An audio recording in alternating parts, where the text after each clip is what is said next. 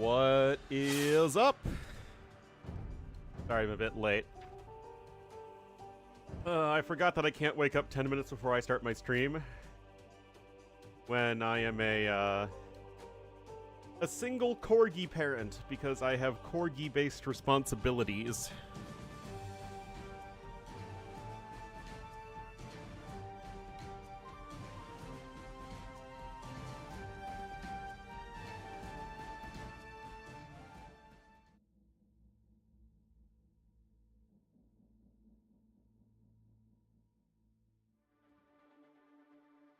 All right.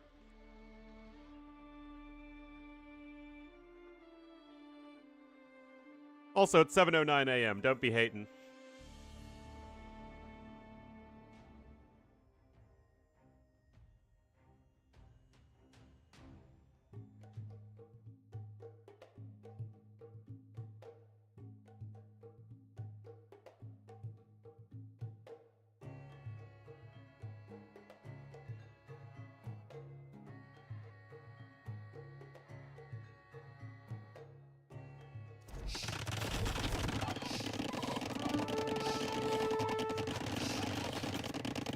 All right. Yes, this is the Chinese player tournament.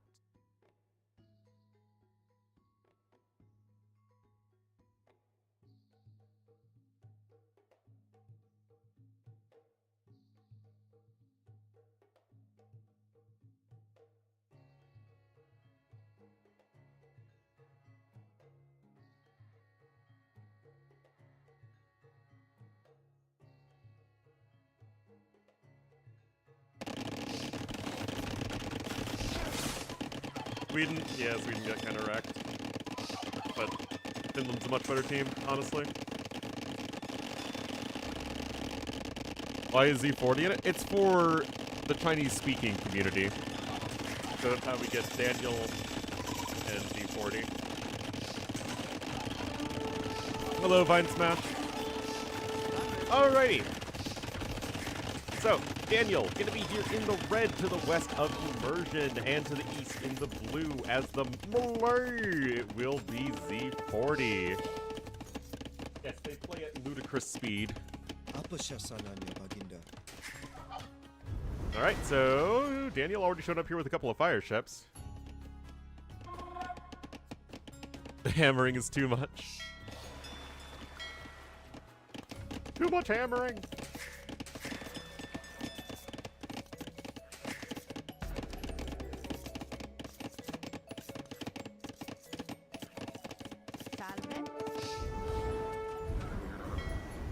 Well, there's another fire galley coming in, so I'm not too sure how Z40 plans on fighting this.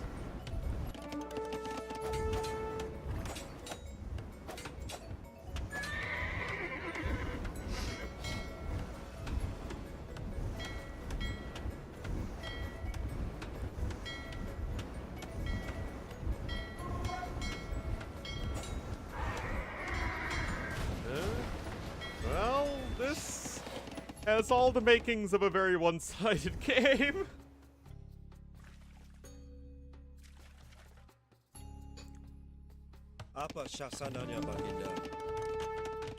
Archer is not in an aggressive position.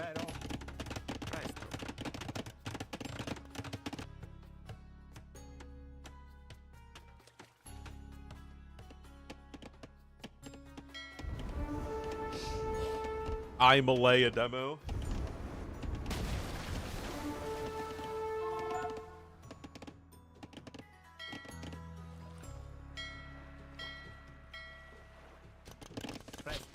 Oh no, guys!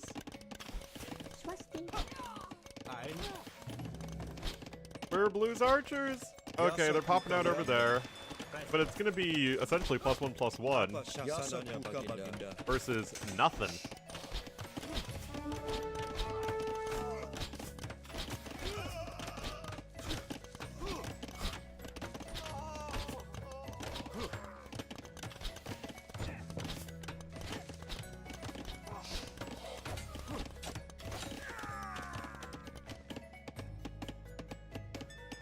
Yes, I'm eating as fast as I can.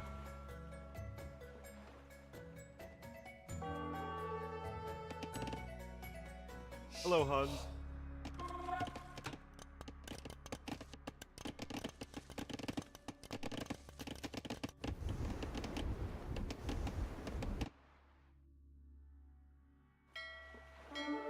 What am I eating? I'm eating my oatmeal bowl. The thing I have for breakfast every day. With peanut butter and a little cinnamon.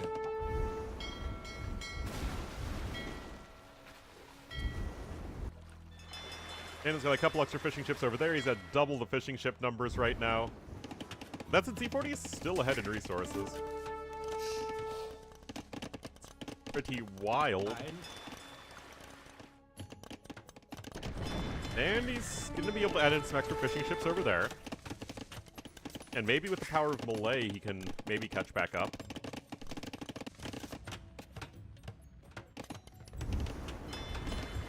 Starting to fight back on the water over here, although that's several fishing ships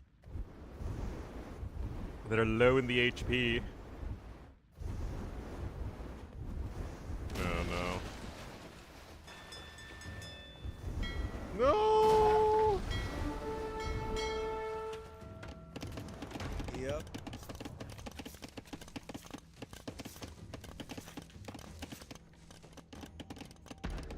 Presto.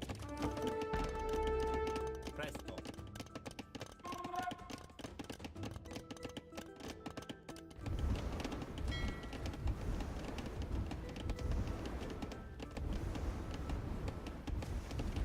No, I actually don't mind beans on toast.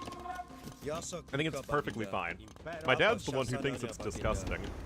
I don't know why. It's weird as a breakfast item, but it's not all that different than the beans that we have in America.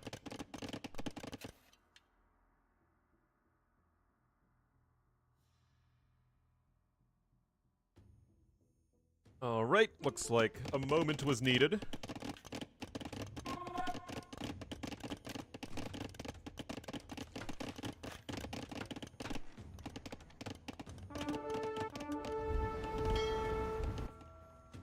Apa syasananya, Baginda?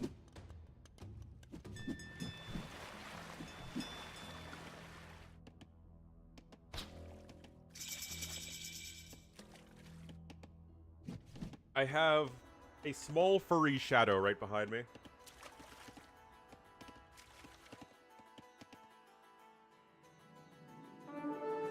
It's good.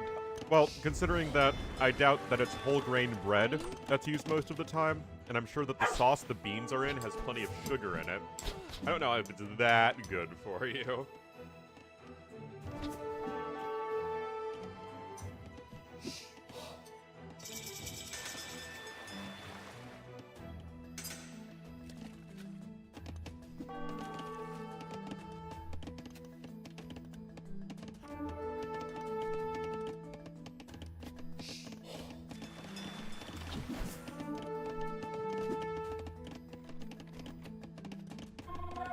It's mostly sugar.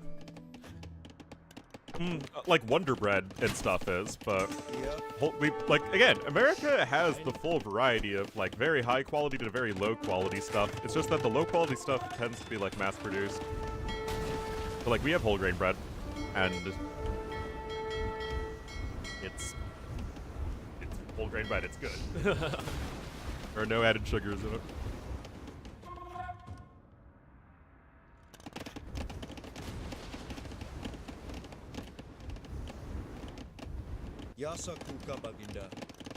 Well, that army's getting cleaned up, and somehow Z40's been able to maintain the resources advantage, just, I guess, through good villager efficiency. Z40, there we go. The three yeah, no, that is not the bread we get.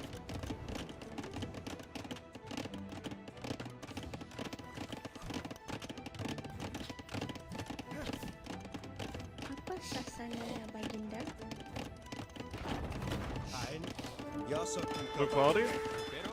Well, the thing with America is that, one... I'm so sorry, Dad.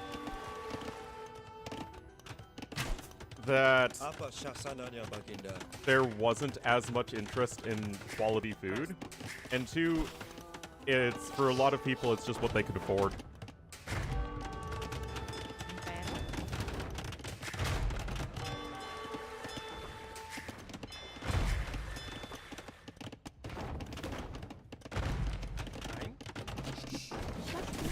I mean, this is a little awkward here for Daniel. Both of his extra TCs are forward. He is sailing right down Warg Alley here.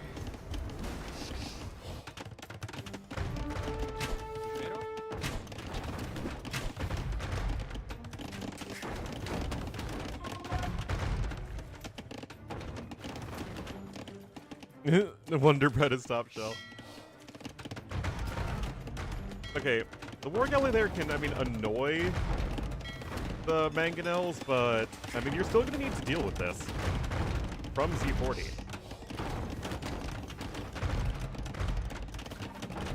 For quality, unless you're selling a luxury item, which bread is not. Oh. Oh, that's still a 2-for-1 in favor of Daniel. These crossbowmen are still going to be triumphant on this side. Another win. Oh, my goodness.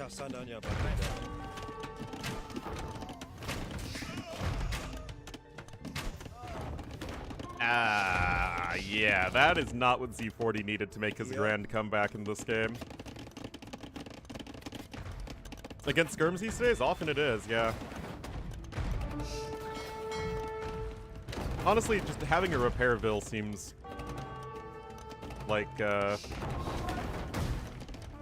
very good thing to have most of the time these days.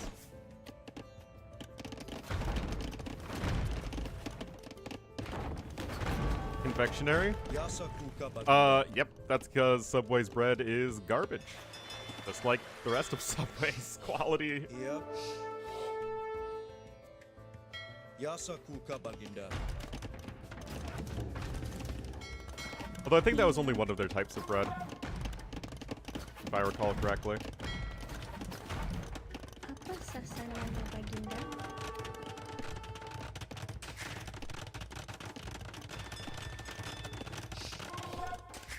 Well, you're gonna try and rush up a TC over there, although your wood income isn't gonna be as good. I guess you can send all your bills over there.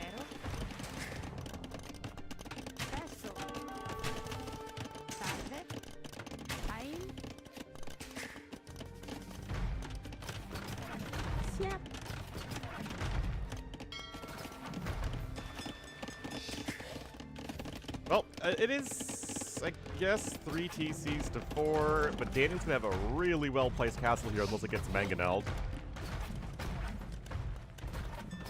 It ain't bread. There ain't good quality bread. Is horrible? Yeah, that seems to be the case. I try not to do regular fast food like that, though, at least not often. Except sometimes I succumb to my weakness and get Popeyes. But I try not to do that more than like once every couple months. Swasti. Yeah. Oh, absolutely better Subway than Hungry. I had Subway in Korea once just because I longed for something American. Had that in a Burger King. Swasti.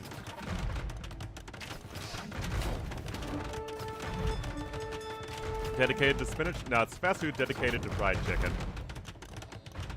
I have never actually had Arby's. I've never really felt the need for it. Sia.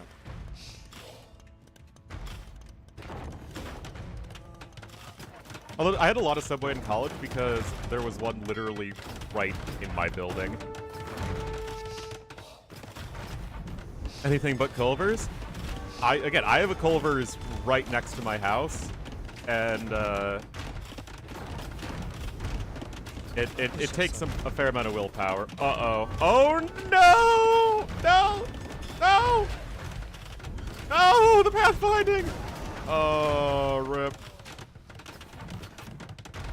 Panera Bread? Yes! Panera is very popular.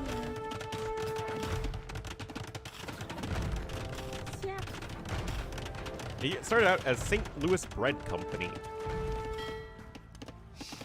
Apa sasarannya baginda?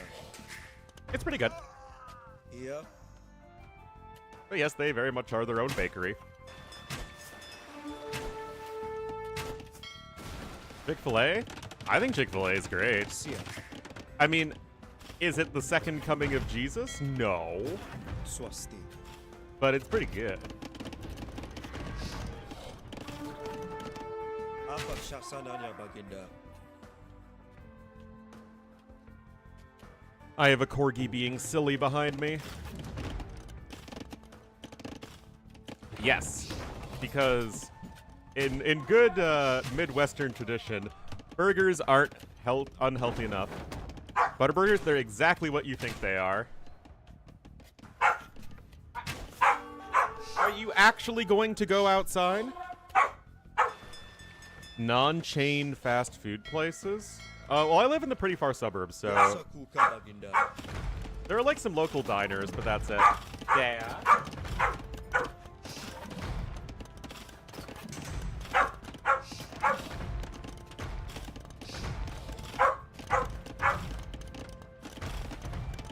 The thing is, he wouldn't go outside.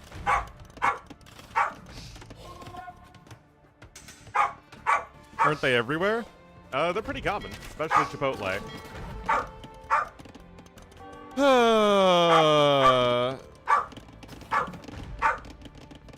Yeah, actually we do make our own burgers at home and grill them.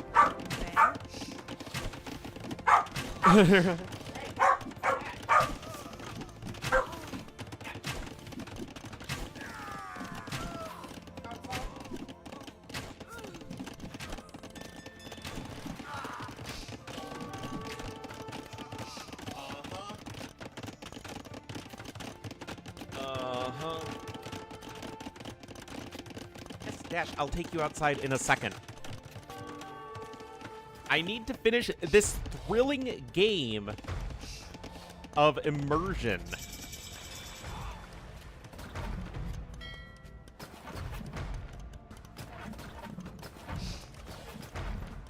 Taco Bell? I had Taco Bell once in my life, and I decided never again.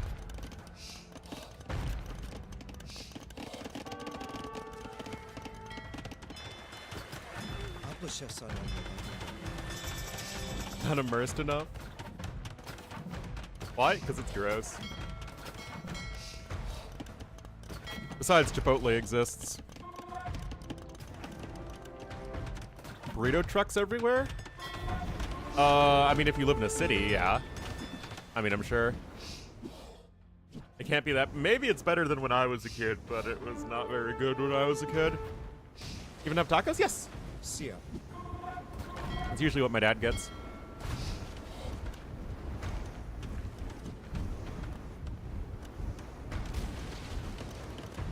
Another castle coming forward here from Daniel. That castle ain't happening. Have queso? Well, they do now. Isn't a city? Well, remember, I don't live in downtown Chicago. I live like 50 miles from the center of Chicago. Or like, what, 80 kilometers? I live in a sleepy little, you know, commuter community.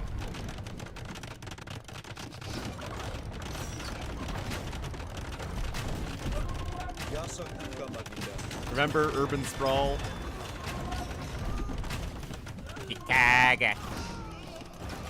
Oh, it's been very over for a long time. Castle's still not happening. He's trying to go double bombard cannon somewhere. I think he is. Swasti. Do that anymore? I think you're mistaking Chicago for Detroit. We actually do have several car factories like coming back to America, but they tend to be in not the traditional places. Job hunt going? Horrible.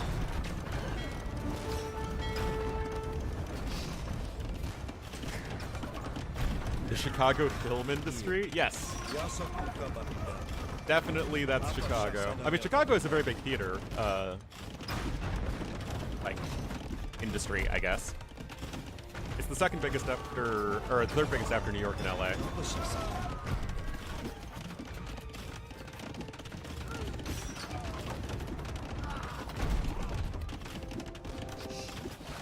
Anyway, this game still feels pretty over.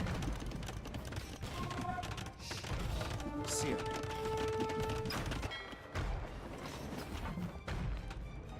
Daniel's got his cannon galleons. I mean, I guess Z40's trying to expand over there. Dasher Culver's next door, yeah.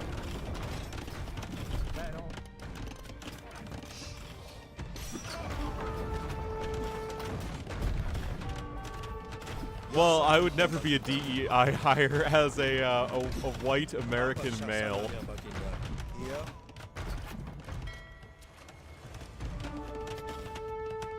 Who's also straight.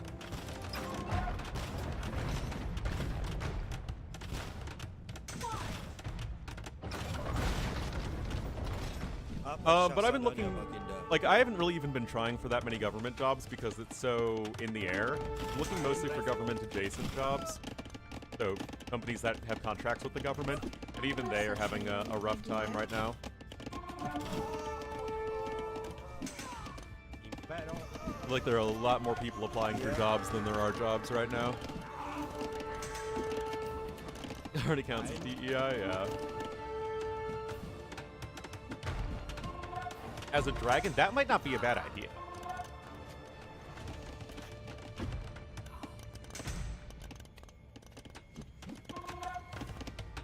Iya. Swasti.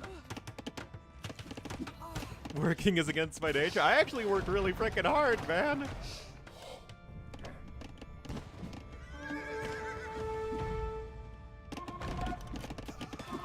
Biasa kuka, Baginda.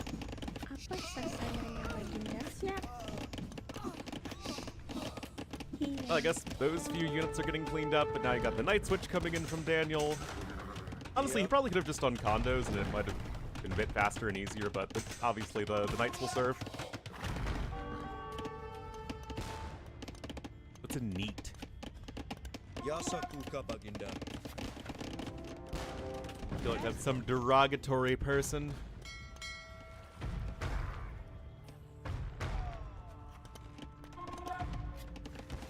Stays farming. Not in education or training. Oh, somebody who's useless. Apa sasarannya, Baginda? Swasti. Yes, Dash, I want to take you outside.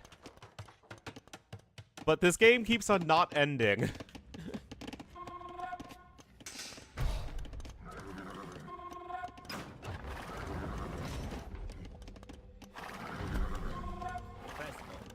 Ten minutes ago? Well, I thought the game would be ending. Iya. And I didn't really want to just get up in the middle of a game. Apa sasarannya, Baginda? This won't end, yeah. I am such a terrible person. You know, I don't think T West gets bullied like this from his chat.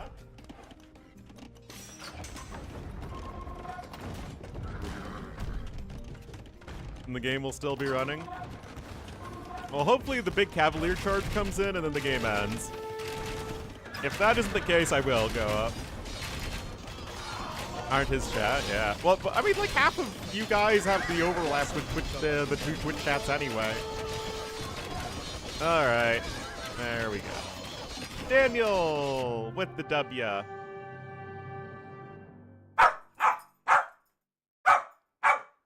Alright, hold on, guys. I gotta take a corgi out. Come on. Come on, little boy. Let us be quick. Come on. Come on.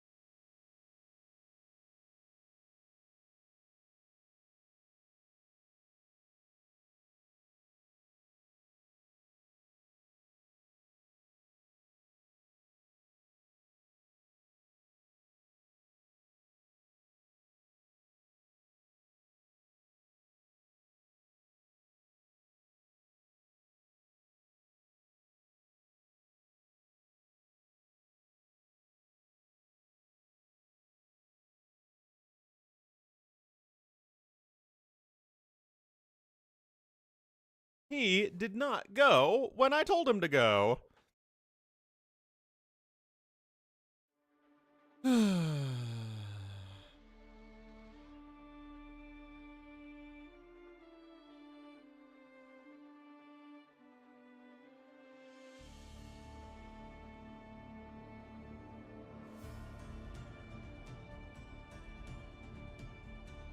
What? Oh no. No! Oh, they're already in Brookside.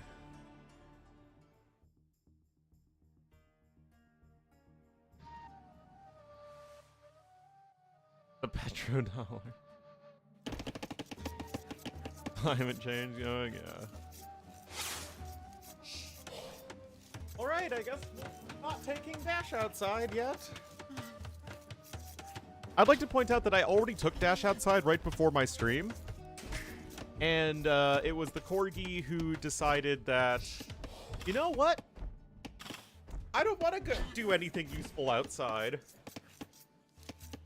He willingly chose to do nothing useful outside because he wanted to get fed sooner.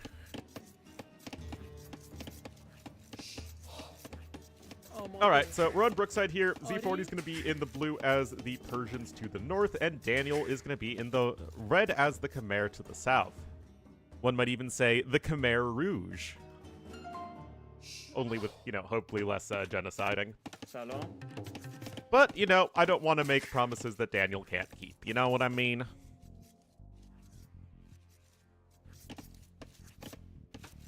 Doesn't want to go? I'm not forcing him to go outside. Not yet, anyway. 34. Jeez. Well, it does promise to be a pretty hot day today. I mean, it's not even 8 in the morning right now, and it's already 74.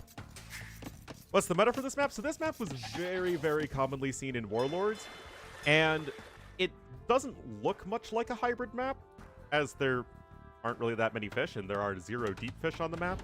And yet, even so, it is still such a huge advantage to have those fishing ships that getting that early lead is absolutely essential.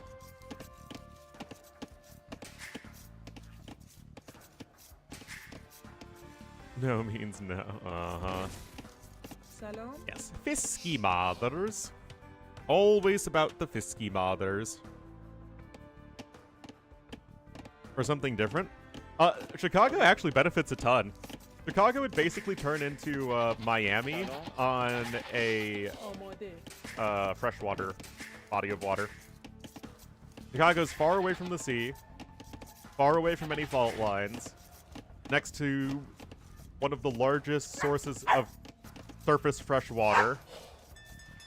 What, now we're gonna go back to barking at me? Now are we going to go outside?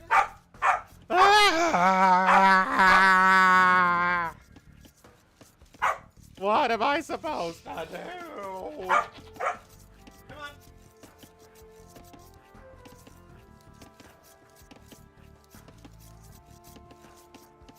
Hey.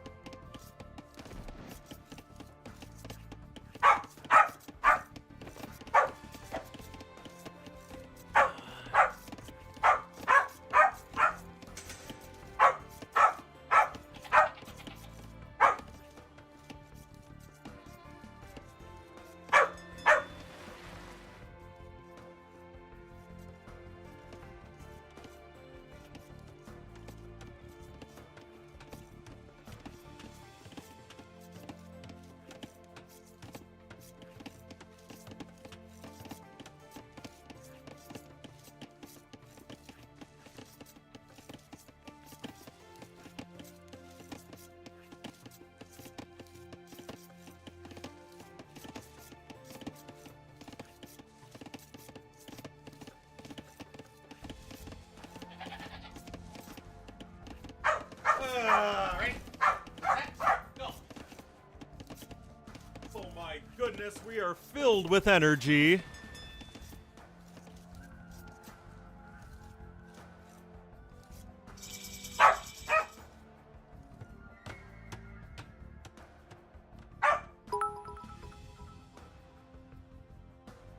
Bark, bark, bark, bark, bark.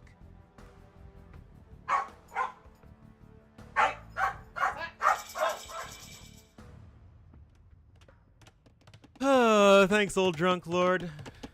Dash is absolutely a troll. And no fishing ships because he's doing that with the mill.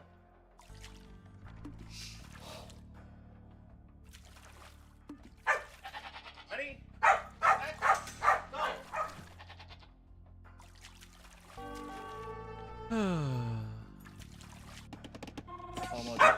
Going after the Vil. Ready? Set. Go!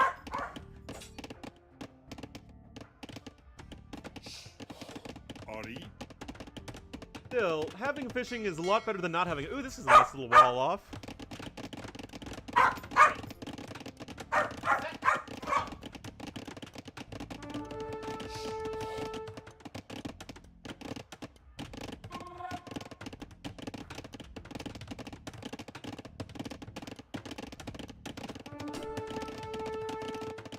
It hit the ceiling.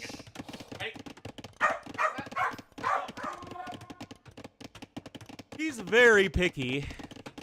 Vils gather fish faster than fishing ships? No, ត្រៀមរួចរាល់ but...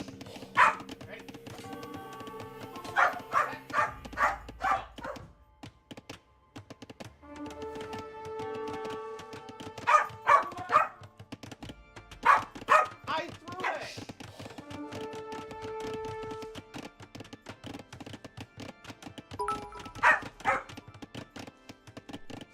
A war, walk.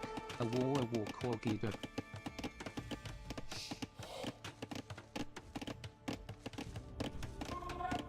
Hell? It.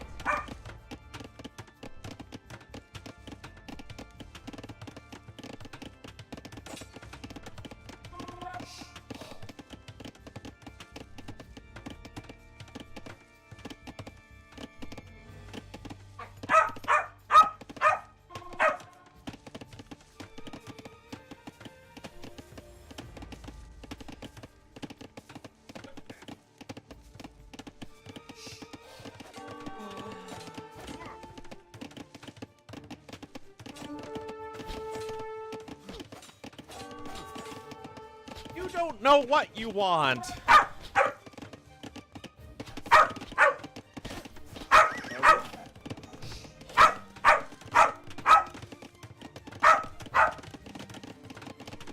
Move, dog, to bed, move.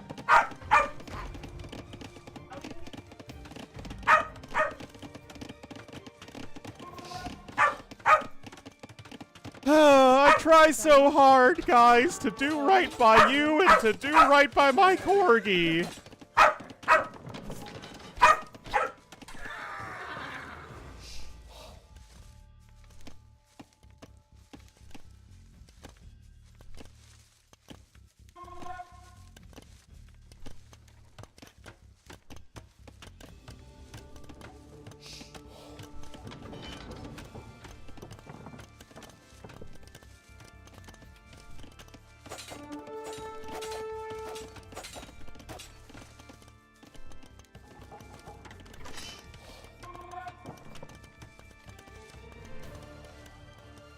As soon as I move away from him, he stops barking and lies down.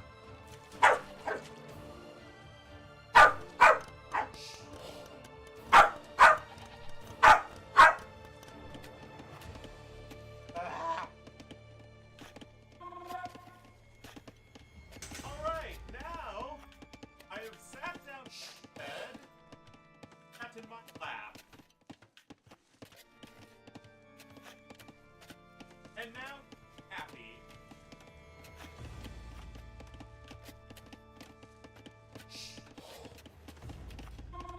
Except I can't pass from bed.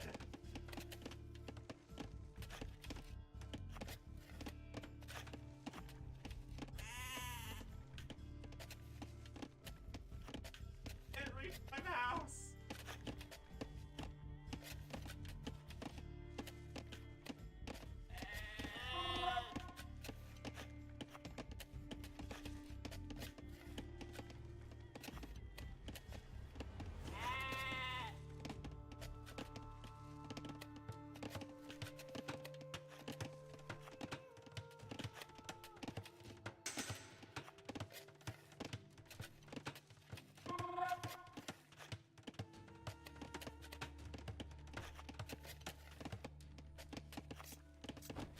Ornlu's doing his thing. Yeah, you bet. It looks like...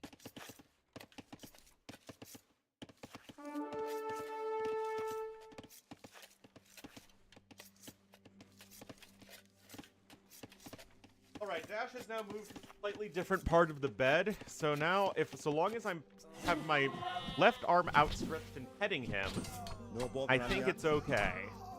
Of course, this is very uncomfortable for me, but, you know, such is my lot as a single corgi parent.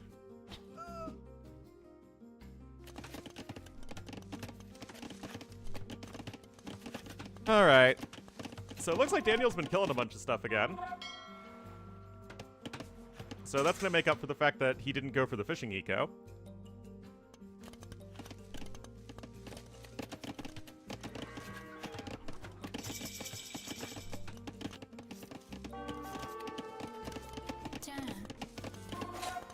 سلام. You know, the issue with all of this is because normally Dash wakes up at around 7.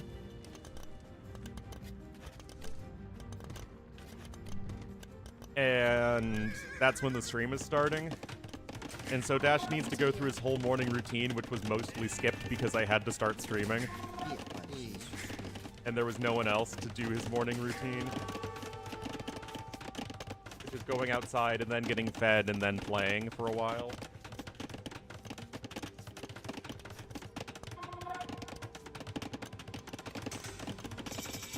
Alright, now we're lying down on the other side of the bed.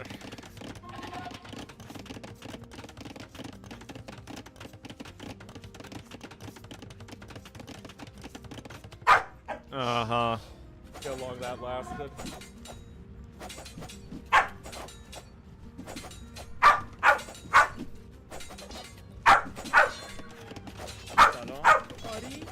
The slave do it for you. Well, considering Dash can't go outside by himself, he can't feed himself, nor does he ever want to play with himself in terms of chewing on a bone or something. That's kind of my lot in life.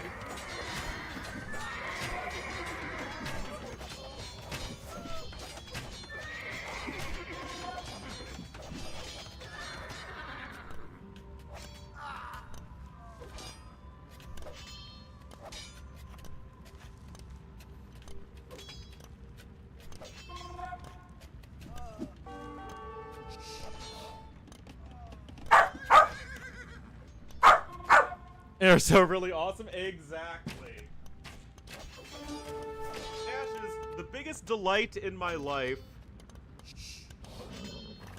And also an enormous amount of work.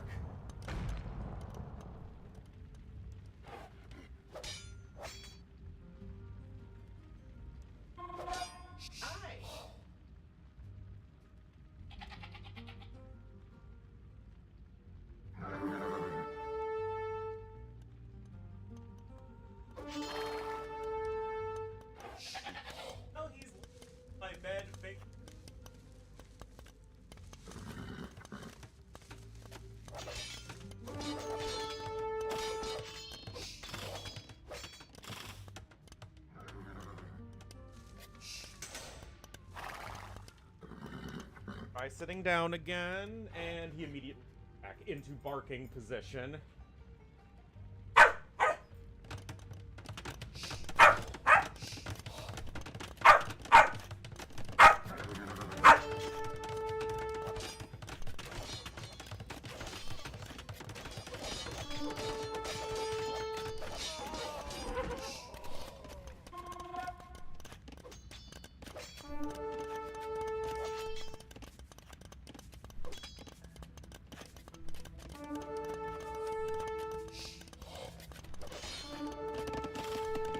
You love Savarin? What's Savarin?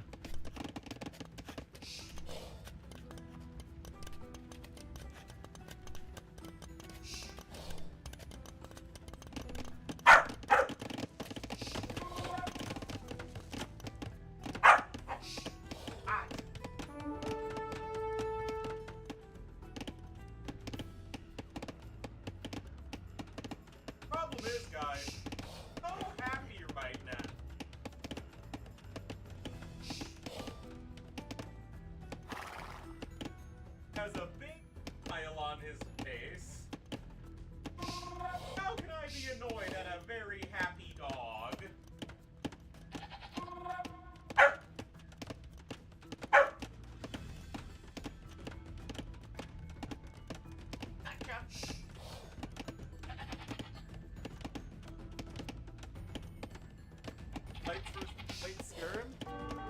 yeah, he's going camel. That's a little weird. Although camels can kind of just work if you're only trying to defend.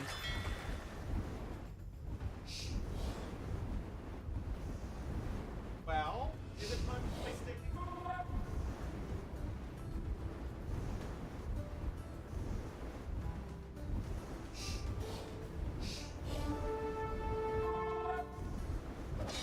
We've now enjoyed our hiatus, and it is back.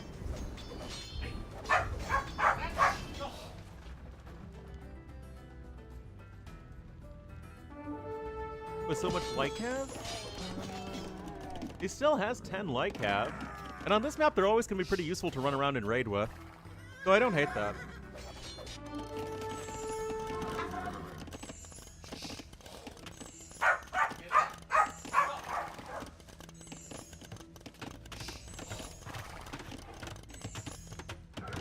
We'll still go post him. It's not too uncommon on this map.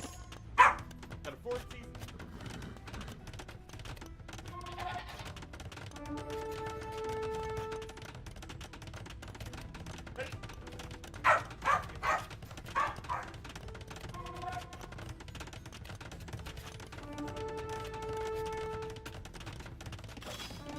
Well, like Cav doing some raiding here.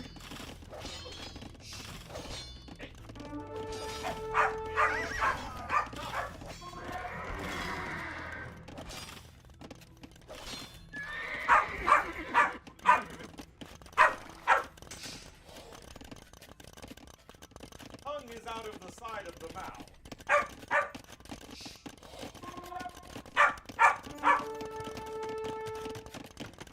Isn't this GG? Well, there really hasn't been a whole lot that's died on the villager front. Got some spearmen coming in. I don't know. It just seems like Daniel has a lead.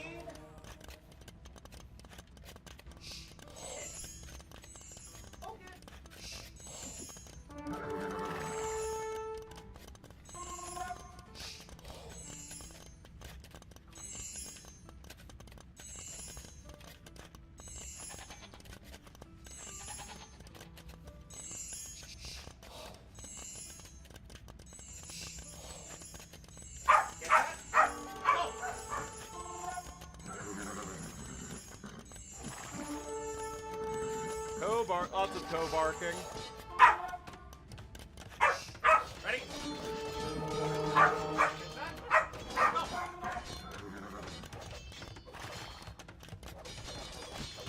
No, don't go off screen, but I can't go to the house.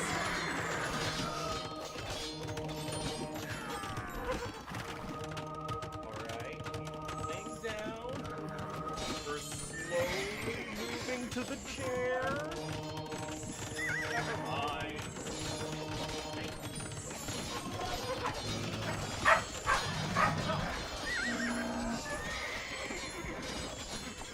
I tried, guys. I tried. Anyway, this still looks pretty even. T40's looking closer to it. Hey.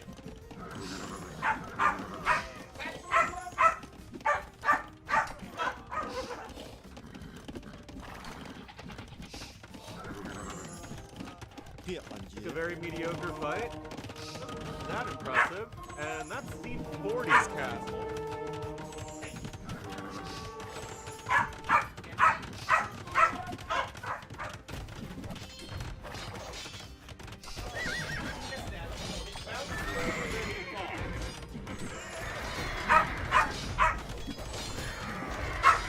Oh, look at that toe point! Oh no! Oh no! Oh no! Oh, that's mediocre. Oh dear!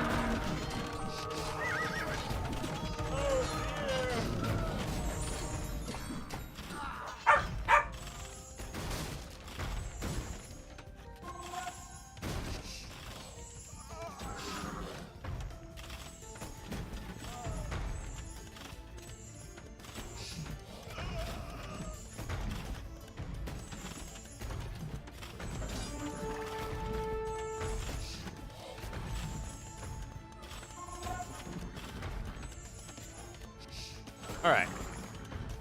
Double Siege Workshop even. Oh, is he going all in Castle Age? Oh. Huh.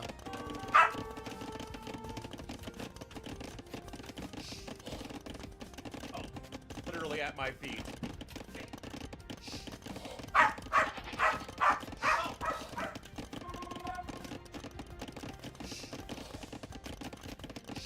Yeah, I think hand cannons need to be the play here. Oh, he's going double mangonel. Kind of interesting. The sturdiness of Persian is a big deal here. Sturdy. You can hear that, right?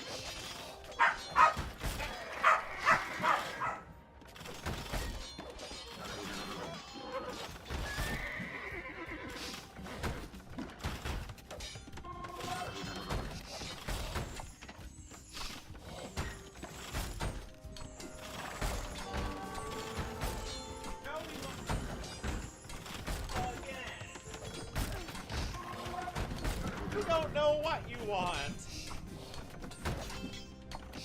He was going double mangonel, right? Oh, the mangonels are not in position. Oh, that's real bad. Yeah, you need stuff that deals melee damage and a lot of it to kill these rams.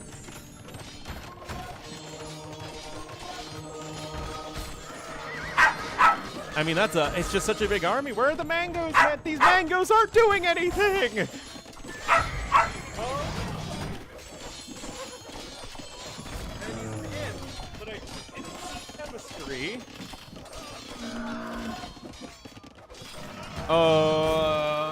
The one skirmisher!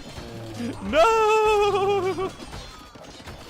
Oh my goodness, guys. The single skirmisher!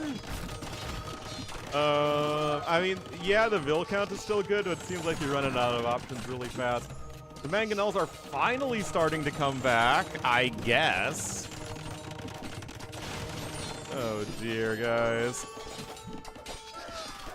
What are you talking about? The mangonels and scorpions that are totally in position will kill it.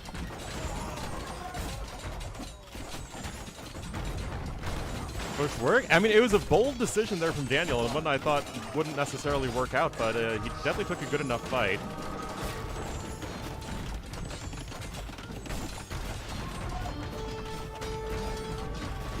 Issue is the scorpions are so bad at killing the knights here. Oh! Yeah, Z40's done literally nothing with his imp. I think if you made a very concentrated and fast switch into hand cannoneers, it might have been able to save him, but obviously it's way too late now. What is... He just wants to build a castle so bad.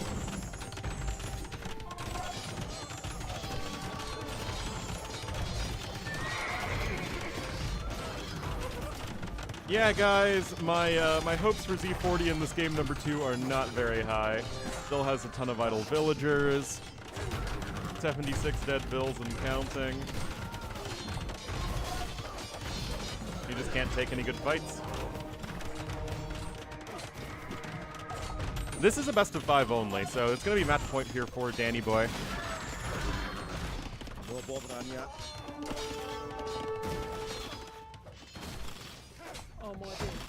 I mean, if GG isn't called sooner, it should be GG with him. Castle over here on the side, just secures some stone.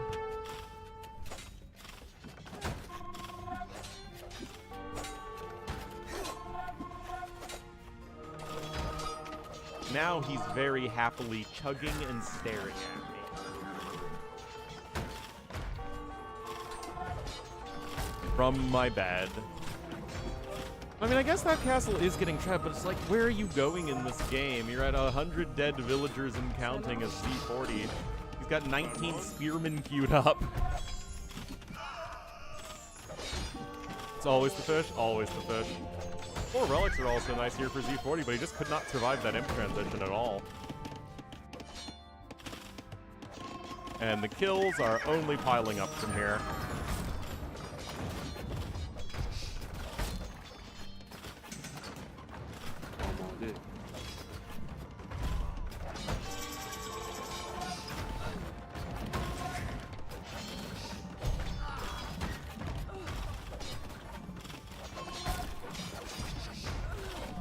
With rams and pikes against the knights and scorps, huh?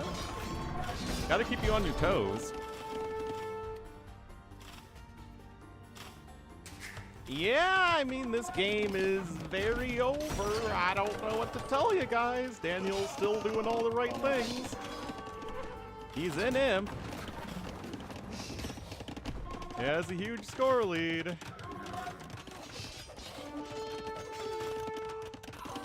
More vills are dying.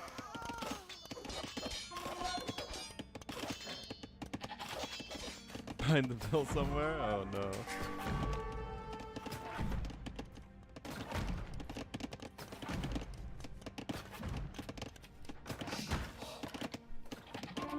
Now Dash has been licking his paw on my bed, and now my bed's covered in dog saliva. Anti-pikeman units? Because they're for chumps? Here, idea. That would require the Khmer player making something other than trash units.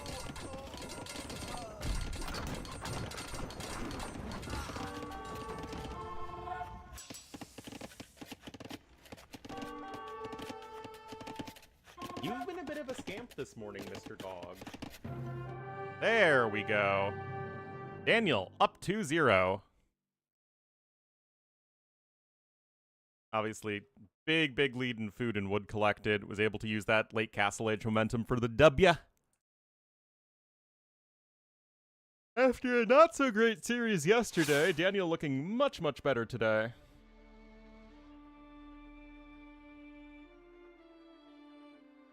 Oh, yeah, we still don't have the scoreboard working. Apologies, guys. Okay, looks like Coast to Mountain is going to be the next map. And remember, this is Z40's tournament life on the line, as it is the lower bracket. Where, Corgi? There he is.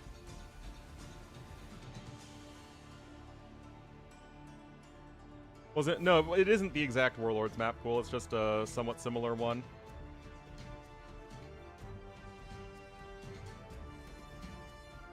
Look how happy he is, guys.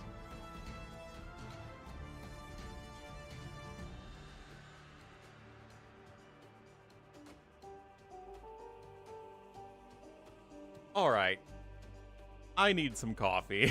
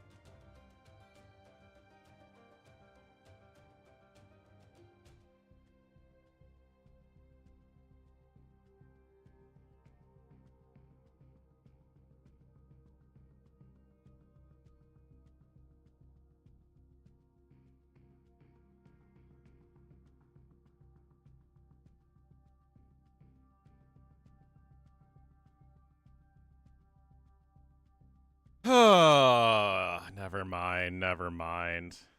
What I did say was that now the corgi is downstairs, and I am finally at peace.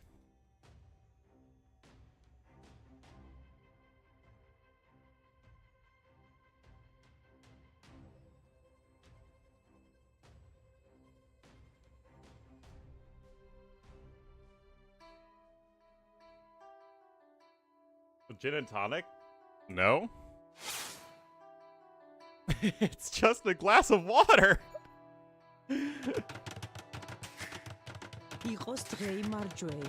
Why do I hear a corgi rushing upstairs? Alright, this is already kind of interesting, guys. Normally everyone just CCs the middle on this map.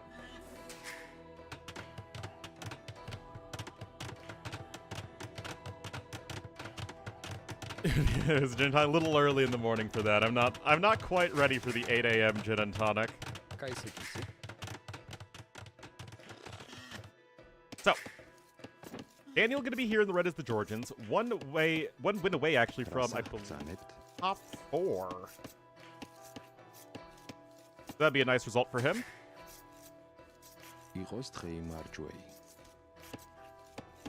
Little water? Is that vodka? No, not the Bactrian camel! Be a nice result? I mean, it's a tournament of pretty strong players.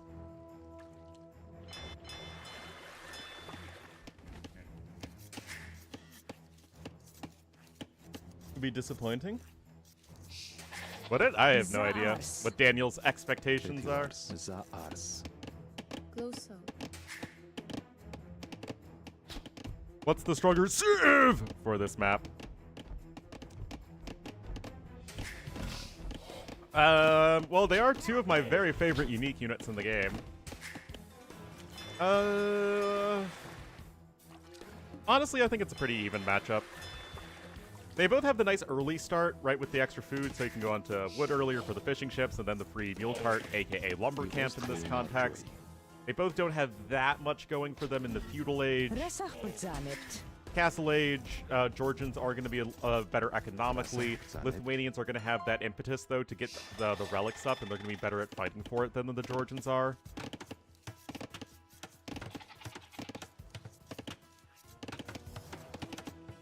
Late game, though, the late tie would kill Georgians.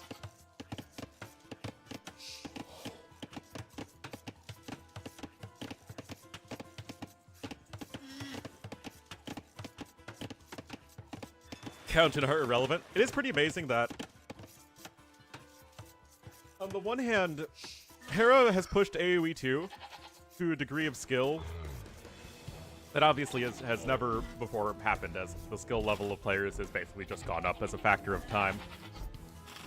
And yet, even so, he's still not so far above everyone else that he can just cruise through A-tier tournaments, because he can't, obviously.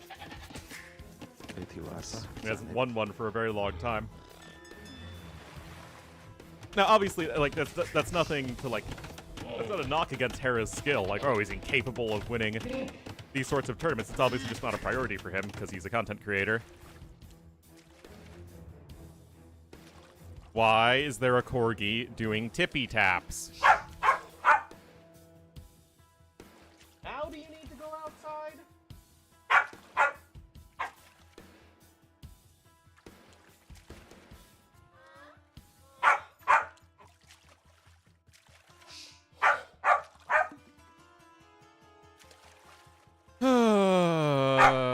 Only doctors and engineers. Just like their mothers wanted. Hold on.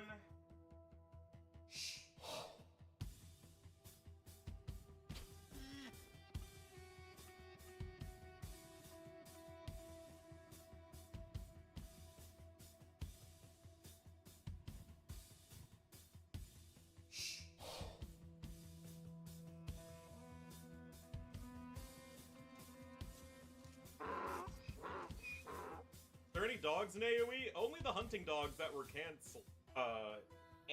Victim of cancel culture. Now he just lies down.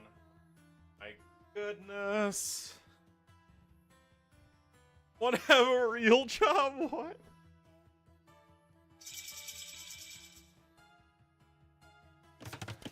Whoa, whoa, whoa, whoa. Tower rush incoming here from Danny Boy. And Z40 is ostensibly trying to fast castle.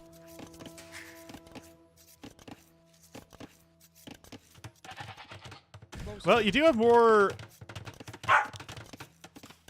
space to wall back. Come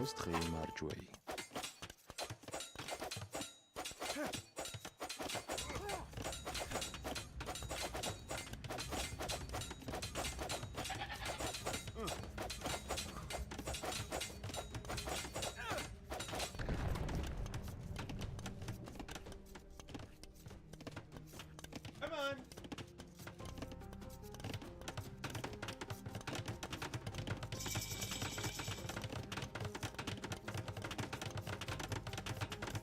Now he just won't come on with that again.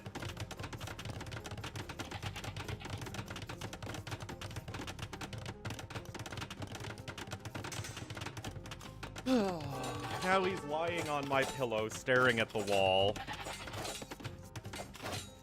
Alright, there's the market and the blacksmith, so good tertiary walls even. Although those fishing ships are now in peril. But you're going to be able to click up in just a second, and indeed you do.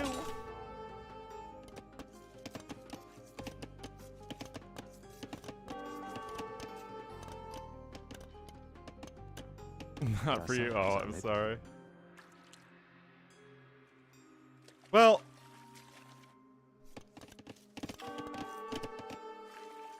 my dad is an underemployed academic, and my mom basically is hybrid in luxury furniture sales and design.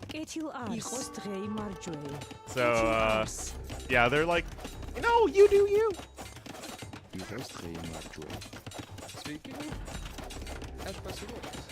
No, they've been very supportive of me.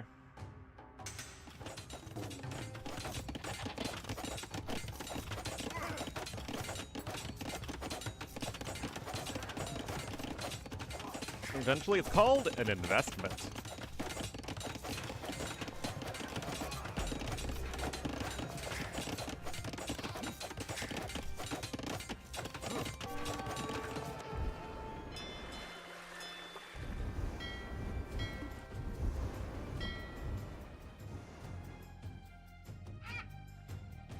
And Venice to marry.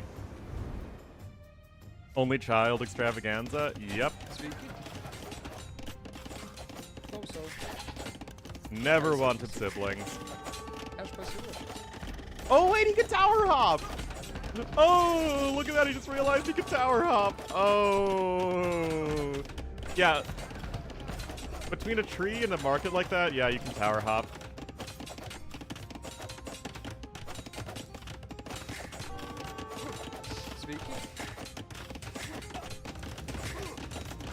I got a TC, a siege workshop, and a monastery. Honestly, the TC is really nice. It gives you access to stone, which otherwise you do not have access to. And it prevents more tower rushing from this angle. Now, obviously, the TC itself will get tower rushed, but that's what your mangonels are for. You got the monastery coming out too. Honestly, I like this a lot here from Z40.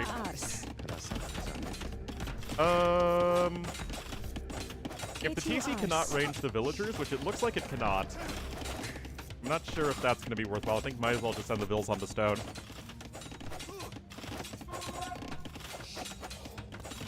Real jobs cause of alienation? Yeah, that's why I do not want to get a stay-at-home job or work-from-home job.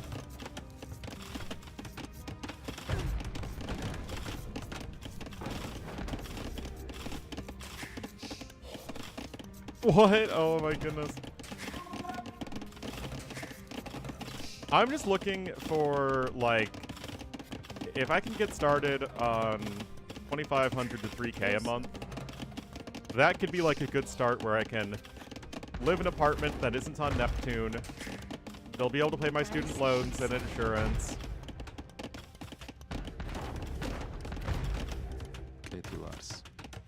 And all that stuff. And I could actually start saving. Alright. Daniel just now clicks up. But remember, he hasn't really added in any more fishing ships. He could do so right now. That's probably what the second dock is for.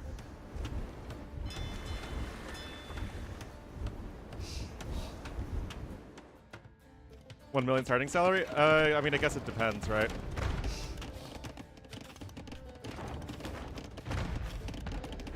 Month? Well, I have my degree in a very, specialized, high academic field.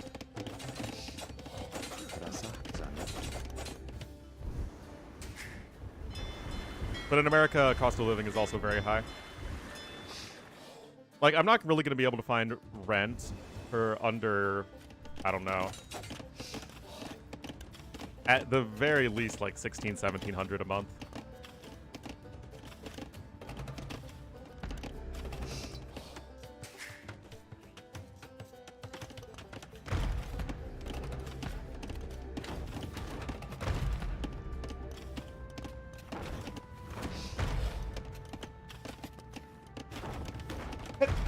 Oh, excuse me. In DC, not in DC itself, in the suburbs in Maryland or Virginia. I couldn't afford DC. That would be like $2,500 a month, unless I live in a really shady part of town, which I don't really feel like doing.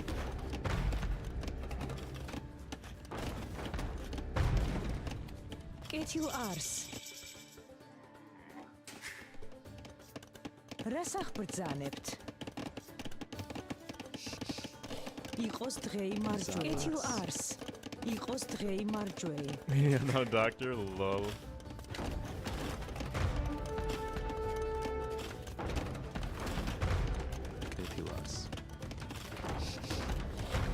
Well,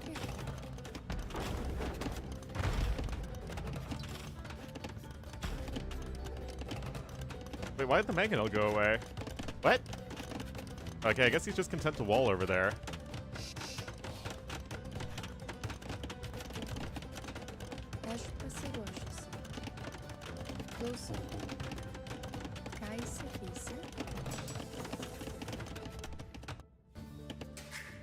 I mean, honestly, this feels pretty cool for Z40. He's just chilling. He's defended very nicely. Yes, Daniel is on 7 fishing ships, but even so, the difference in castle age time was so significant that Z40 is really starting to power ahead economically. Also going to be working towards the castle, and like I said, the latest is really the end-all be-all unit.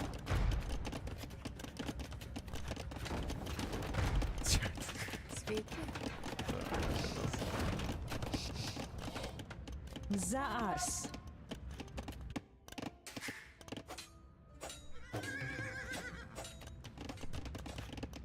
Competent work as a cashier. I don't know if... I mean, I know a lot of PhDs, and I'm not sure if enough of them have the real-life skills required to be a cashier. Although they are some of the most interesting people to talk to, like my dad's PhD friends. They're all really, really cool people. But now my dad is got accepted to a conference in Hong Kong, and now he's like getting all excited, like, I'm gonna go to Hong Kong. Let me see all these different things I can do in Hong Kong. And they're like gonna give him $750 for the whole trip or something like that. Oh, this means swimming in cash. In academia, it definitely does not mean that.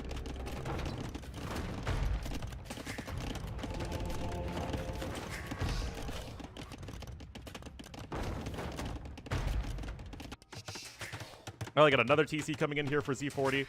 That Lithuanian bonus is really nice in these sort of low eco scenarios, where you don't have like that many bills on food and just spending that extra 100 to get 2 villagers out before you need to start spending your hard-earned resources.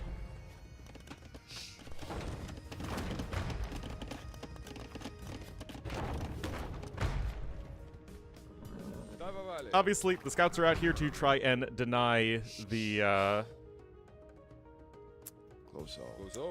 relics, but not really the right position just yet. Georgians, yes, Georgians have a better eco overall in the long run, but with the villager discrepancy being as significant as it is, that's not really going to be a big help. Been to Hong Kong once? I mean, I'd love to go to Hong Kong.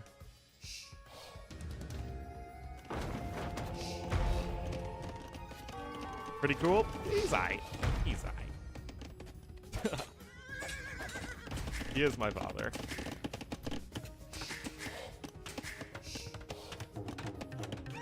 City's boring. I'm the opposite. I find the big cities to be the interesting places to like spend several days.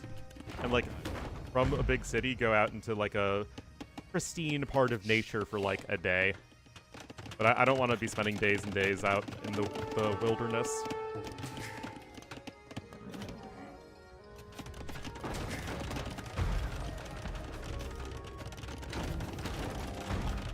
Anyway, castle coming up here on the high ground.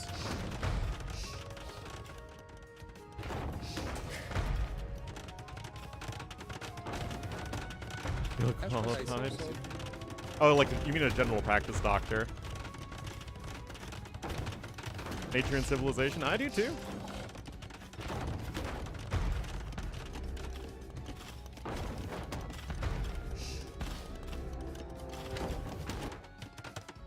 Oh, got another TC coming here in the south. Notice, I guess relic number 2 is on its way, and there are 2 forward stables even here. So Daniel, once again, gonna try and light up with this castle age pressure.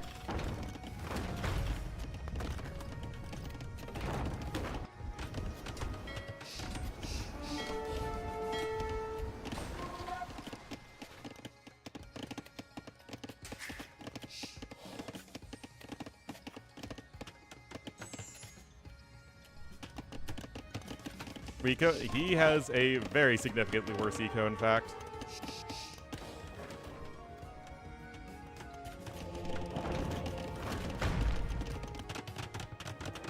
Wait, did the relic not come home? Oh, I guess the relic didn't come home. Okay, blue's still only on the 1 relic, but he is getting castle number 2 in. And the latest production has begun.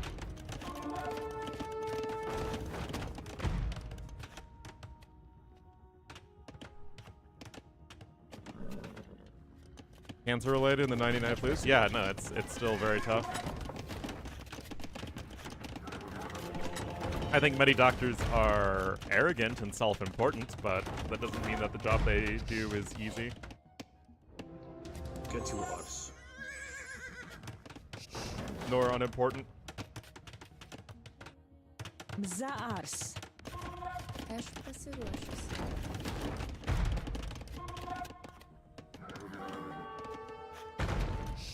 Well, the manganelling will continue until morale improves, but guys, I'm beginning to feel like a hill fort.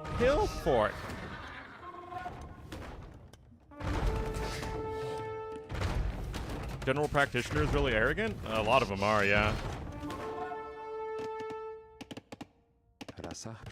Obviously, surgeons have the stereotype for being the worst, though. That's why I want Noah Wiley as my doctor.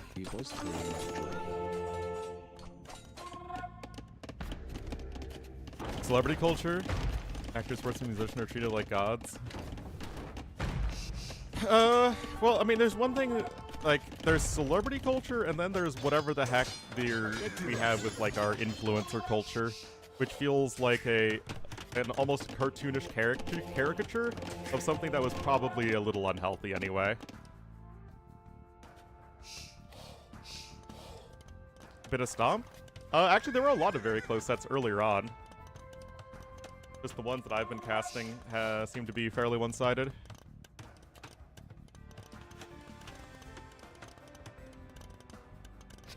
Yeah, Xuan LV versus Lick went the distance in a best of 7 just the other day.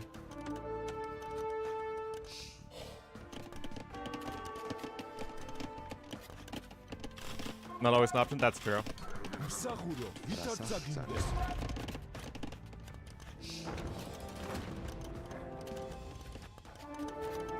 Anyway, Imp is on the way here for Daniel, so gonna be able to leverage something of a timing there.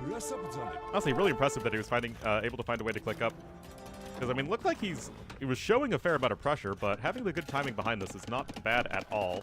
Now there are gonna be lots of lovely ladies on the way.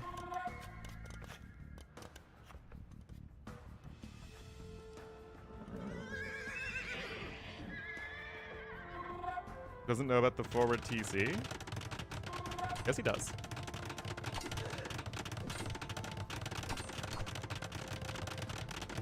Alright, castle coming over there, but this castle will be on the high ground.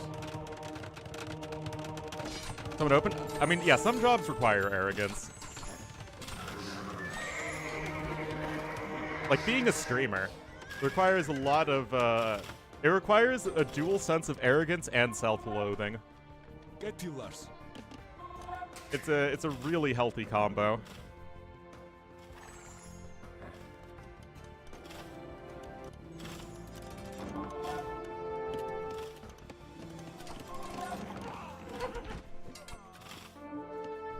Well, now, Get you arse. The the late try are running around everywhere. You're trying to switch over into halbs, but that's a lot of out-of-position units. That's so wrong. Just like Mao Mao from Apothecary Diaries. Her adopted father won't let her cut anyone open from the dead because she'll get addicted to just cutting people open to find out stuff about the body. Get you, Lars. Get you, Lars.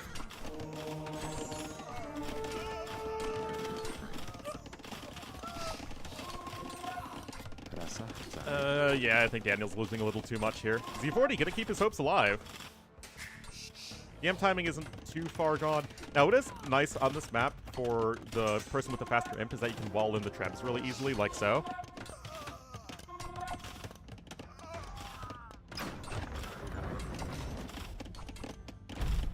Iron casting coming into, now I believe there is a tile that you can reach the treb, yep. If you can't get reverse up, that is true.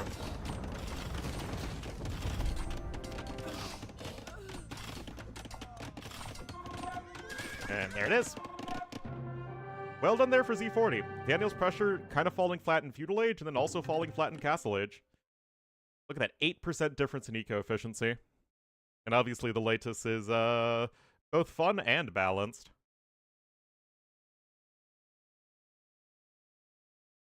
Forget how to win? It's not like he was ever ahead in this game, though.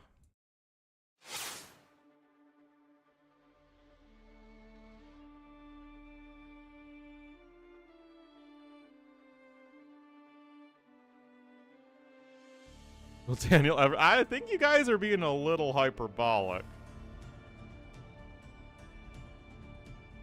Just a little bit.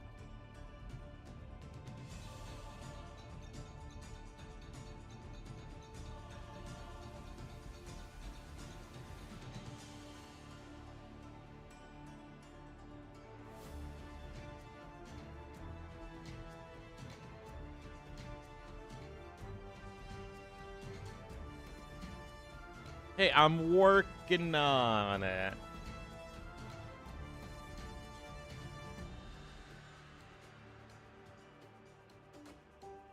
Alright, African Waters is the next map. We had a really, really good game on that yesterday.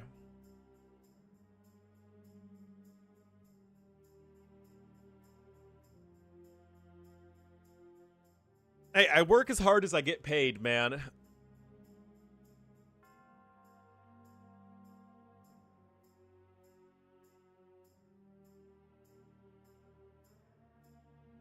You know, if you want me to be a better streamer, then, you know, you gotta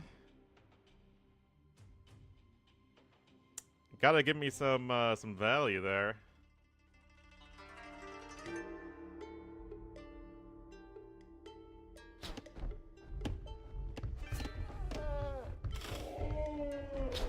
I think I work way harder than I get paid. That's because I work very significantly harder than I get paid.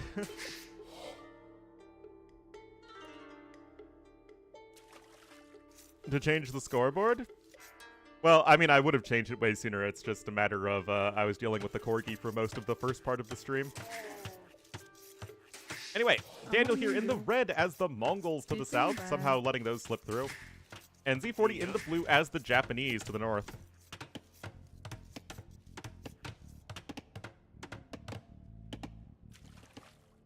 Alrighty. So, arguably the two best sibs for this map, in my opinion.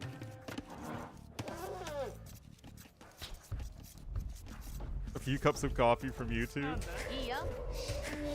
YouTube actually makes up the majority of my income now. It used to be Twitch, and then it was kind of like 50-50, and now it's YouTube. Finance Ornlu.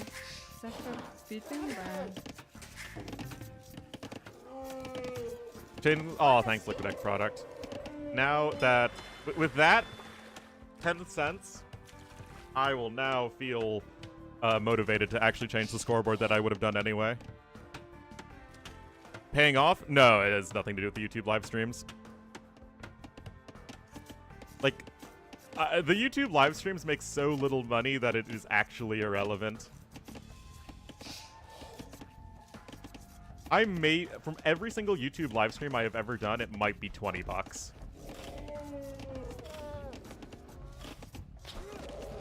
And that's being, okay, well, what was my most viewed one? Medieval Masters Final Day. Yep.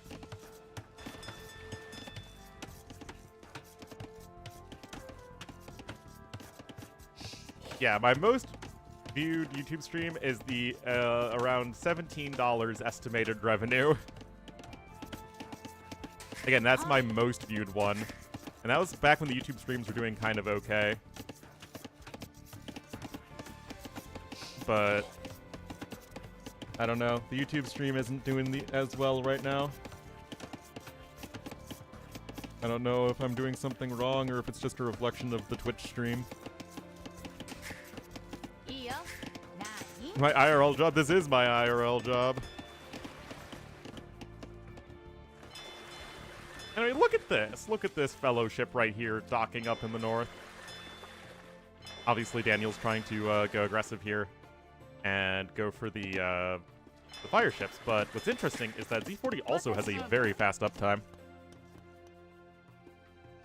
Let's go YouTube, get wrecked Twitch.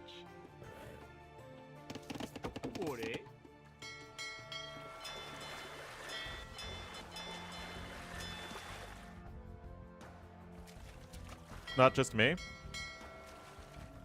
I don't know. I feel like the AoE slice of pie is pretty consistent. I think that it's just my piece of said pie feels like it's diminished.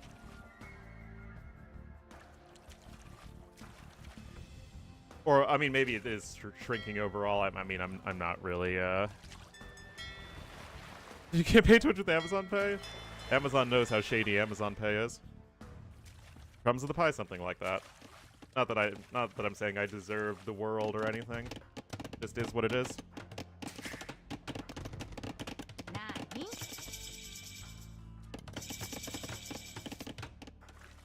It just makes me stressed when I don't have other employment.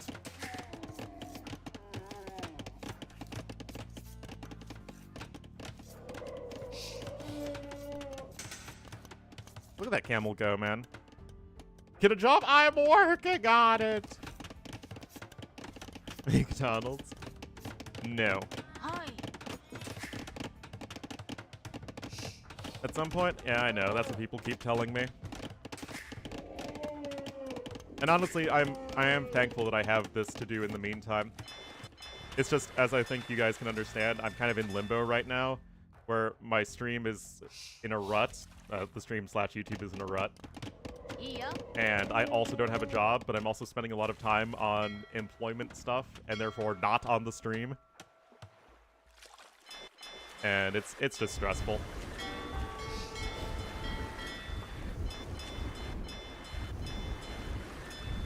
A getaway driver.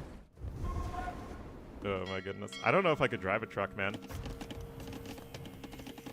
Hey, well though, you know, that's what I need.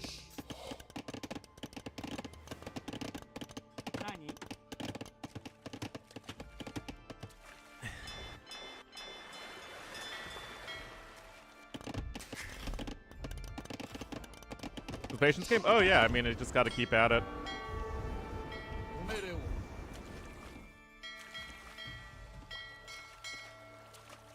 Make meth at home? Yes, because Walter White was such an admirable character who had a story arc that I very much want to emulate.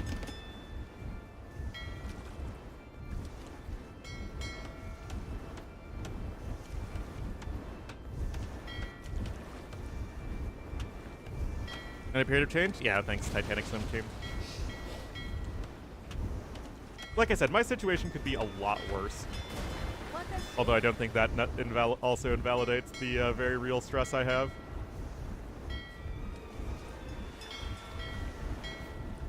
Ah!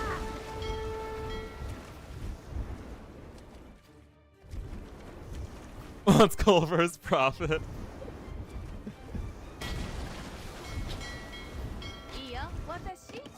The value. For $1 million bucks? I'm sure Bezos would just be happy to give me $1 million bucks.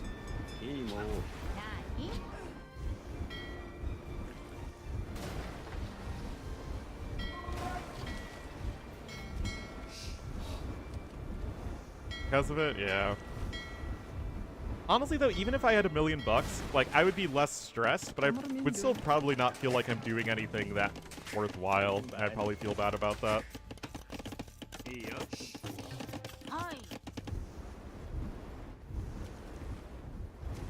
It'd be nothing for him? No, he's busy spending his money on useful things, like renting out Venice for a wedding. And giving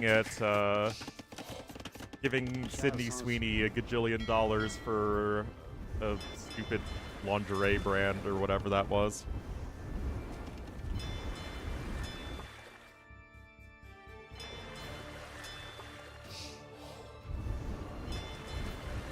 Well, Daniel did sell a stone, so he's going to be looking to click up pretty soon, but Z40 also going to be relatively close.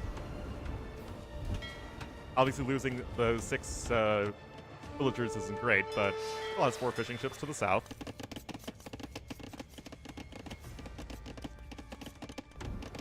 Can people stop asking me? Yeah.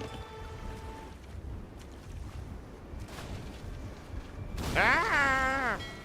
Casting AoE too? I would do it, but like, I don't know. I feel like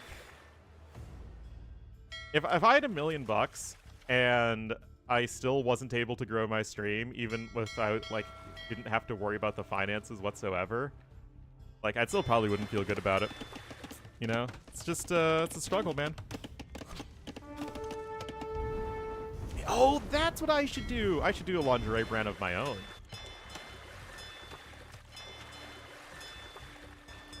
Don't enjoy talking to you? I do enjoy talking to you. It's just a matter of self-worth. Ornlu socks. Ornlu pantyhose.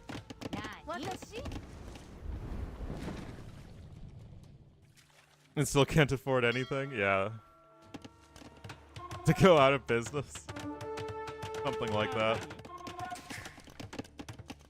Anyway, Daniel is still up to Castle Age a fair bit faster. Look at this symmetry here for Z40 though. Look at that. That symmetry. New bras. Support your man boobs.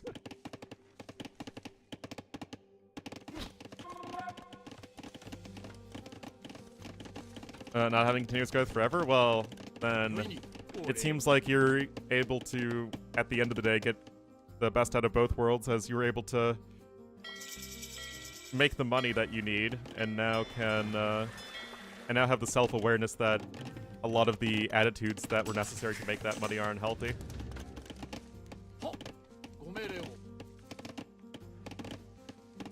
Didn't even have an A cup? Well, it's okay. We do double A.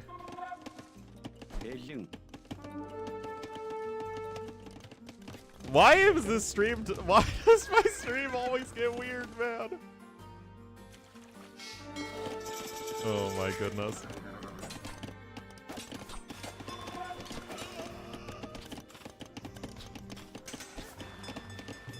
Alright, crossbowman upgrade coming in. No bodkin can be afforded. Boycasters. That doesn't sound right.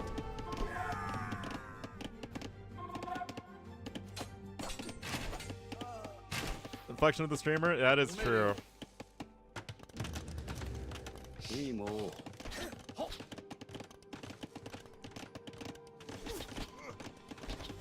Not talk about that?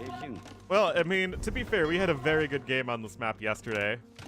And this one could end up being really good. I mean, it's still even enough.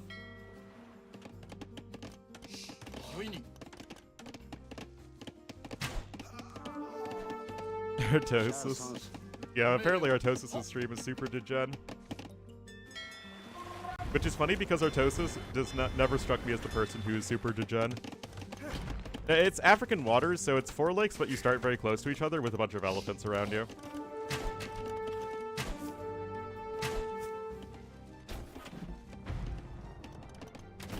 Once a month. I would definitely, if I had $1 million, I would absolutely use it to host a tournament.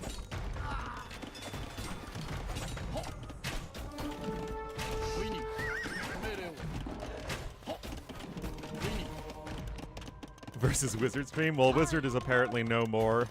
Big Sag. Anyway, those vills are fleeing. And, I mean, we're getting to 5 Scorpions with nothing to kill them.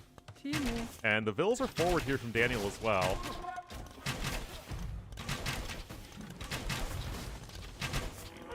Game 5? I mean, I like Daniel's position more. Arthrosis stream? What's arthrosis? I know arthritis.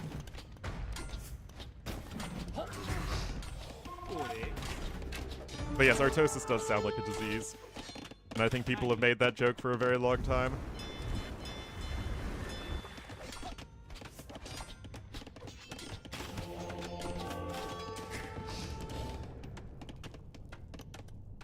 Scoreboard positions? But Z40 is the one who's closer to the left with the starting TC. 20k prize pool? I could probably throw in 25k and then have Microsoft match it.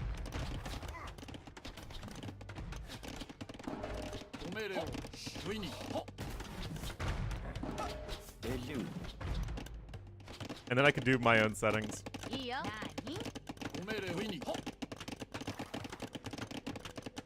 The 5 million prize pool. Where's the money coming from, Dicelate Morphine Hero?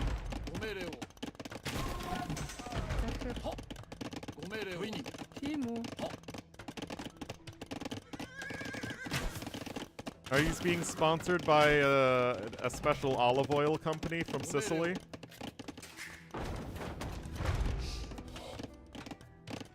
So here's the thing, guys, is that Z40 is the one who's defending, right? He's on the back foot. But he also isn't getting ahead economically. He's still stuck on the 1 TC. So it really doesn't feel great for him in any case.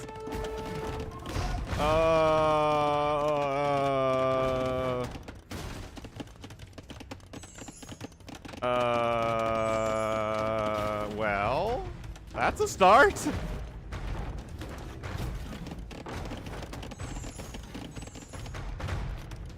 I mean, these 2 mangonels are right next to you. If you can get the good pop out and attack round right between the 2 mangoes, I think you can, if you're paying attention. Oh, he tried. Oh, is he gonna get it? Oh, that could have been really bad.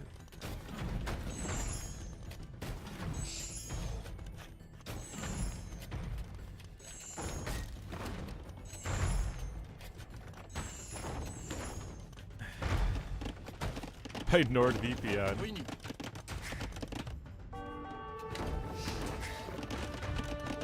I don't know. Having a VPN doesn't really feel like it's good value unless you're regularly consuming content that you would not otherwise have access to. In the olive oil business, honestly, that'd be pretty cool. Money? No, the Raid Shadow Legends money is terrible now. All the Stream Elements sponsorships are, like, really, really bad. You get almost no guaranteed money, and all of your, like, basically everything you earn is based off incentives.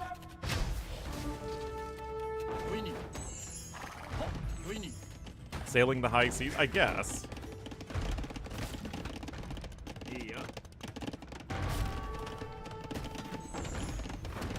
Just someone do it, please. Yeah, I mean, I get offers all the time for, like, you know, to play some silly game or whatever. And HelloFresh also said they'd sponsor me, but it was, like, not that good. Viewers to earn money? Yeah, exactly. Okay, well, here's the thing, guys. Z40 is adding those TCs at the back, so even though his starting one is obviously going to go down, it's not, like, hopeless. And Z40 is going to have War Galley. Sponsor an AoE2 streamer. The problem is those rich kids that sponsor the AoE2 streamers have always sponsored, like, the already biggest streamers. Plus Spring.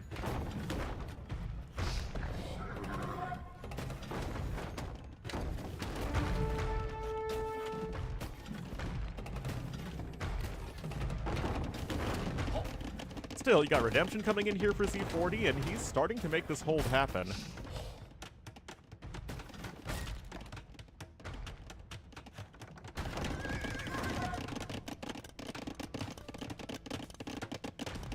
Drove him away, yeah.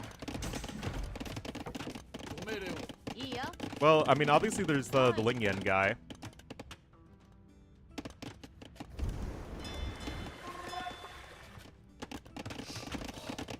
But yeah, for all those sponsorships, they just look at, like, recent viewership metrics to determine how much they are going to pay you. Okay, I mean, honestly, guys, the aggression from Daniel has really been letting up. Now, that's a lot of steppies, and they have good upgrades. But honestly, guys, with the crossbowman on the high ground...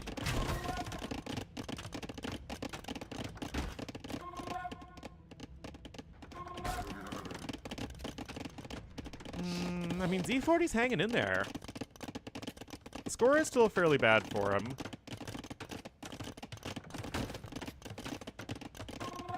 Good at Fortnite.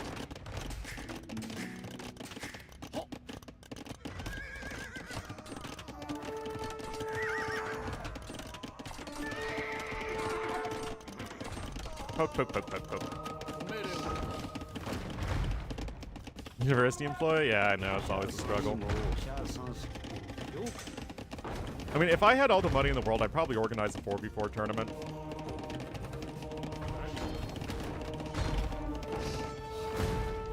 Still getting the conversions to win.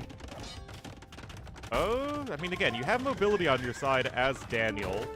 And obviously that's where the Step Lancers come in. I'm saying obviously too much.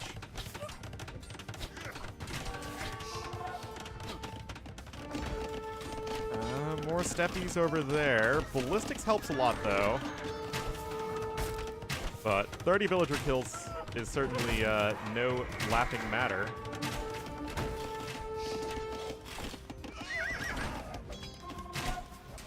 I got a second TC coming in for red as well.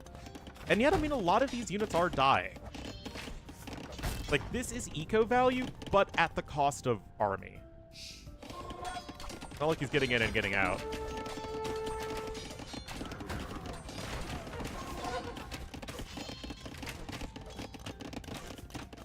I mean, it's still fairly even, and now the switch into CA is going to come in. And we all know that which of these civs is the Cav Archer civ.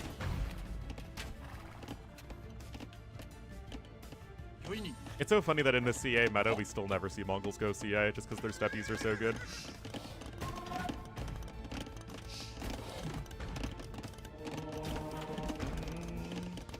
Can't just let all your units eat a mangonel hit like that. I got 7 Cav Archers on the way, but the crossbowmen, oh, not tracking the light cavalry here. Afternoon world?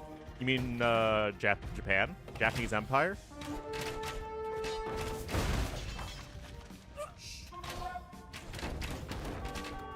Didn't leave it silent.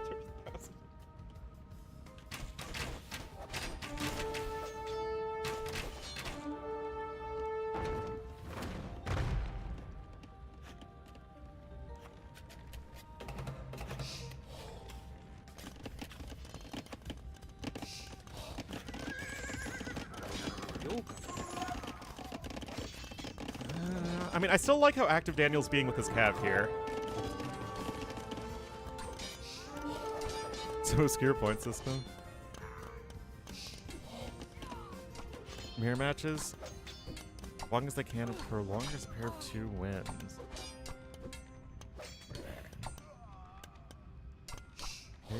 Interesting. That would be like a cool community game idea. Anyway, that's even more dead vills for Z40, and Daniel has the vill lead, what feels like for the first time this game. But also for the first time this game, Z40 is the one who's developing the better army composition. Daniel is adding in another TC. So the situations are kind of flipped because now Z40's behind in eco, but he's going to be getting ahead in military. Give them advantages in game. No, even better, viewers buy loot boxes for their favorite players, so that you get Hera and Viper just getting like all the loot boxes. Time for Mongol skirms, you know it. Daniel's position now? I think it's still a fairly even game. This map has delivered actually a lot of good games, to be fair. If the games aren't decided by water or by laming, things can be pretty good because you have to expand away from your opponent. It's a beauty cream. No, that's the other big Sydney Sweeney investment. King of the Hippo. I love King of the Hippo, man. And now I also love Riverside Rumble. But I enjoy those sorts of free-for-all things. I historically have not liked Diplo because usually it's just camping with a bunch of trade cards, but Riverside Rumble. Oh!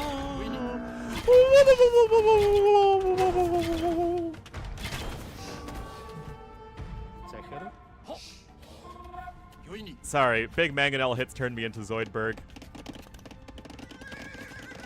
Buy loot box for player 1. That's kind of what the BB's Starlight Charity thing is. For the kiddos in Australia.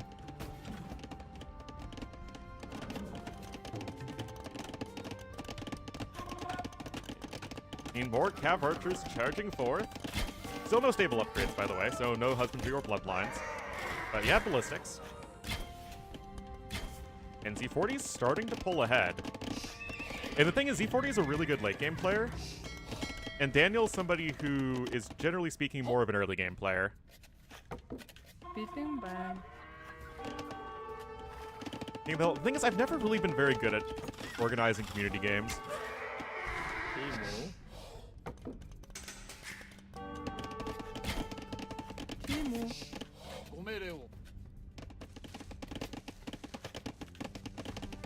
Well, ballistics is going to be in here for red, and that's going to be a big help for the skirmishers, of course.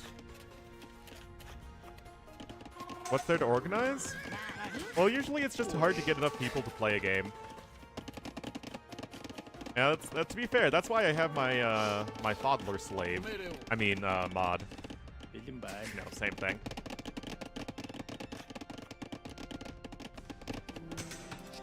The TC here to the east. Remember, this map has a lot of gold and stone on it.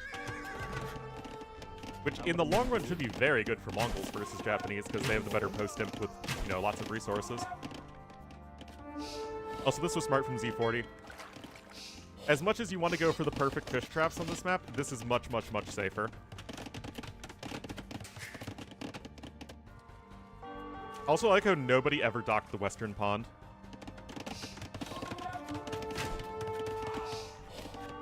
Join the day up, yeah?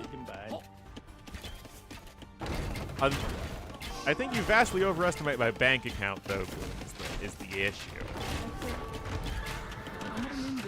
Ornlu's, like, very, very poor.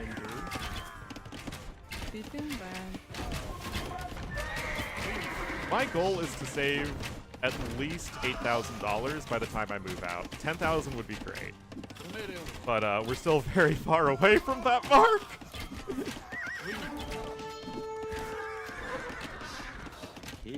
For millionaires? Yep. I'm actually a secret millionaire. I'm doing all of this to grift off you guys. No more Europe trips, no more Europe trips. Not until I get a job. What's the next big AoE tournament? The Ling Yen Cup, whose qualifiers I heard started today, but I don't know anything more about them. And if you guys have any insight, of course, I would love to hear it. They're living with me? Oh, yeah, for sure. Oh, tomorrow. Okay, well, obviously we'll be casting that. Would like it here? I would not at all mind short-term employment in either Europe or East Asia, but, like, long run? Unless I met, a partner overseas. One of those foreign women that are really into American guys. You know, my home is still America, right? Anyway, Imp is coming in faster for C40, and honestly, it really feels like the Castle Age pressure really petered off. It was when the Mangonels came out and killed all those Scorpions that felt like the big turnaround here. No buying Asian lives? I would not buy it. I hope I'm at least an attractive enough potential partner that I wouldn't need to buy a wife.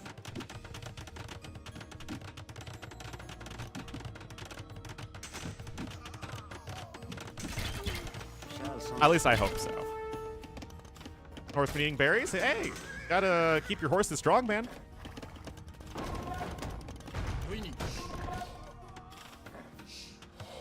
Ornlu is attractive. Thank you, Dr. Nutshell. Although my quest to find a date while, you know, I was the only one at home and my parents were still on vacation was an abject failure. By a great conqueror? Sure, why not? Because refusing would probably mean I die, so, you know. We're not that stupid.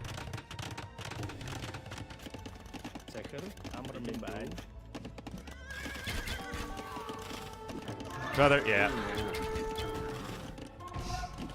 A German passport, wow. Wow, that's a these days, that's a tempting offer.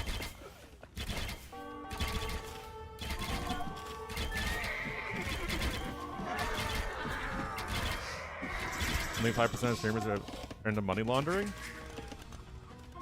Yeah. I mean, there's definitely money laundering in Twitch. The oversight is almost certainly awful.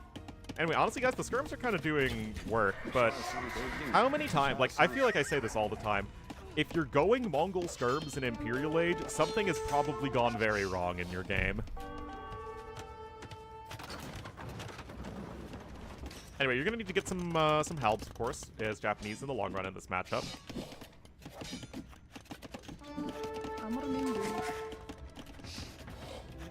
Are there visa issues? Well, I have been practicing making a lot of Asian food.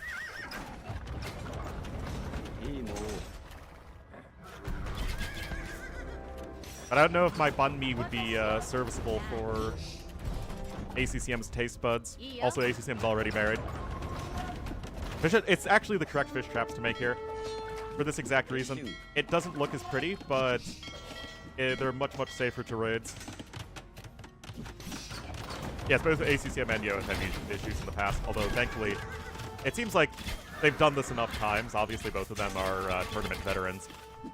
That most of those have seemed to have gone by the wayside. Yeah, and I think COVID was also a big issue for them both. Which is funny because China and Vietnam both had far more restrictive COVID policies than in a lot of Western countries. Anyway, C40 pushing right back here with the CA.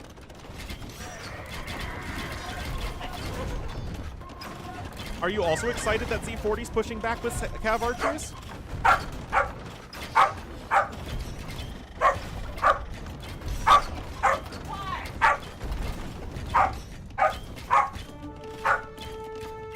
Talking about Cav Archers, Dash! Do you not like Cav Archers?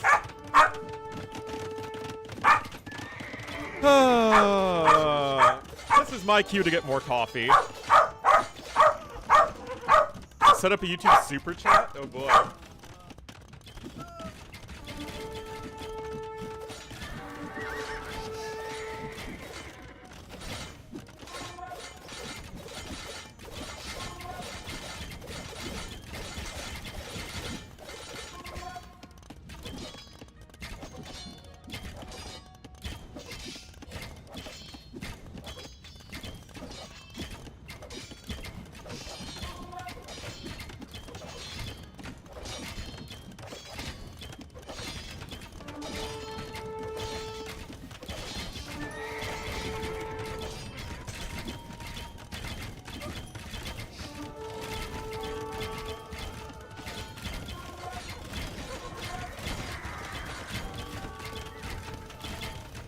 All right.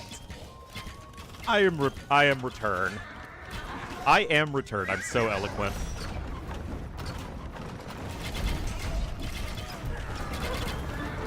Anyway, we got the Japanese towers here as well.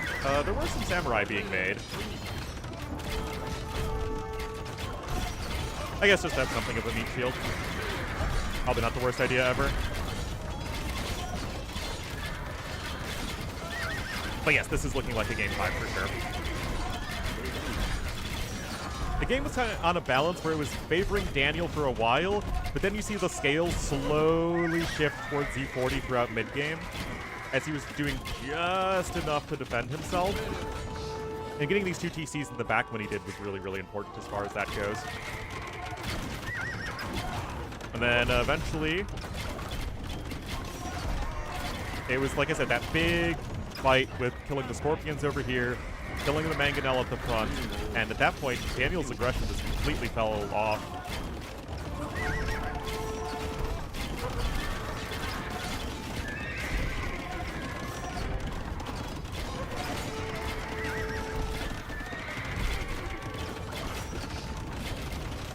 Anyway, you can't go Mangonel, you don't have the resources, and you don't have the castles. So what else are you going to do at this point as Daniel? But it was fairly hopeless regardless, and there is the GG called, guys, in Z40, showing some real resilience. He very much earned that win.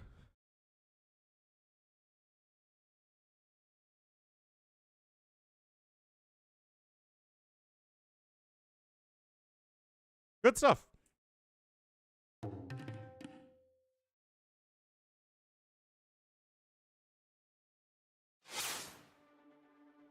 Changing the, oh, no problem. Anyway, guys, thank you everyone who's watching here on this lovely Sunday.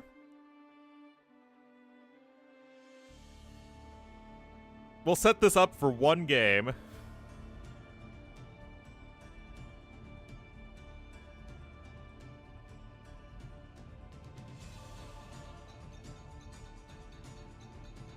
Each update. It's Danny versus Sweden.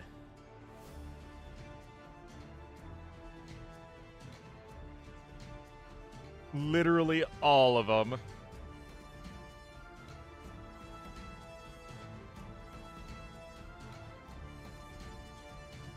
And it is...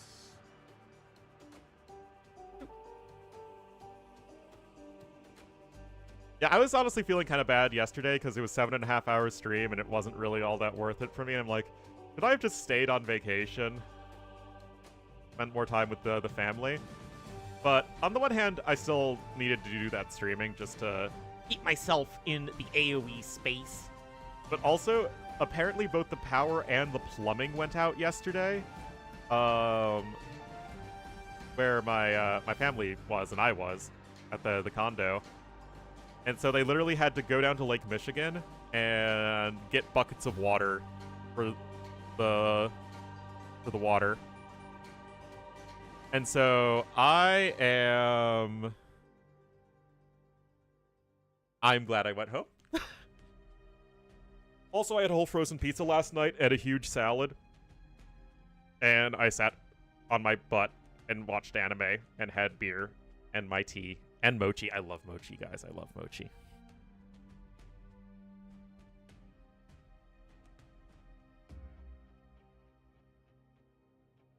So who's the real winner? Let's look like Super Smash Bros. Super Smash Brothers Scandy!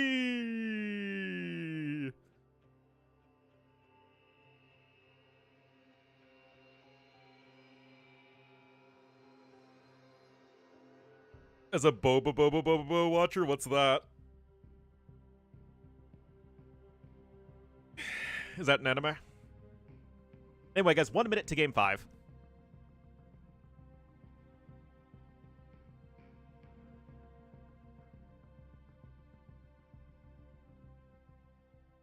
Now, weebs would hate me because I watch in dubbed whenever I can, if it's anime. But I do have my free Rendall behind me. Or plushie.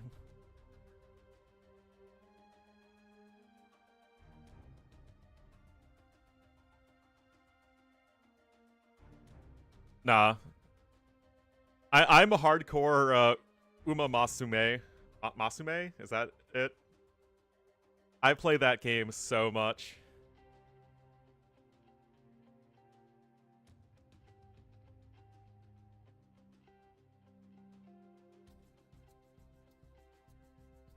Yeah, Samurai are very good against Scarams.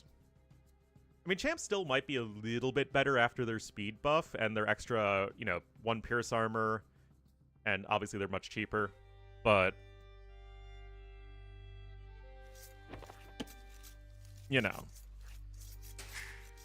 Bring more viewers.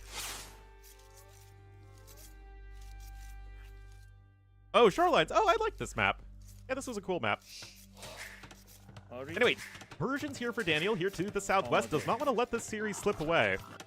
And Z40 here going to be in the blue to the northeast. He got out-tempoed in the first 2 games, 100%, but in the latter 2 games, kind of able to hang in there. Your opposition? Okay, maybe there was a little bit of editorial work in that video, guys. There might have been... That might not be Ornlu's purest top 5 list. there were a few editorial decisions in there.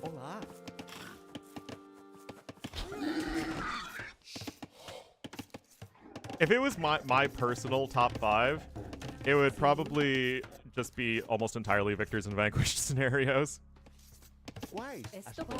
But I didn't want to have too many victors and vanquished scenarios in there. Like, I would probably, at the very least, swap out Layloy 2 for Mstislav. Salam, Ari, Amade. Salam, Amade. But, I didn't want the entire thing to be...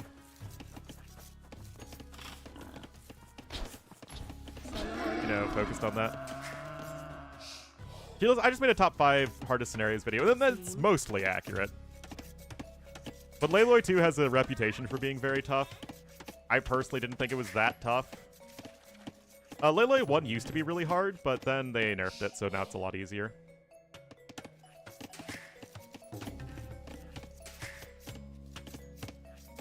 I miss the old Battle of Hanoi when you didn't get a full base to work with. And you just, ran out of resources and you died. To add more chickens. Anyway, fishing ship coming forward. We did see a lot of forwarding on this map. You see Daniel here docking in the river. Pretty good at that. We all have our talents. Gotta be good at something in this streaming world. Yeah, that's the one where there's the blue city in the center, exactly.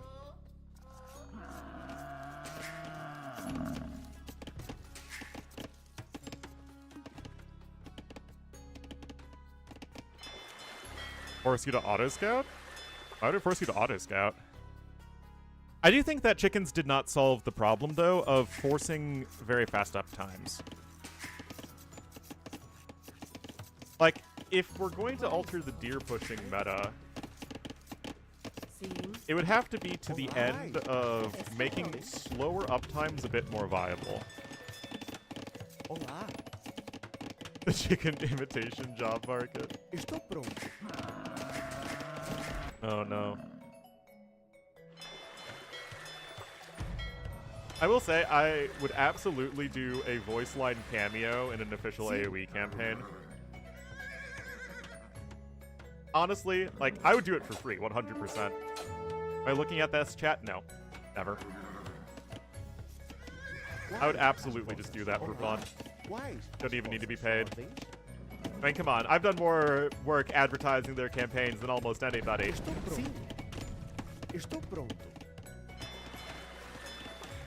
The trade route one. Sunjata 4? Yeah, Sunjata 4 is pretty easy. I mean, it's not easy, but it's not that hard. Anyway, Persian player going to be up a little bit faster. Let's see. Okay, we're on double docks. It's going to be for galleys. Indeed it is. Arm the chickens!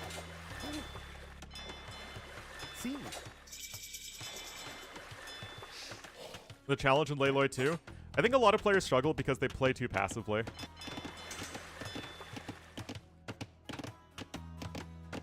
When you're looking at the chat, nope. I think you're crazy. I think I like gaslighting my viewers. Chicken and arms. Ori. But yeah, to me, the beauty of Arabia was that you could have so many different styles. You do have to multitask in Layloy too, that's true. But yeah, I put Layloy 2 in there from reputation as much as, much more than I think it's actually difficult. Hola.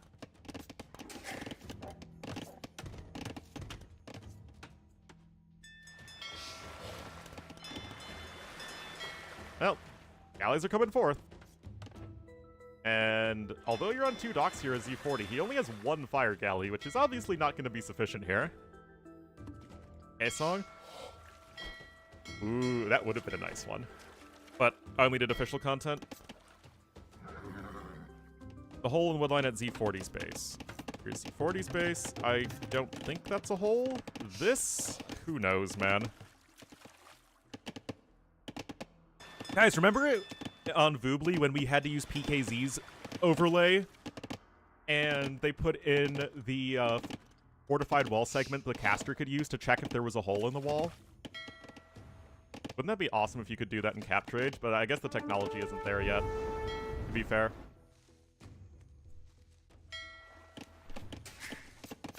Honestly, I really like that little overlay. It's how I got my start in casting. Anyway, even without fletching, the galley numbers are climbing quite rapidly. It's true, I have actually never played Saxon Revolt. That might not be a bad one. Actually, do I have Kaesong on my channel?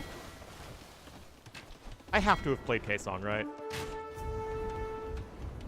Okay, yeah. Yeah, Kaesong is so freaking hard, man. Okay, yeah.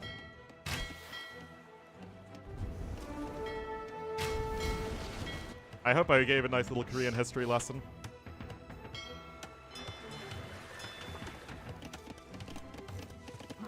Oh, it is Omega dumb. Although, it's one of those missions that the start's really, really, really tough, but once you kind of get going, it's not that bad. Just slow. Anyway, barracks here in the middle of the map from Z40. I'm not exactly sure to what end. Okay, there is going to be an archery range there. HD, but at least you get Korean SOs. And those are very good. Salom. Like, the good thing is that Koreans actually have a very strong, grindy army. Anyway, nice little bit of a kill there, but Daniel, of course, still is winning in the water. Z40 is just trying to get up to Castle Age.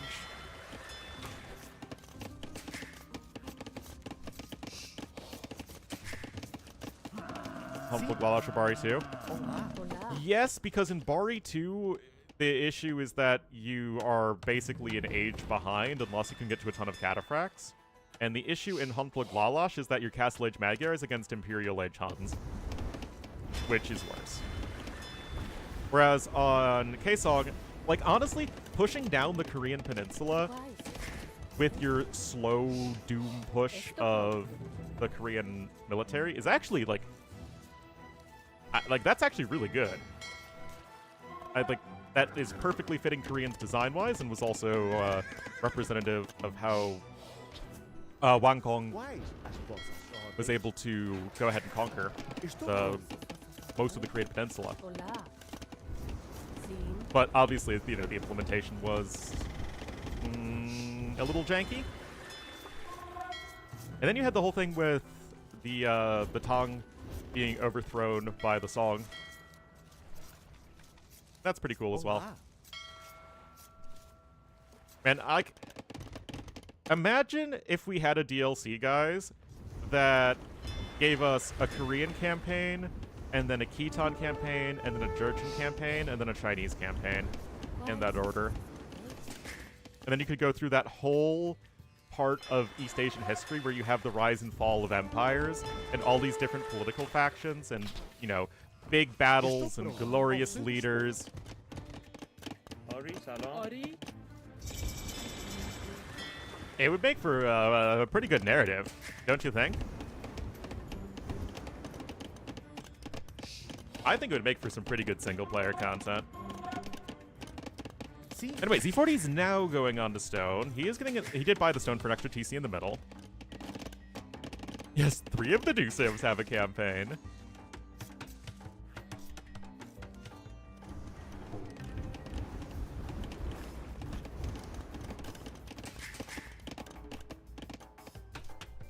Okay, so Daniel's on his way up. Obviously, with the fishing ship advantage, he is ahead in resources and in villagers right now. Also, he's Persians, so that is very significant.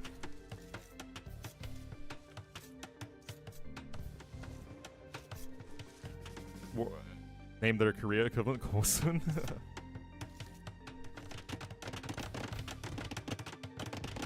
I think that adding the... Well,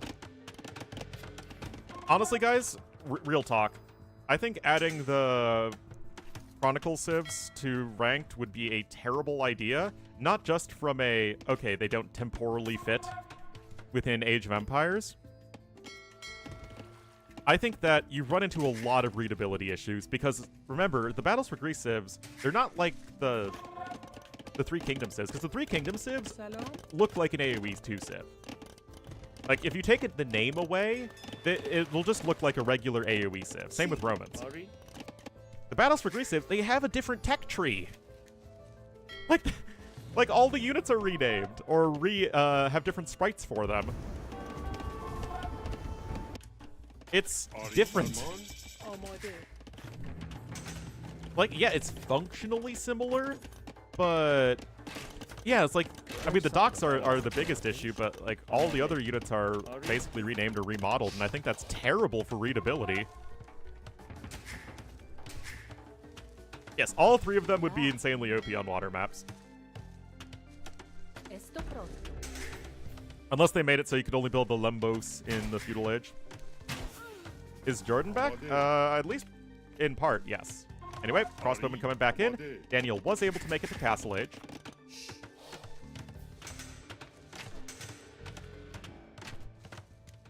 AoE 3 remake. Oh, well, poor AoE 3 community, man. It seems like AoE 4 really killed the AoE 3 community, which is kind of weird because you'd think that AoE 4 would have the most overlap with AoE 2, but it seems like they took a lot of the gameplay cues from AoE 3. Reverse sweep denial here? Salam. You mean a Daniel denial? He's back? Yeah, Jordan seems to come and go in the AoE community.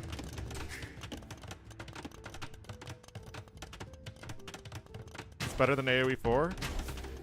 I mean, I enjoy AoE 3 just to play the campaigns occasionally, or just, you know, play every couple of years or whatever.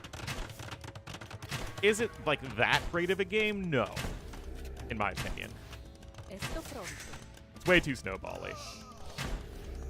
Do I respect that they tried to be different and do something, you know, unique and innovative? Yes, I do. I just think that a lot of it didn't really work out. And graphically, AoE 3 actually holds up really well. For some reason, the AoE 3 graphics feel better than the AoE 4 graphics, which feel very cartoony and oversaturated.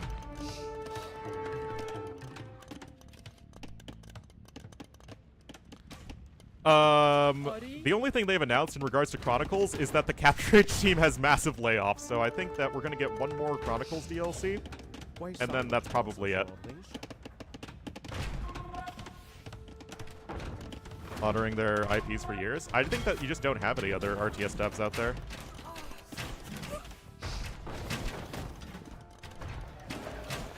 I think AOM ran into the problem that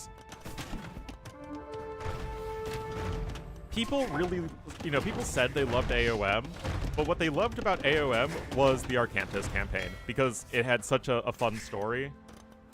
and it had great characters, and it had several fun scenarios. But then Ori. the problem is there was like, after people played the campaign, they just didn't really like anything else.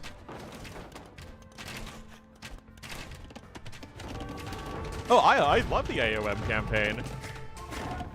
But what happens once you finish that campaign?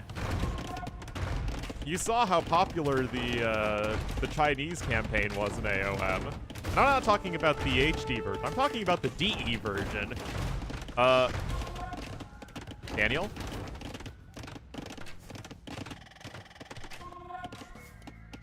Daniel?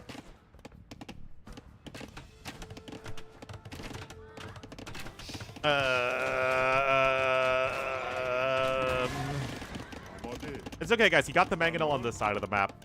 This is the most important area for Daniel to control. Definitely not here in the middle with this giant, like a super well-placed castle. Oh, no! Remember, guys, Z40's a fighter. He's not going to give up. He's completely dead now. Yep. And something that, like I said, it's not something that I even really realized. Like, I just thought AOM was, like, you know, a really fun game, but it really is just the nostalgia and fun nature of the Arcantos campaign. Including the Titans version, of course. And I think that as soon as they've tried to make any other content mythologically, it just hasn't really panned out.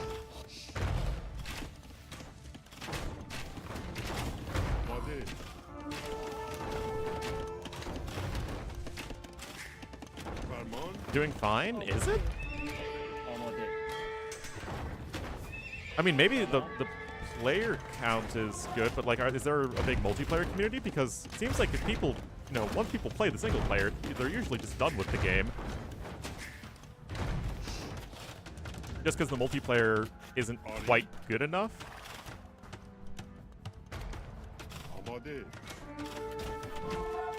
Okay, well, this knight is going to be very annoying to deal with, actually. And we got the siege workshop going to come in here as well. But the organ guns are here before they're going to get absolutely murdered with having 6 range, which is going to make the unit terrible.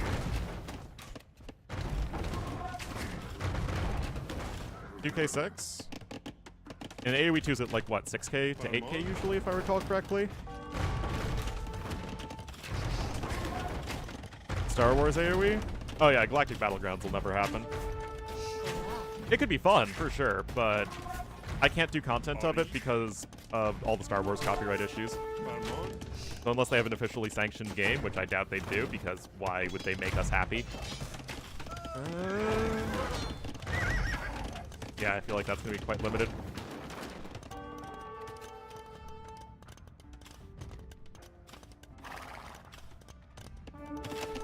I've only played it for like 2 minutes. 15k average? Wow, that's actually pretty decent. Multiplayer? Yes. AoE 2 was known for having very active campaign, multiplayer, and custom scenario communities.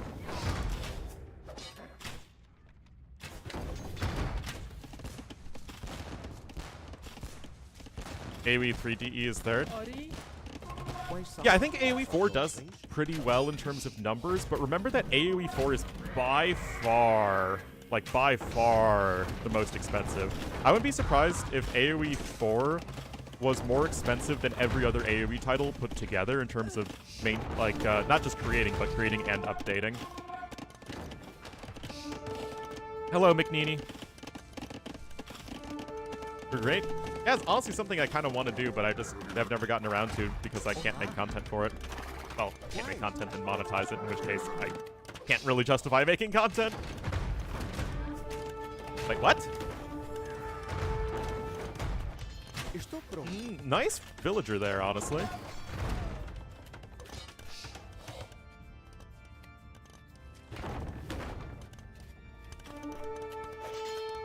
AoE 2 is the most expensive.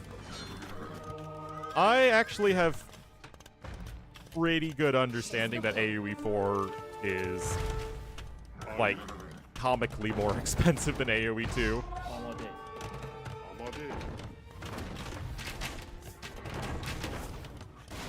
Oh, that's a big hit there for Daniel. And another TC in the middle. Now remember, guys, Portuguese can win with just efficiency alone, and they don't need a huge eco.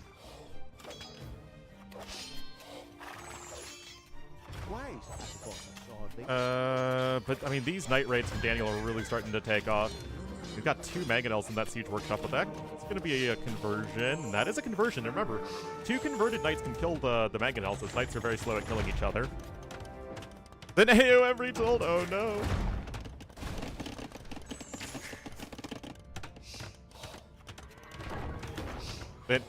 They need significantly more devs for AoE 4 than AoE 2.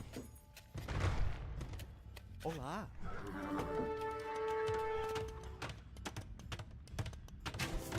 Right off? Yeah, no, it's fine. It's just, like I said, I'm fairly confident that AoE 4 is, like, magnitudes more expensive than any of the other AoE franchise. Wasn't remotely profitable? Well, I mean, the reason AoE 4 launched is I think that eventually Microsoft said, okay, this project has been getting worked on for so long. It's had so many different developers come and go that, you know, here's your deadline, you're going to ship whatever's ready. And that's why AoE 4 was so at launch. $1 million that I expected.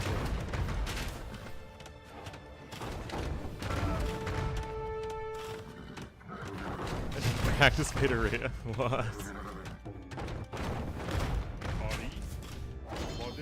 Well, I mean, Relic's competency aside, which considering that I guess they were in charge of like the AoE 2 quality of life features with ranked, I have not much confidence in. Also, this is very well microed by Daniel. Holy cow. There you go, Danny boy. There you go.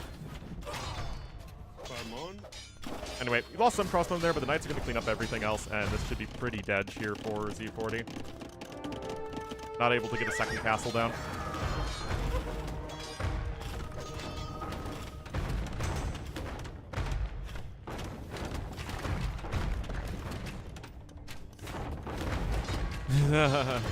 Yes.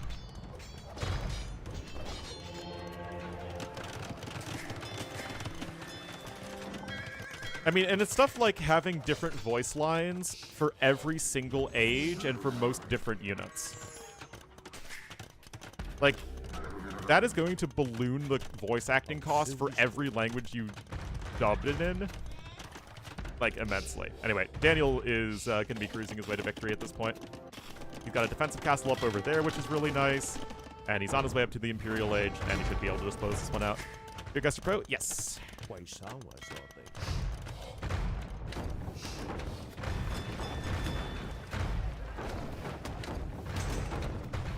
AoE 2 is relatively cheap to make.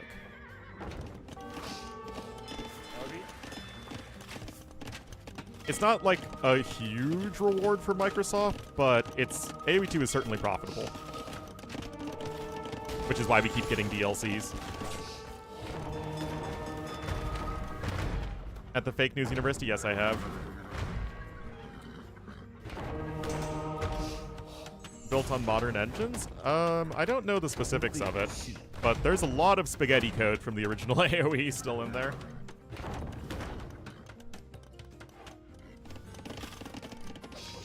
Anyway, I mean, great attempt here from Z40, but it seems like he really struggled in just getting out-tempoed by Daniel. Which, I mean, it's what Daniel's best at, right? So it's not like it's something to be horribly ashamed of, but unfortunately for him, this is not going to be his tournament.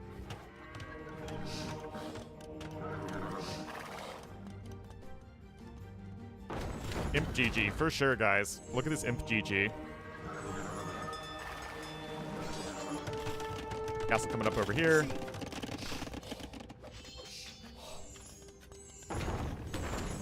Build performance.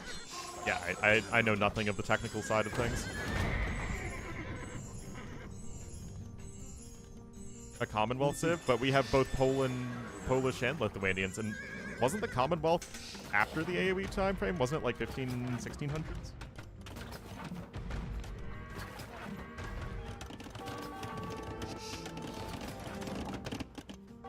Jan Jessica? I actually think Bohemians are a really tough civ to make a good campaign with because your army is very slow, and you want to get to like the same army composition every single time.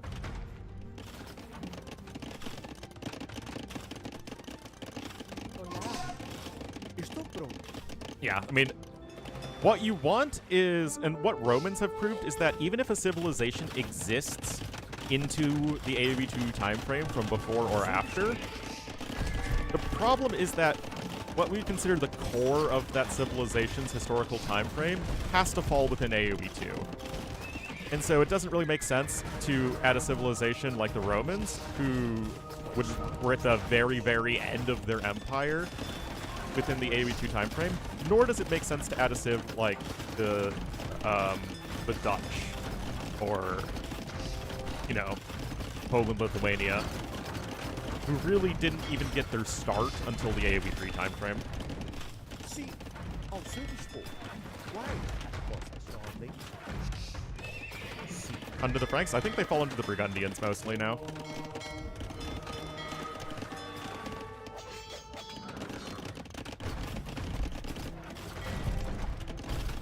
Anyway, Daniel's trebbing as he needs to. He's still with excellent control of the water. Yes, the Portuguese Navy is better than the Persian Navy, but the Imperial Age Navy is much better than the Castle Age Navy. And without any water control, I don't see how you can camp the middle of the map. You're just going to get driven into the sea.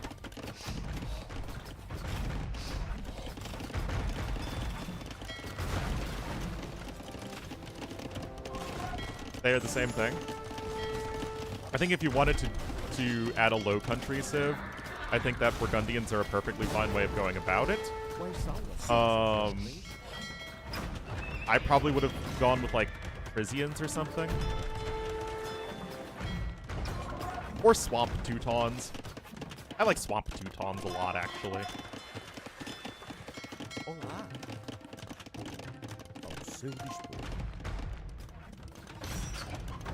Yes, there's absolutely going to be more AoE DLCs in the future, although I think there's only going to be one more Capture Age DLC. 20 Pierceheimer. But it's green. And it's covered in, like, moss and stuff and reeds. It looks like, you know, the creature from the Black Lagoon.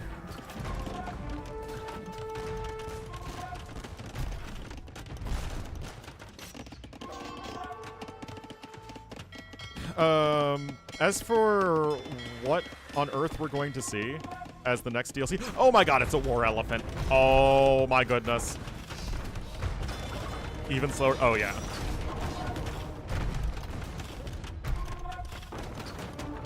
It's anyone's guess. Yeah, the thing is we haven't even gotten a traditional DLC since Mountain Royals. So I have no idea. I think the next thing we're going to get is something we don't expect. Anyway... GG called Airfly Z40. Unfortunate for him to come so close and yet so far, but Daniel once again out-tempoing Z40 in the early game, just taking control of the water, and then he's still got a good enough Castle Age time behind it to really overpower with his economy.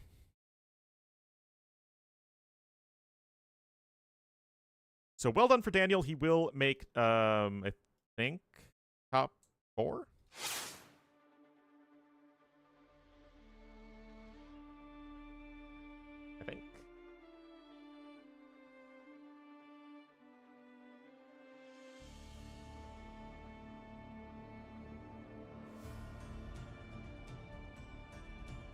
Why it wasn't Chronicles? I would guess no, based off of the fact that it seems like the Capture Age guys were surprised they got laid off.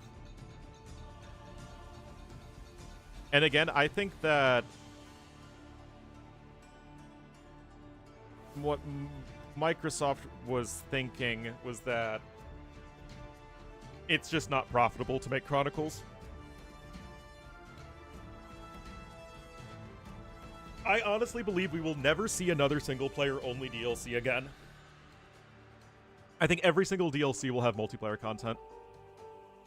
So when people say, oh, we should have just kicked it back to Chronicles, the Three Kingdoms civs, because, you know, Chronicles was so well received, I think from Microsoft's perspective, it wasn't very well received. Now, obviously, we don't have the numbers.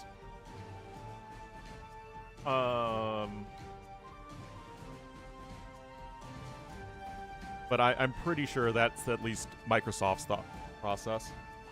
All right, so we're gonna have another set, which is basically the sister set to this one, Licks versus iBuyPower.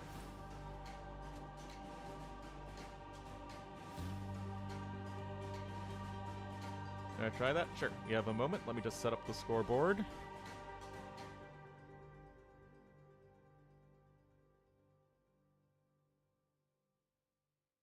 Whoops. iBuyPower does not have 2 R's in it.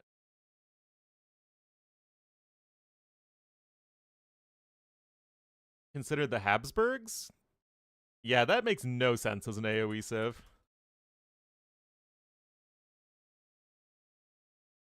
Like, 0 sense.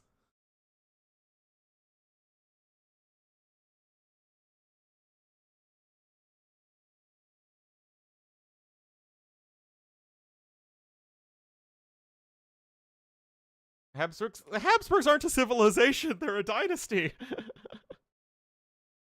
Alright, let me update the stream title.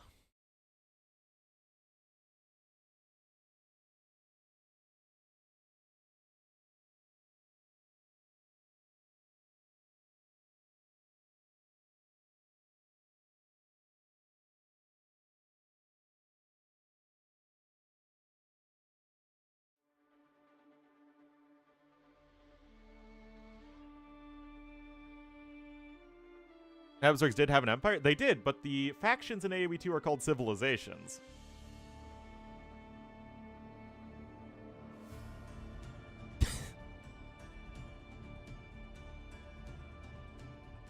A balanced disaster?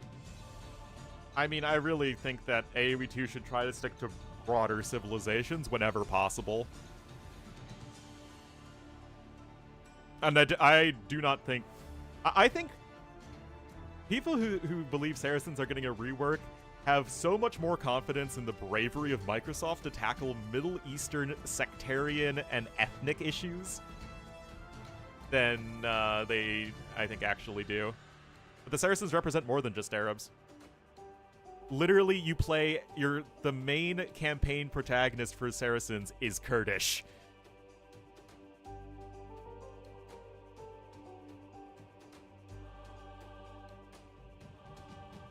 Yeah, I'm sure it would make a lot of Kurdish people very happy to have Saladin be the Arabs.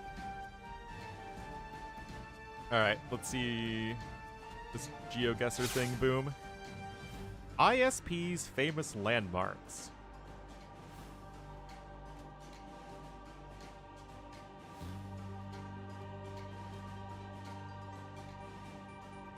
Change settings.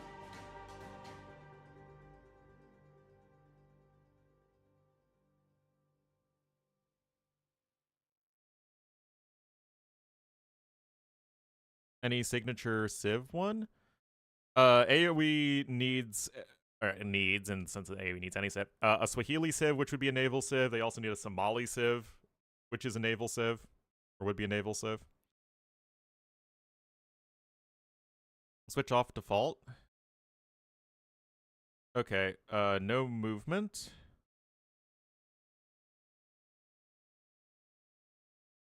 Okay. You can give this a go.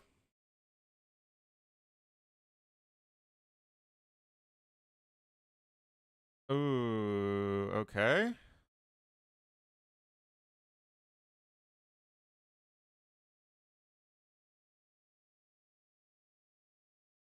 Can't read anything, though, is the problem.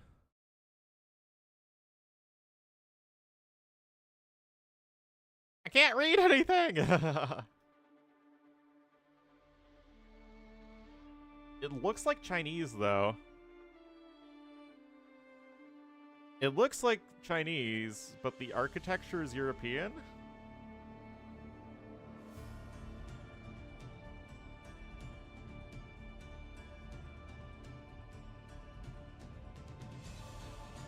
Really?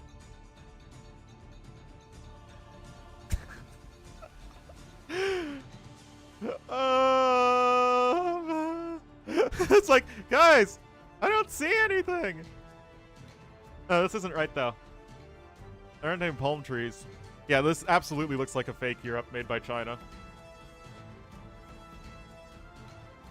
No, I don't think it's the real one either. Like, look at this. This ain't France. Okay. Unfortunately, I have no idea where... no, it's not. I think it's China. Is it Hong Kong? Alright, we're running out of time here. Okay, it's Macau. Or not even Macau. Nearby, though.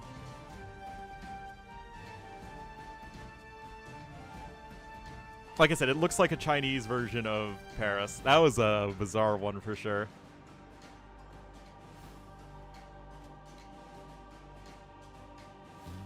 Oh, is this like all debating? Is this the Parthenon in Nashville? Yeah. Oh, it's all the debating. I've been here, that's why. Yeah, I think it's the Parthenon in Nashville.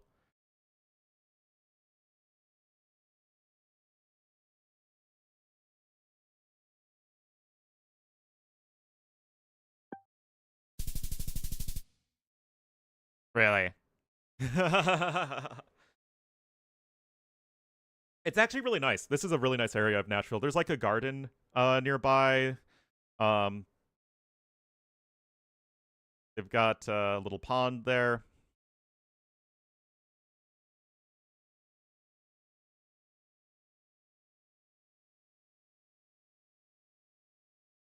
Oh boy.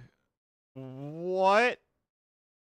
Why in the Dansk whatever there's a British Royal Guard looking thing?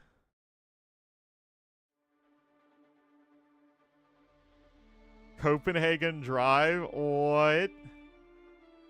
Everything looks freaking Bavarian. But it's like Danish?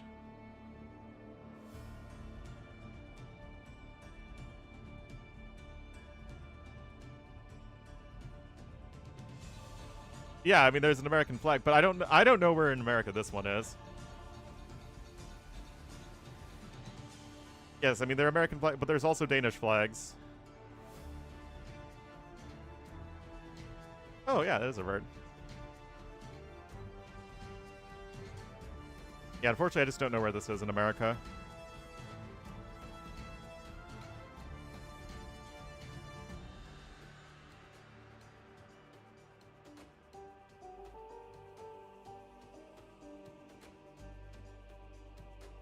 Somewhere in the west? I mean, I have no idea.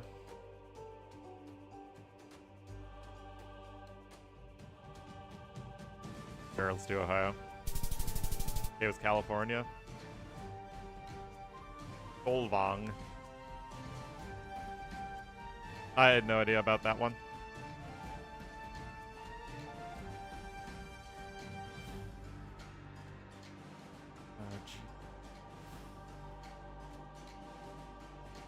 This, I might guess to be New England.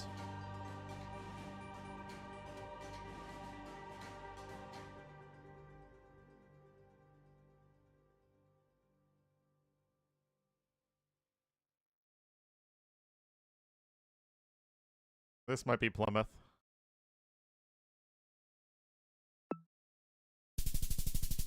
Oh, Japan! Sure!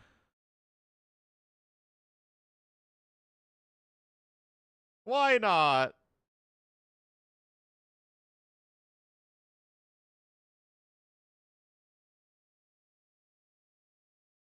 There's the Leaning Tower. Obviously, it's not the Leaning Tower YMCA. I mean, this is America.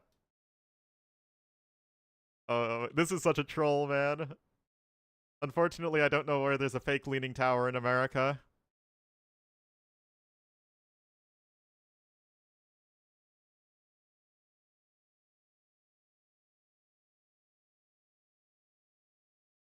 That's pretty funny.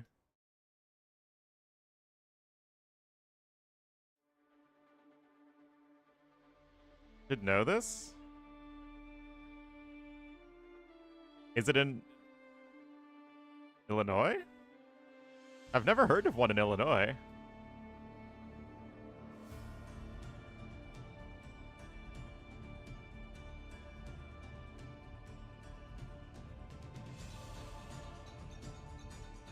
I have no idea.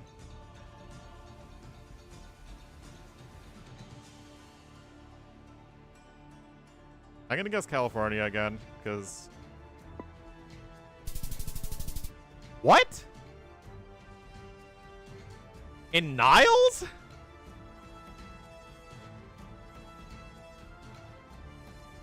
I literally have never heard of it.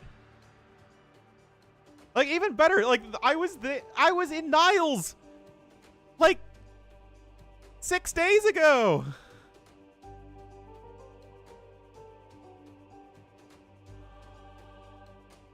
I was at H Mart. You're shutting down my shop tomorrow? Okay, Chooped. Well, it was a good run. I've literally never heard of it.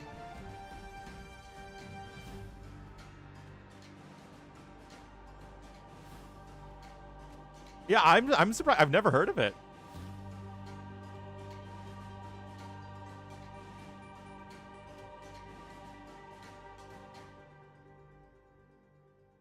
I mean, the thing is, it's not an area I go to often, right? Like, my mom works over here in Skokie, and this is still fairly far away from me as I am all the way up over here.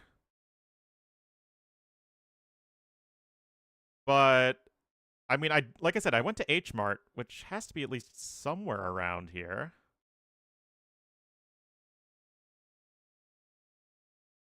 Event? No, apparently that starts tomorrow.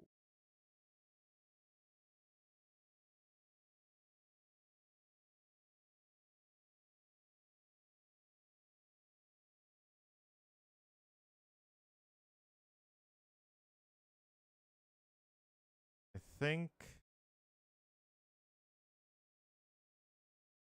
H Mart has to be like somewhere around here.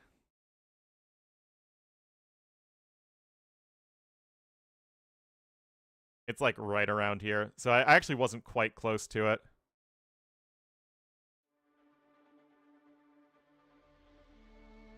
But yeah, that's crazy. Contexto? I have not played Contexto. Oh, looks like we have some drafts.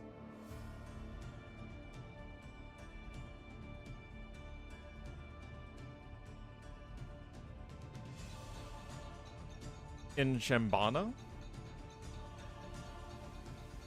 Decent. The one I go to in Niles is absolutely incredible. It is huge. H Mart's a Korean American grocery store chain. But it's like the one in Niles is a super H Mart. So it is huge and has like restaurants and shopping in it. It's like a mini mall basically.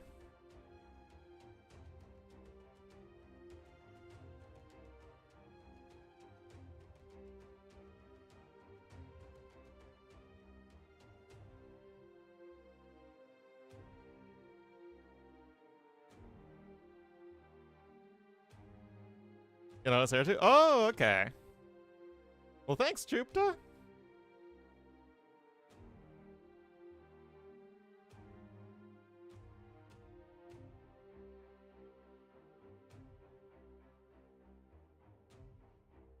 And I failed to download match content. Awesome.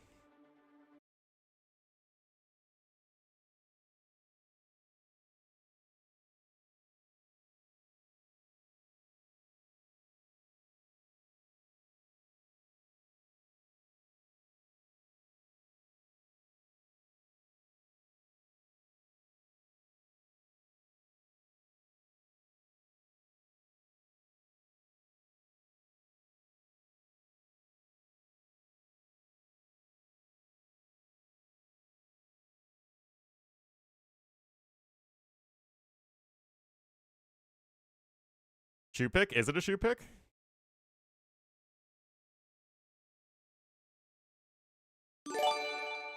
Oh, and Kuri gifting the sub to Choopta. Thank you, Kuri.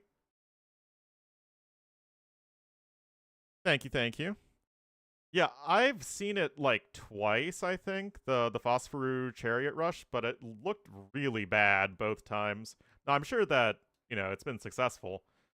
But unfortunately, I have not seen that yet. Alright. Try this again. Yeah, Wave looked at least decent.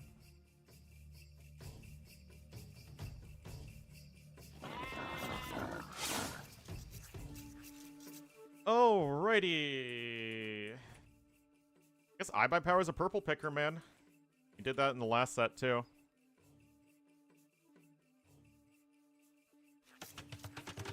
Oh, whoops, I got their eggs.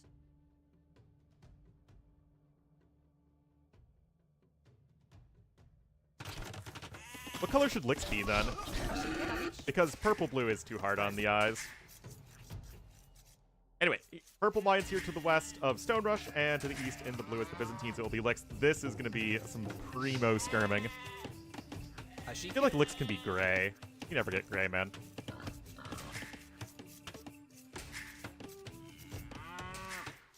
It fits the Stone Rushy theme. So, iBuyPower already forward here with his Eagle Scout, but not looking to lame the boar. On most maps? I don't know. Because they're also getting buffed in the next patch, too. Okay,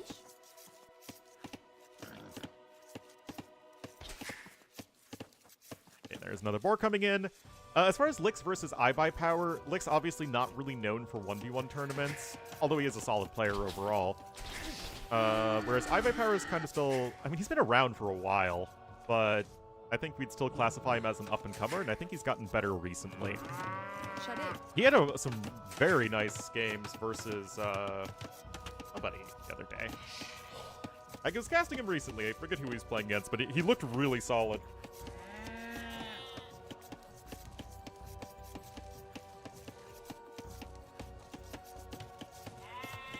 Every single game has gone the distance, or every set.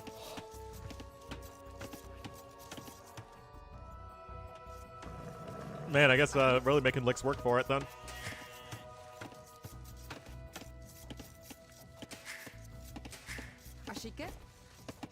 But as far as civs go here, we usually see mass skirms. And I do prefer Byzantines in a mass skirm battle. Tabish? Salve. Anyway, they both click up at the same time, but iBuyPower will have that one extra villager. I mean, to be fair, in a world where you click up as fast as possible, Mayan starting with that one extra villager is just that much nicer. Oh, it's always skirming time. Every time you think that you're not going to be skirming, you're actually incorrect and should be skirming harder. Also, Grey Byzantines is pretty OG. For the original scenario editor. Salve. Oh boy, Licks is Licksin', guys. It is the Chinese classic. Value proposition? Shot it. Yeah, almost everyone else gets Loom in the Dark Age, no matter what. But Hera's greedy and skips it whenever possible. Tries to become the Pokemon Skip Loom. Still, you do have the Egalos as Mayans.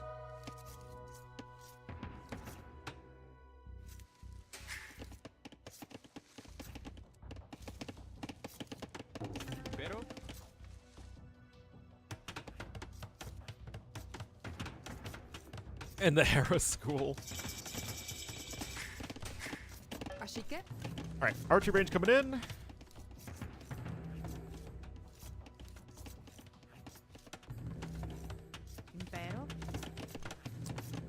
Still, you are going to be on a better eco here as iBuyPower. You can see he's already a couple hundred resources ahead, what with being Mayans and not going forward as a combo. Double bit axe is still in for both players, however. And you have the 3 vills on gold. Ah, it's going to be an archer. Why would you open archers versus Byzantines here? If anything, in this matchup, I'd open Men at Arms. Go M&A into Skirm. Or you could go one range Skirm plus some Eagles. I think that might not be a bad idea either.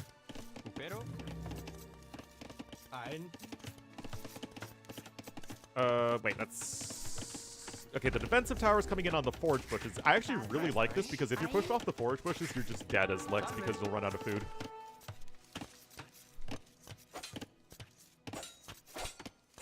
Is the favorite here? I don't know. iBuy Power played super well in a set the other day.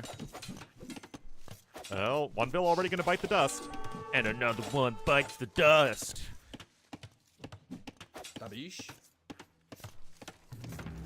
You're not continuously producing eagles either here for iBuy Power, so I think that it's just not a great opening, to be honest, in this matchup.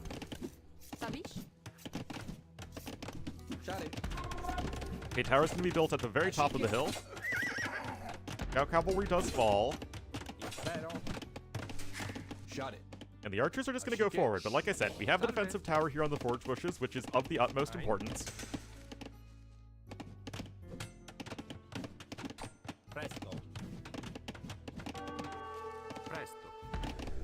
But honestly, like, it's really smart from Lix to build that tower there. I think that, you know, conventional wisdom would be to go aggressive with the tower when you go for this sort of rush, but this tower helping to protect those vills, though one actually might go down. Yeah, nicely done there from Purple. Oh, he has fletching too. Nice. Again, it's about maintaining that food income that you need to sustain the skirmishers and spearmen, because he only has 7 on food right now.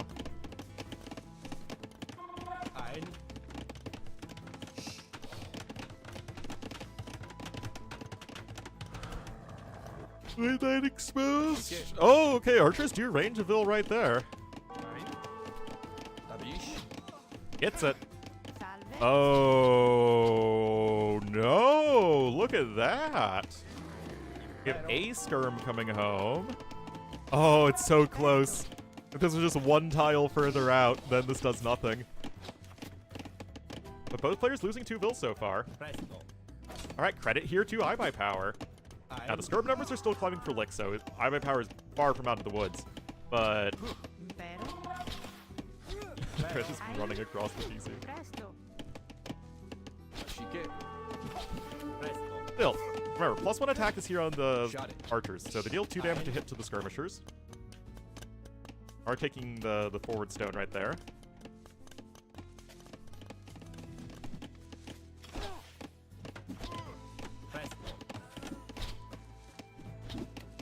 Alrighty.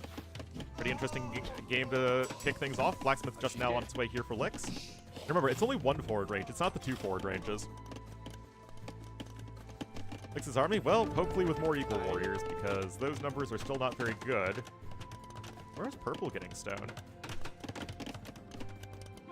Oh, he did go to the middle of the map, but those vills are now super exposed. I mean, it's great to have a tower up over here and over here. That's going to help protect your base. Maybe you're just saying that, you know what, you can't kill my vills fast enough, but I think that is not a bet that would be well taken there by iBuy Power, and he will lose 1 Vil. Although maybe you could just say, okay, it's worth losing 1 Vil to get that next defensive tower, in which I can kind of understand.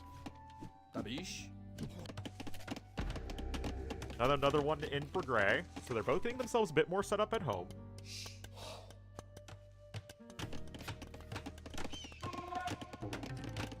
More houses coming in. Now, you still can sweep around here as Lix and go around the tower. But you can see the hoovering right here of Purple's army is going to be quite helpful in making sure that doesn't happen.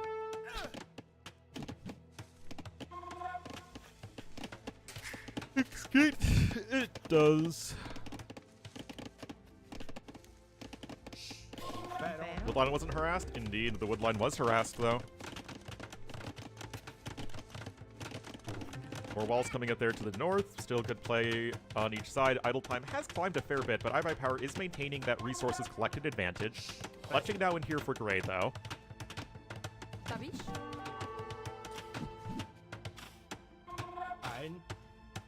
And the skirm numbers just keep on climbing. Byzantine's getting that very helpful discount. You have the tower getting walled in.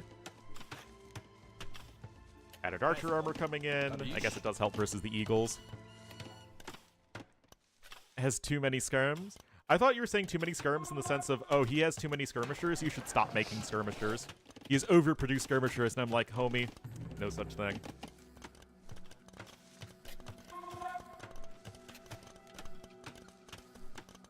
Alright, Mark coming in now for iBuy power. He has more vills on gold as the Eagle number warriors are slowly climbing.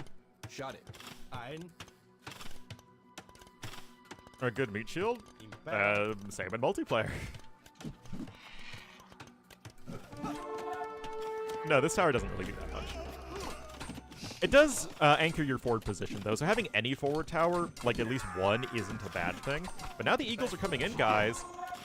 Guys, they're taking the Eagles to Mordor! Not a bad fight there for iBuy power. Look at his KD. It's looking not bad at all. Shot it. He's got stone income. Oh, you do need to delete those farms if you're going to lose the Vill at this rate, which is a little bit of the S word.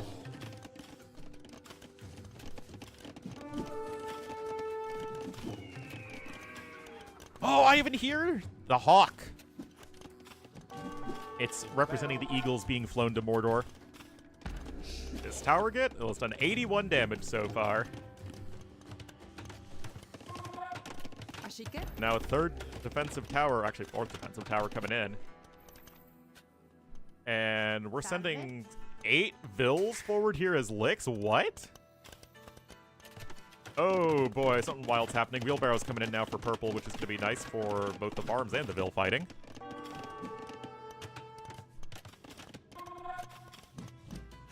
Maybe he wants to go after the Vills? Does he want to...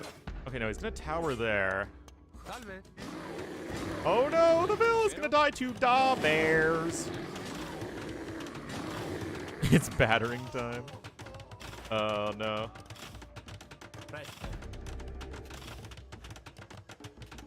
Alright, now purple's coming forward. But you can't fully wall that in. I'm tired. These 7 a.m. starts are rough, man.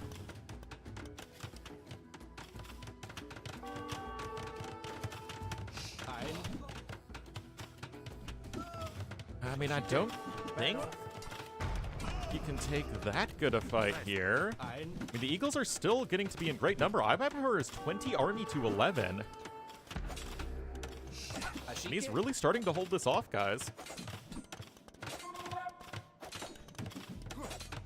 I mean, Eagles are still, in theory, going to get skirmishers.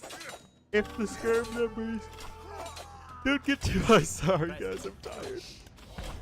That tower has been denied, but you still have punch through over there.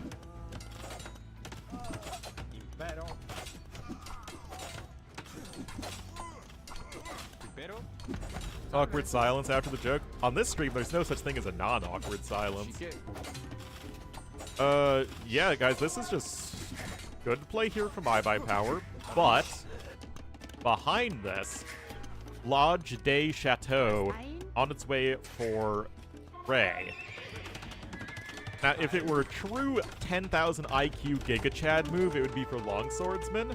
But knowing that we are going to be disappointed and not seeing Longswordsman, the Knights are going to be doing just fine. Yeah, think about next patch when the units are just going to phase through each other.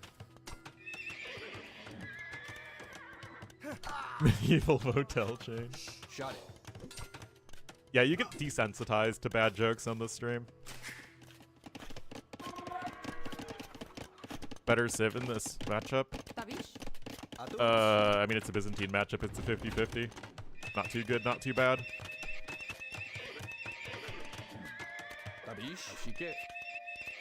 Shot him. I mean, it's Byzantines and Mayans are both very consistent civs.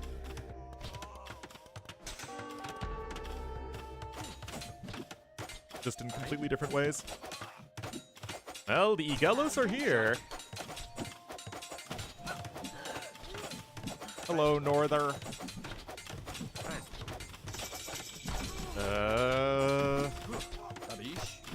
Well, Bill's trying to stay alive.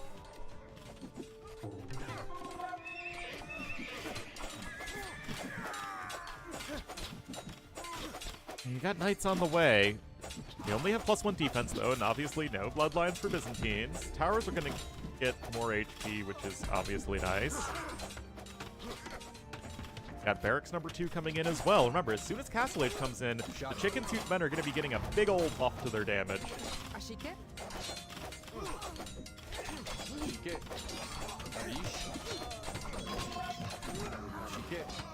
Is it going to be enough? I mean, look, the bill kills are almost the same. It's just Lix lost that extra bill to the bear. To da bear.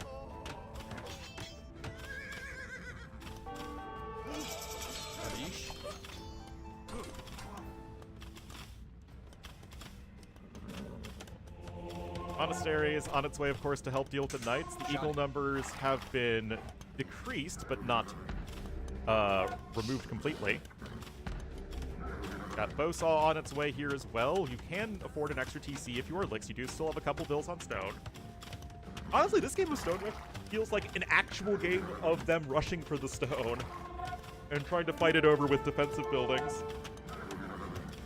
It's, strange. When this was in Warlords, people just played it like Arabia.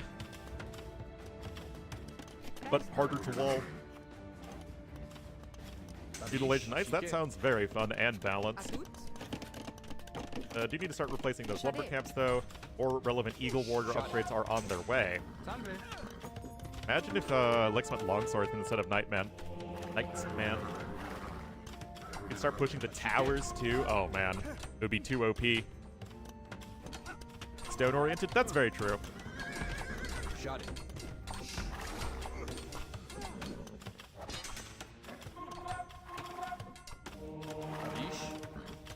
Because none of the East Asian players are like super micro-oriented.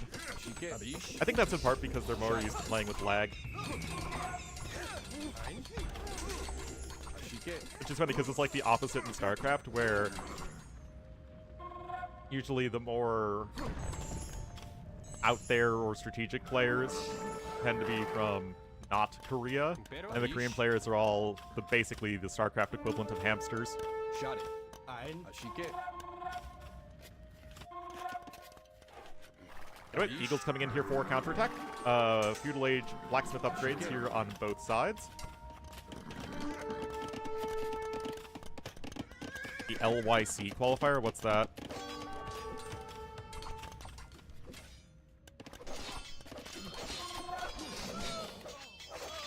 There's gonna be 2 monks here.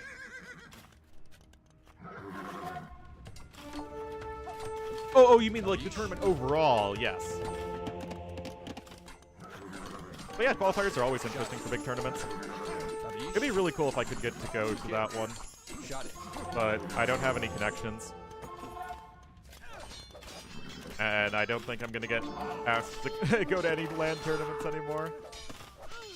That's a lot of dead vills over there. There's 1 eagle over there on the side. Still just on the 1 TC is I by power. Now Lix is going to start to come online. Wow, that's a lot of villager kills really, really fast. Being asked for lands? Well, I haven't been asked for lands for a very long time. And considering that my role in the AoE scene is smaller than ever, I feel like I would not be a top pick, so to say. I mean, again, that's not to say I wouldn't love to go, and I think I do a good job, of course, but I'm just being realistic.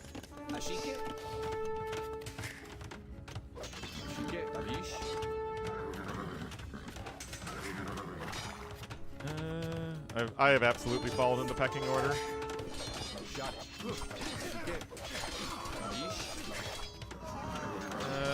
That's actually getting a lot of Bill kills. That was well done there for I by power, but the TC does go up at the very least, I suppose.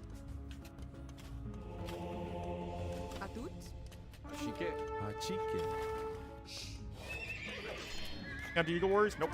Not at all.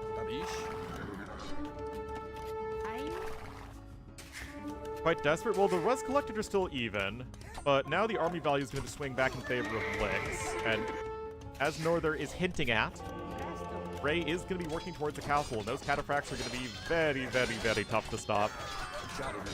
I mean, even the Knights are doing work here, and they don't get bloodlines.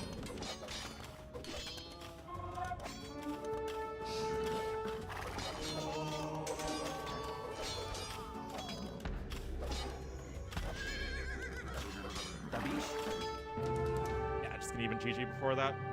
Yeah, all the Eagles got cleaned up. Needed something other than just Eagle Warriors. Still, fun game.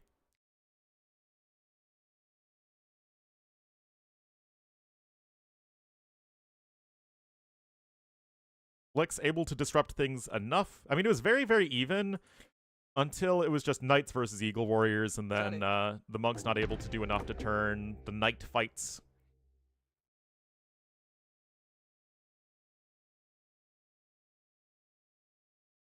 Feels a touch uninspired. Yeah, it feels like you need... I feel like people really one track onto Eagle Warriors way too much.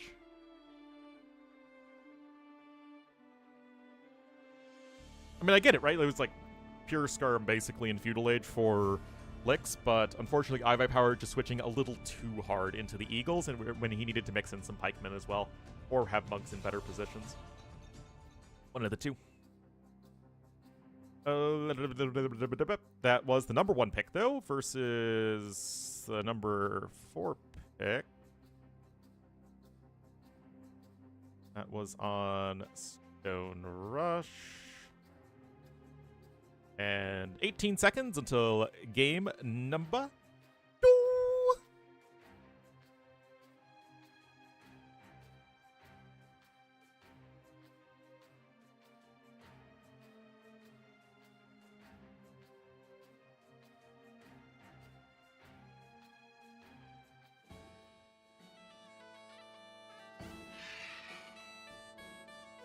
Get Kawasan? We always get Kawasan. Do you think I ever escape Kawasan?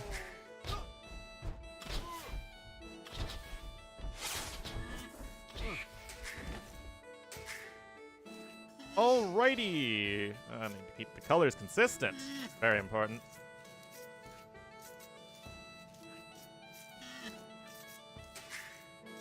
Alrighty, in the purple, as the Celts here to the east of African waters, it will be iViPower. And to the west, in the gray, as the Romans, it will be Licks. Remember, the middle is all visible on this map. Deus, prontus. So you'll see the lame coming in from pretty far away. Salve. Anyway, Celts and Romans are both very good civs for this map. Celts have the strong early wood eco, which is nice. They have a great men-at-arm rush, also very nice. And then the siege pushing and castle age can be very good as well. Meanwhile, for iViPower,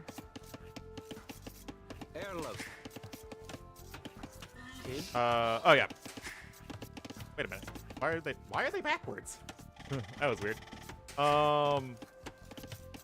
Yeah, iViPower is Celts. Licks is Romans. Romans are also very good because Romans are good on any aggressive map, and this is one of those. They just have a great eco. And they've got good Scorpions, which can be nice against infantry, and of course, solid cavalry as well. Kia.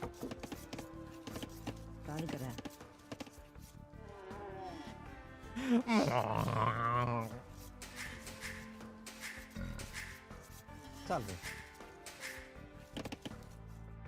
So, dock here to the north, fishing. Dock here to the west, more fishing. Celt Paladin, I think that your assumption of this game going to Imperial Age is a foolhardy one. Plays to Lix's strengths? It sure does.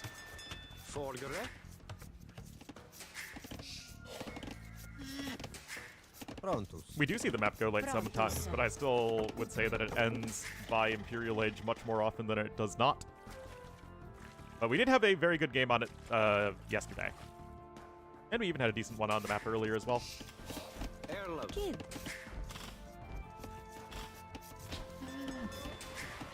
So, it's like the fishing ships are out just a hair faster for purple. Loom coming in now for iViPower. And I actually did not have the chance to take a break after the last game, so I need to do that. Here, go enjoy them building a barracks.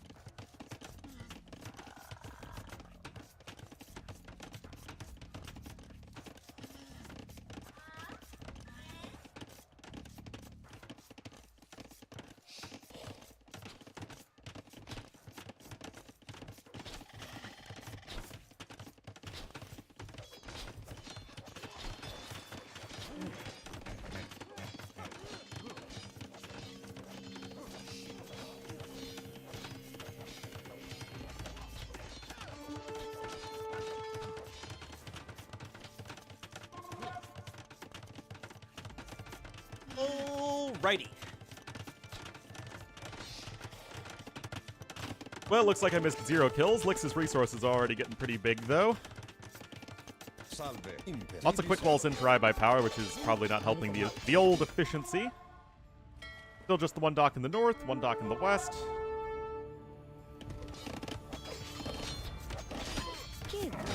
Oh, archers starting to pepper away those men-at-arms, though. And on the flippity-flip, it's like both players are having to defend, but actually, no, the swordsmen are out of position here. Ooh, that is a mistake from iBuyPower. Also, DBA just coming in for iBuyPower when it's already been in for Lix. Ooh, yeah, that is a big boo-boo.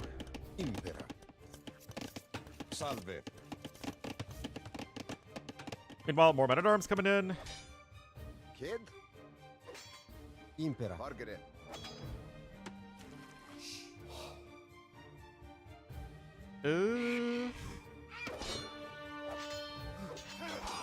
Another kill there.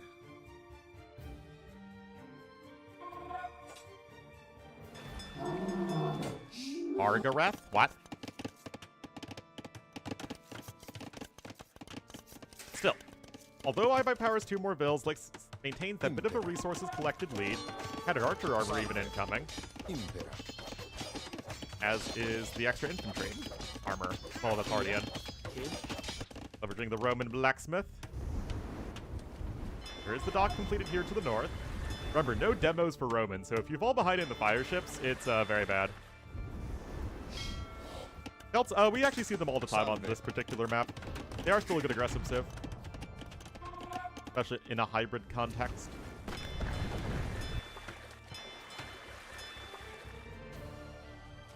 Anyway, dock over here to the west as well, as they're employing very similar strategies. No demo ships. Yeah, I don't know why they don't have demo ships. I mean, I guess because of, you know, no gunpowder, but obviously there are plenty of other civs that did not have gunpowder that have demo ships. And then Koreans, who obviously have every other gunpowder unit plus building, don't have demos. And all civs have petards.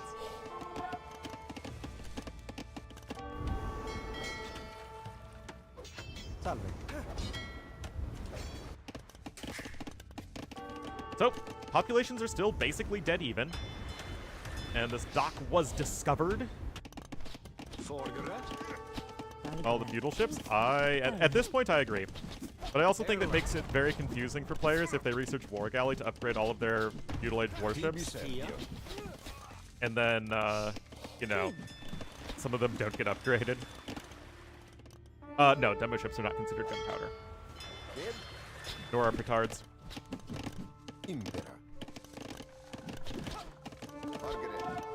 But I feel like the gunpowder aspect is why Romans don't have them, from a design perspective.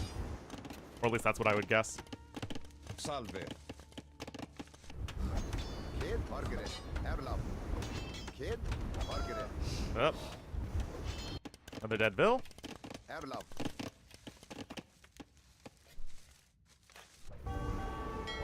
More fire ships are a-firin'. Tibi Servio. Impera. Salve. Tibi Servio. DB Savia. Kid.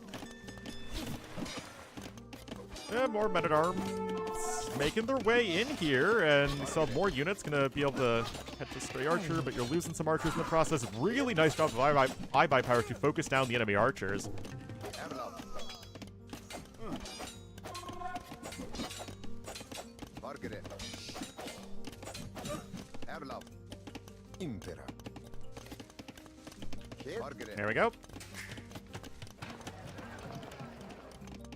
And Lix still maintains a little bit of a resources advantage. Both players should be similarly close to Castle Age. You can see they're actually both making markets because they had too many on gold. And it looks like, I think both players are defending their pawns thus far. However, it is 2 fire galleys to 1 here in favor of by power, and they're both making some more. So these 4 fishing ships could be in danger. Meanwhile, dock here to the south for Lix is going to be nice for him. And Castle Age is coming in now for by power a little bit faster. Not by much, though. Impera. And of course, that Celt Siege push could be extra scary. And Roman Scorpions also do not like dealing with Celt Mangonels. And having to buy the extra stone for another defensive tower, though, is purple. Well, I guess the first tower was an offensive tower that just died immediately. Oh, this is a bit ugly. Still, it's literally 3 to 2 fire ships. Okay, well, that is going to be an advantage. But just queuing up 1 more right now isn't going to help you keep your other fire ships alive. And Gray is adding in even more fishing ships as well. Looks like there's a stable coming in for Lix because, you know, why would you ever go for infantry as Romans?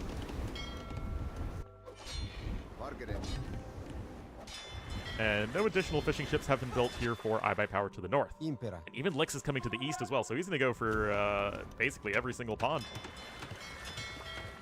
Looks like that fire ship was repaired in time. Well, except the north one. Tibi Servio. Salve. Tibi Servio. He's got 5 men-at-arms, man. You can go for long swordsman. No, gonna go knights.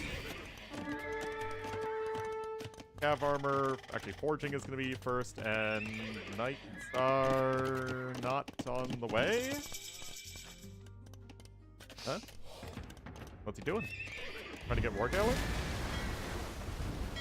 Well, looks like most of the fishing ships have been sniped here to the west. Going for woads. So he's going to hope that by power builds a castle and then woad raiders and then try and convert them. Impera.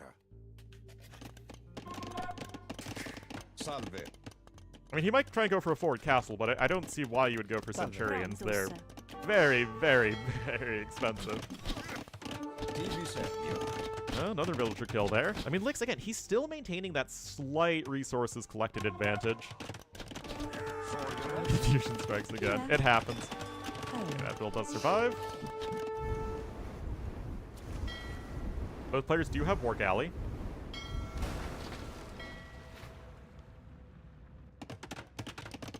But the extra TC should be enough here for by power to start getting the eco. I mean, I say that, but you can get more fishing ships over there. You're getting more fishing ships over there. And that's going to be a big boost here for the eco of Lix. Here. I mean, neither player has a very good farming eco, so obviously advantage to the guy who has a fishing eco to help supplement the food income. Meanwhile, more archers are on the way here for by power, so looks like he wants to go for some crossbowmen.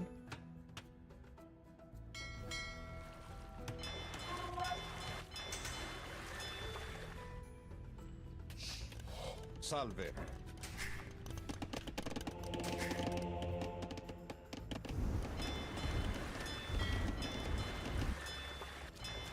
Well, there are going to be some fire ships coming in here to the south, and as far as I'm aware, Gray does not know, and indeed, he does not. Siege Workshop trying to be built there, but there's already going to be an offensive mangonel out.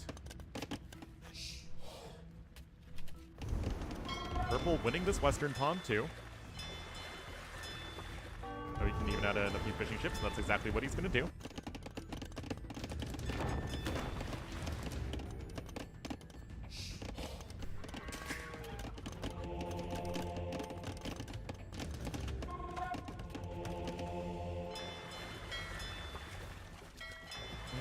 There still really aren't that many fishing ships here.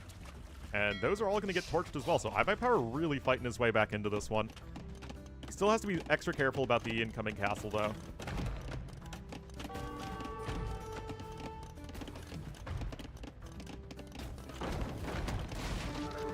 Looks like random Scorpion goes down.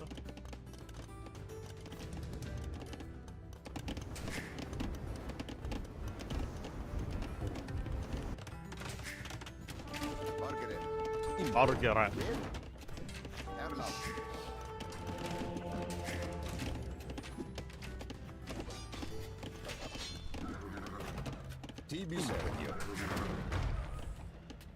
Well,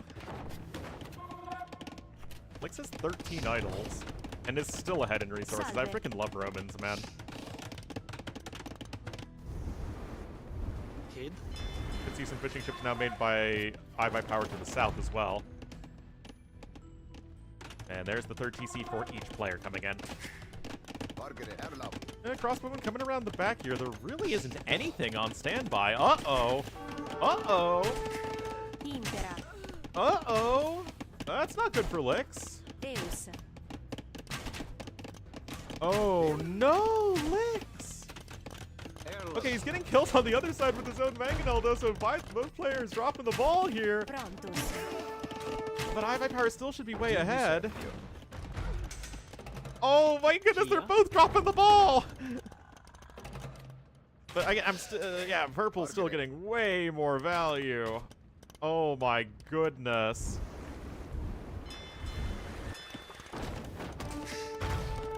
Yikes. Salve.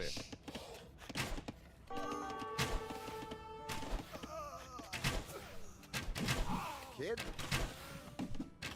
Yeah, all those units are gonna get massacred as well. I mean, Lix is just dead. Just run out of stuff. Kid?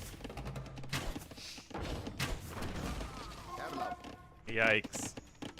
Yeah, you just can't have a lapse like that.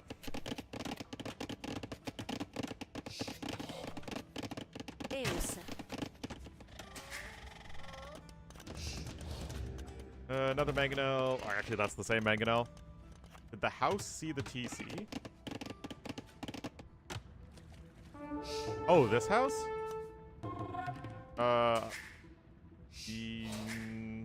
don't think so, actually.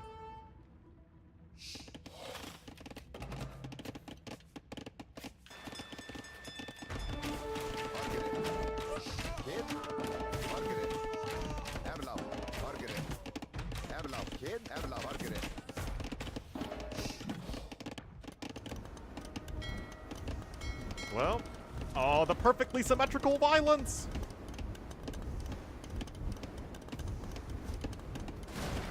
Oh, Ripperino.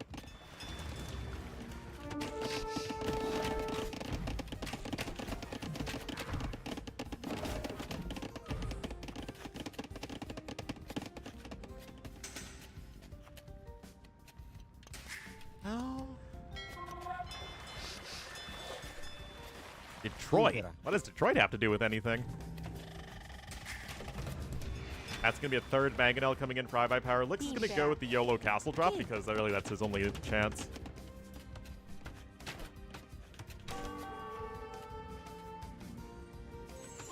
Salve.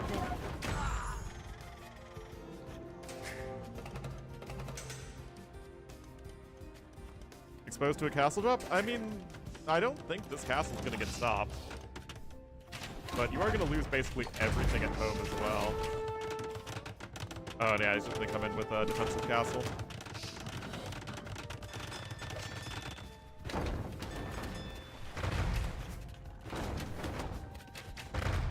Thanks Detroit at the end of a concert, no matter why.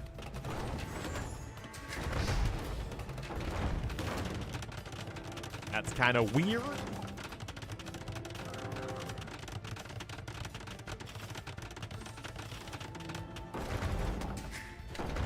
Yeah, that's not staying alive. Eus. Prontus.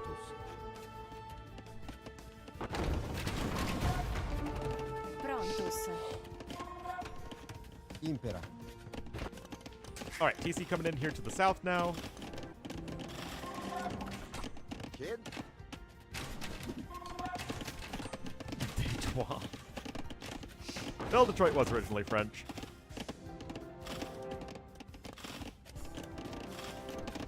That's because Lix is very dead.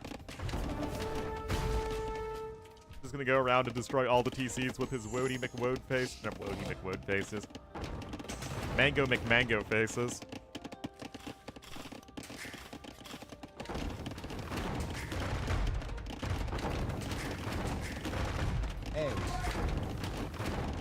Oh no! Even worse.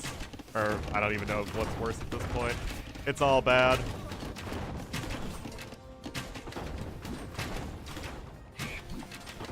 What? Oh no! I mean, I guess ballistics isn't in, but I don't know where you think you're going in this game as our Gray player. Another castle gonna come in here. Now some Wody McWode faces would be very good. Guys, this one Mangonel has a lot of work cut out for it. Okay, getting 3 monks in one hit. That's pretty good. I mean, normally 3 monks in a Mangonel for one Mangonel is really good, and it's still not even close to enough. And iBuyPower ties up the series at 1 apiece.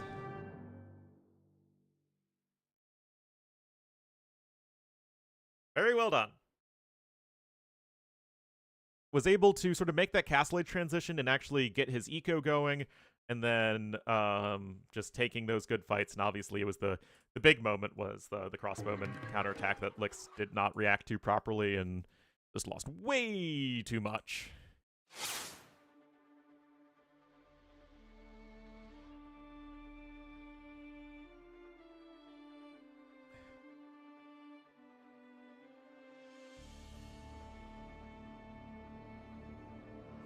That is Celts over Ovor Romans. And that is African Waters now done. And we have only hybrid maps left. Or I guess Migration's more of a full water map, but seriously!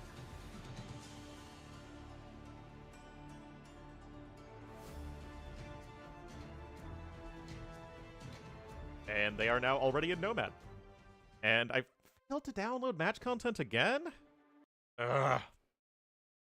Rage Racer!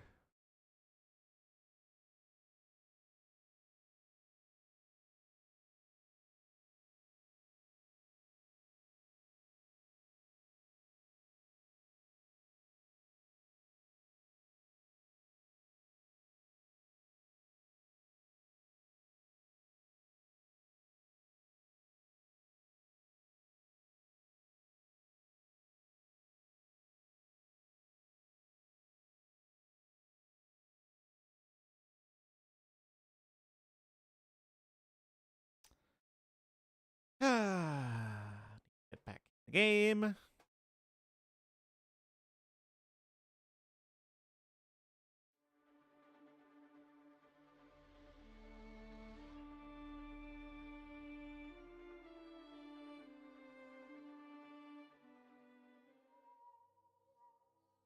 Do anything reasonably well. I mean, Byzantines is the classic example.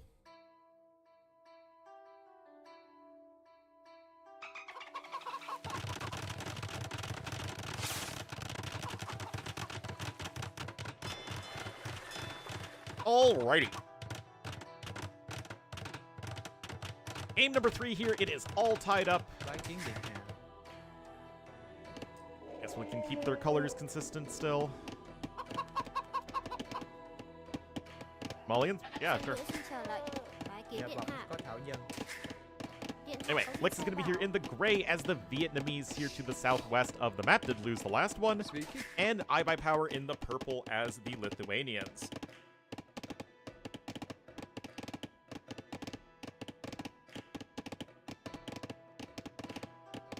Classic standard, yep.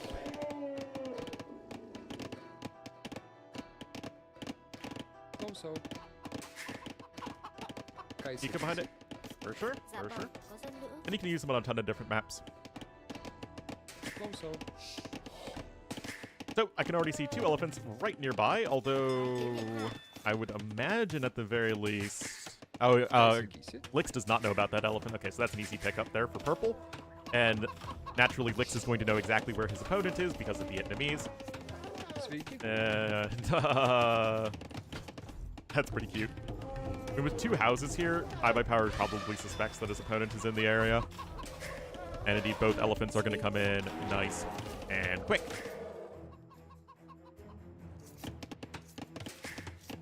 So as far as civs go, Vietnamese versus Lithuanians, they're both good. They're both flexible. Can go for a lot of different army compositions in early to mid game. Neither has an special incentive or advantage in going for waters, but it's no bad. Water is still extremely important.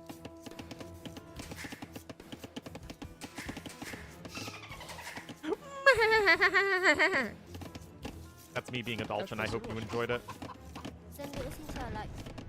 Dạ bẩm có dân nữ.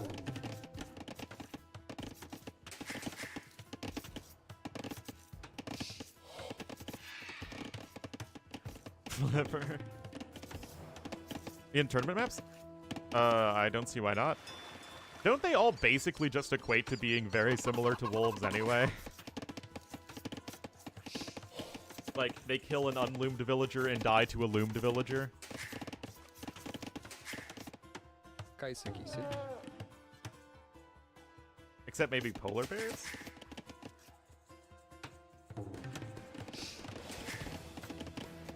Anyway, there's one elephant under the TC at this point, and I don't see another one super close by. Right? I mean, yeah, sure. I mean, it's fine. I just don't think it's that big of a deal.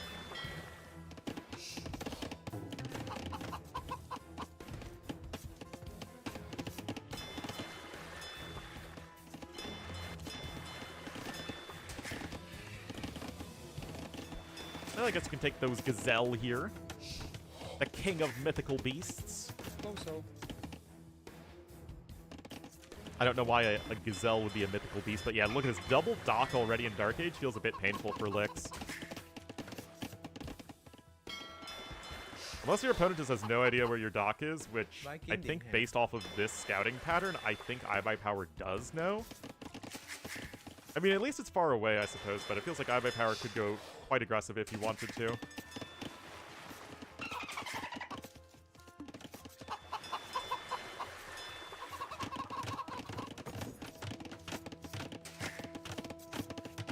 And wait, we got Loom and Feudal Age queued up at this point, and Lix just not able to do that.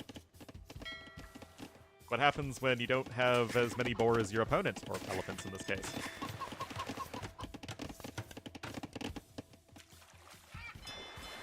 I mean, Lix's long-run eco is going to be better, but it's going to be very difficult for him to actually keep his fishing ships alive. Again, at the very least, the rush distance is extremely far for the Navy. So, and with the second dock coming here in the back, that is going to be not great for iBuyPower because going to be trying to go aggressive here, but unlikely going to be able to get a whole lot of damage done.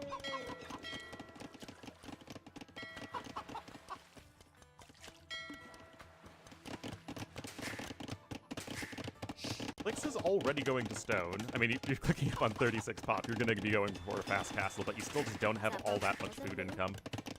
And I mean, he still needs to build a mill, probably on those forage bushes, or maybe with those gazelle, and indeed it will be on the gazelle. They both have their little demilitarized zone going on over here, but obviously you can just like leave a house or a palisade and just walk forward to drop a castle.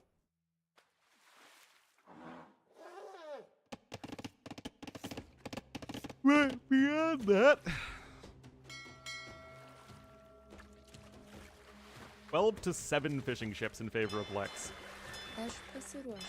I mean, it really would behoove iBuyPower to get some damage done, because these guys are getting value. Especially with the handy-dandy dolphins here, with the which have the 125 extra food on them, relative to the regular deep fish. There's the market, and there is the blacksmith, so you will be able to get up to Castle Age nice and quick here as iBuyPower. Ah, look at that elephant from so far away. Man, being able to lure an elephant from that far away without loom, like, that's just wild to me.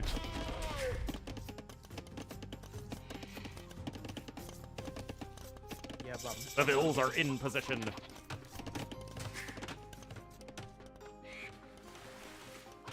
still, you would think that you need to go for, like, a fire galley or something, but, like, neither player is making a navy, which is just going to be better for the guy who makes more fishing ships, who is obviously Lix.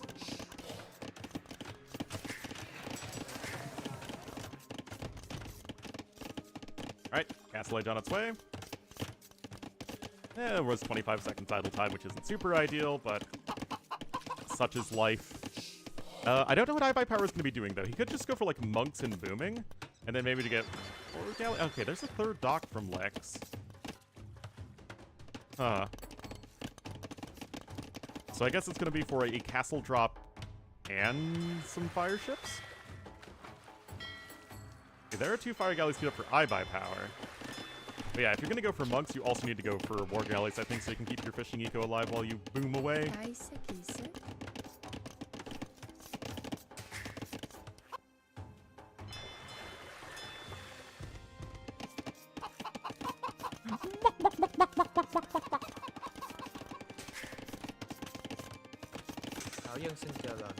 Well, more houses coming in to create a bit of a wall. Also, look at this. A single tile of palisade to prevent a castle drop. Kajse, kise. Oh, look at that. Look at that, guys. Hello, Fodler.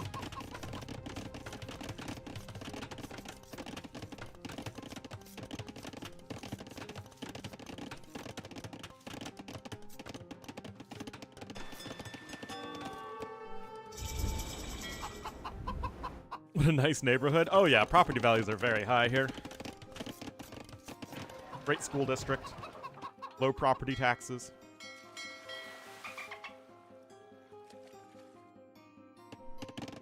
Casting, isn't that what I do? Alright, so it will be a siege workshop to start off. And war galley and an extra TC. Whereas Lix, still not quite enough stone for a castle.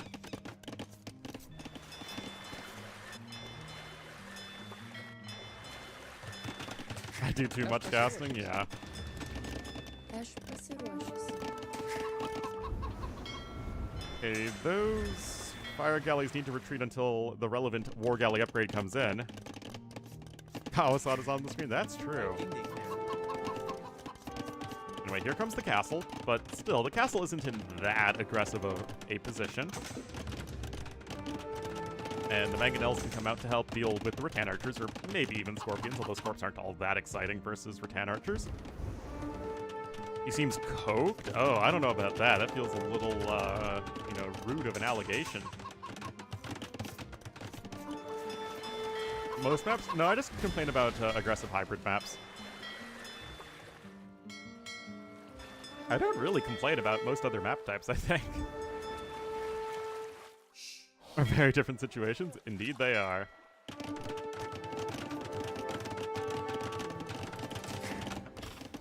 Send me a like. Bill does die over there.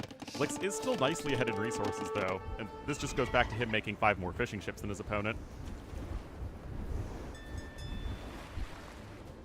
They're the same, yeah.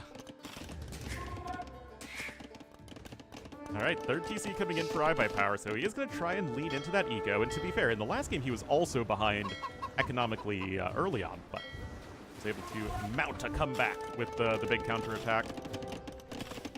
But the rattan archer numbers are slowly climbing, and iBuyPower is just chilling, man. Not even a single mangonel, and focusing entirely on the fire ships.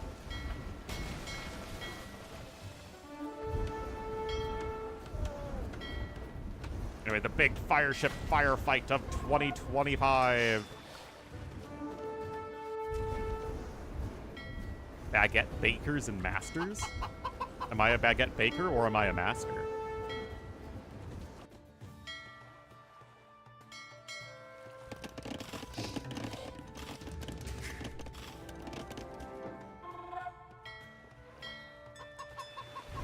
Fishing ships are still being idled, though. And again, like, how much are these extra TCs worth if you're still just playing catch-up for your opponent's eco? I mean, yes, Lix has lost a few fishing ships, but they're still mostly working. There's his own second TC coming in. There are only 4 rattan archers, though, with no upgrade, so it's not like it's the scariest unit in the world. I mean, Alice? What does that even mean? Fireships chasing away these ships for now. There is a demo out. Oh my god! No! High power! Oh, that hurts my soul. Oh, he must have been looking somewhere else. But you need to pay attention, man. That is a rough one.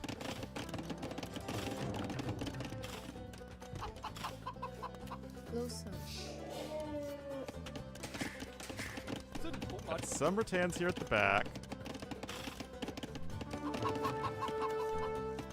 But, like I said, without any upgrades, except one thing I guess that's on the way, 4 Rattan archers are unlikely to get a lot of damage done, as none of these villagers are essentially exposed. And that doesn't help matters if you are... Oh, no. Ow. Ah, both players taking some big hits, that's for sure. Although I still think it's probably more significant, the one that iBuyPower took on the water. And yet, 9 to 8 fire ships, with more demos coming in. A little bit of revenge right there.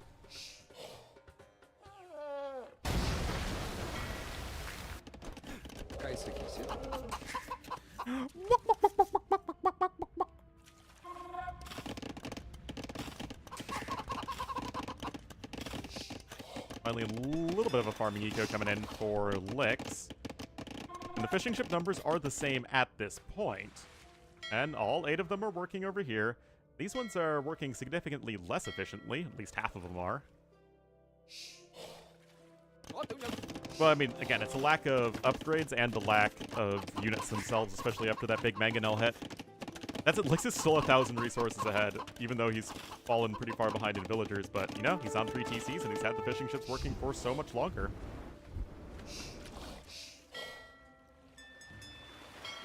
Another demo right about to pop out, and gets a very good hit.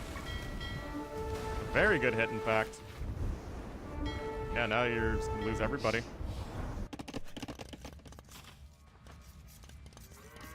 iBuyPower working towards a castle of his own, and of course, those Lechai be mighty scary. Now, there are some walls here, but as you can see, they are but palisade walls, and will therefore be, shall we say, insufficient in keeping out the Lithuanian unique unit.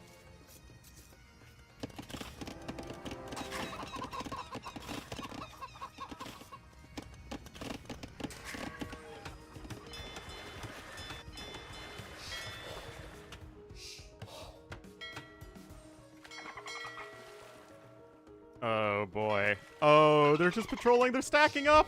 Okay. Oh, it's still a pretty good hit.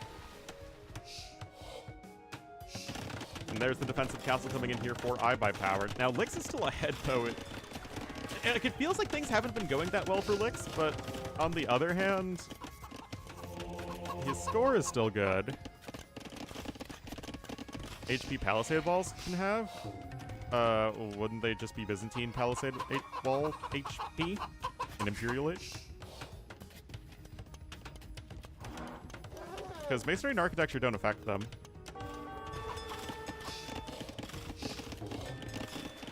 So it's whatever 250 plus 40% is.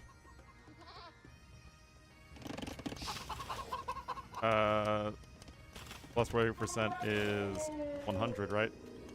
So 350.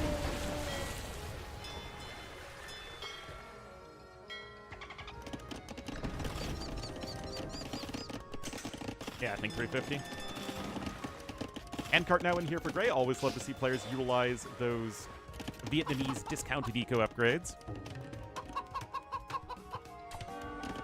And Lix is getting pretty close to Imp. I mean, the Vil count isn't that far off. And Lix has just been working with a significantly more efficient eco for much longer. Effect walls? No idea. But that's always been the case. Yeah, I suppose they just didn't want them too tanky.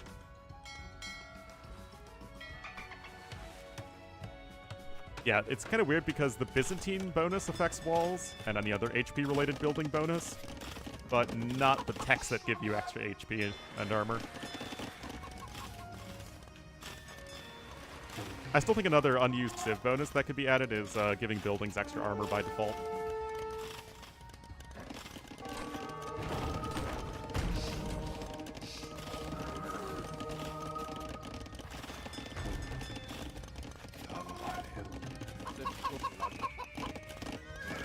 Well, one relic in only at this point. So number 2's coming in.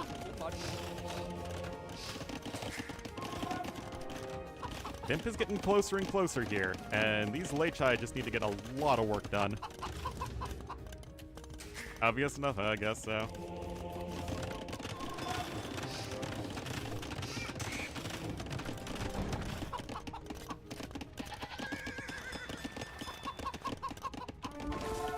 Dạ bẩm hư dân nữ. Điện hạ có gì sai bảo? No, they're still not great. Reconstruction's going to be a big help. There's the university coming in. But iBuyPower is going to come in with another castle.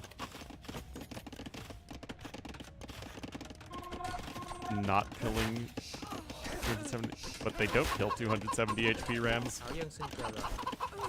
At least not very well. Lechai are getting some value here, though. Hold on.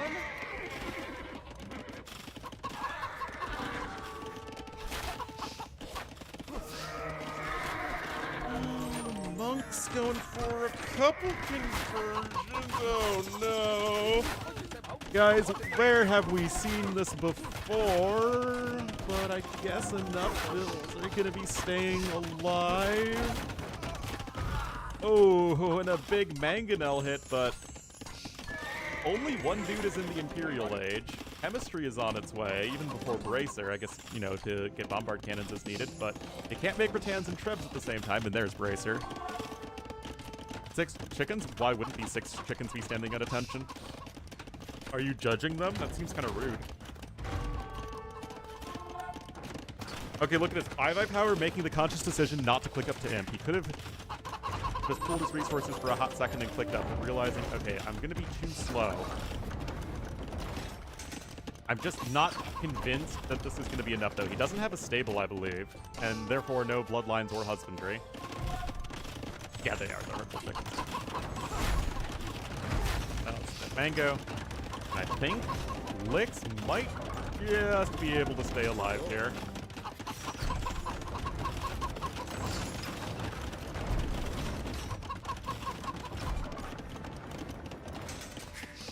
Bear or nothing? I mean, is that any different than wolf nothing?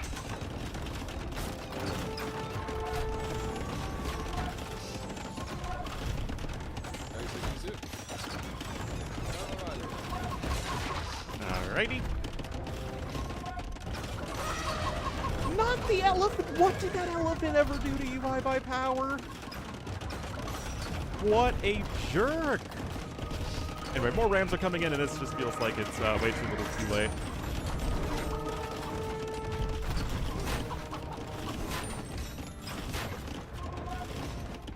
Couple conversions over here, and Licks. Again, despite taking those losses and being very behind in the TCs, he just had the fishing ships working sooner, and he's always had an eco lead this game. At no point, I believe, has iBuyPower ever been ahead in resources. You know, not since Feudal Age. And that's with him having so many more vills. It's just, well, that's how eco efficiency works. Also, why does purple Lithuanians look right to me? Even though he plays green in the Lithuanian campaign. But to me, purple is the Lithuanians' color. Alright, GG. And the Licks now one game away from moving on to the next round.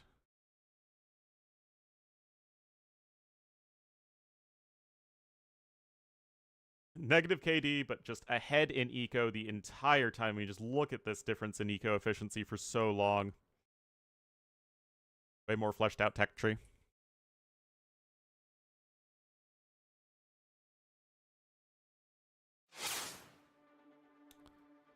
Blue and teal? Yeah, that's fair. That's fair.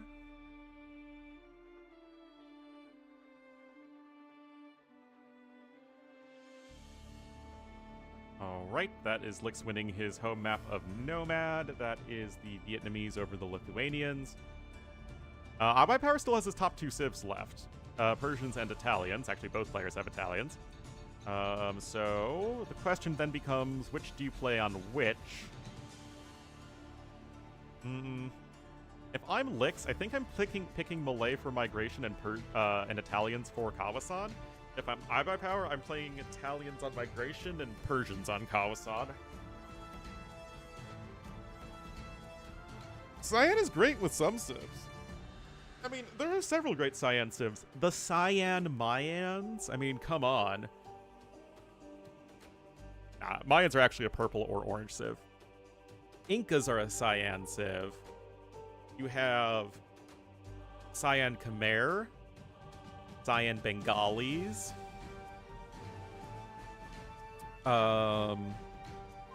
Bohemians are Cyan for sure. Going all the way back to Barbarossa 1.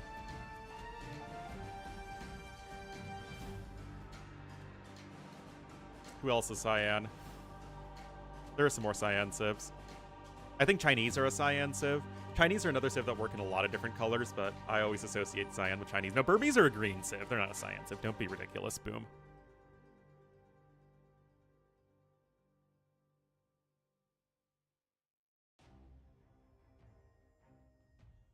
Who else?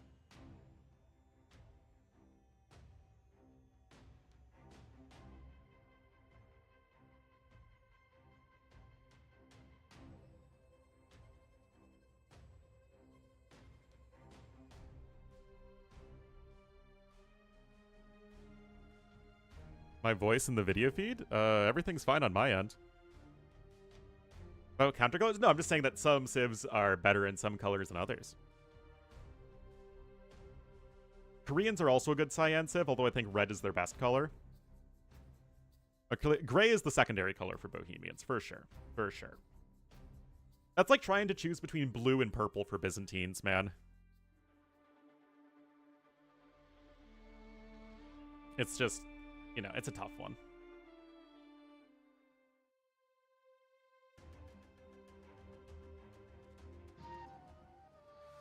It's not close. The thing is, both Romans and Byzantines can rock purple for, you know, historical reasons. But, and this is important to consider, guys, remember that if you have Byzantines and Romans, Byzantines have to be blue and Romans have to be red. Salam. So it's like, to me, Byzantines and Romans fight over purple, and then like the parent has to take away purple from both of them, and they have to be red and blue. Was blue because in Barbarossa 5 they were blue, and they kept it consistent because the devs paid attention to those sorts of things. Both the ensemble devs and the Forgotten devs actually did a really nice job trying to keep colors consistent.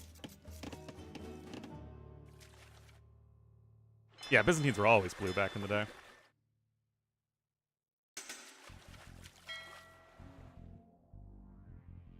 The Eastern Roman Empire is feeding their army. We must hasten with our raids so that we have enough resources for our own armies.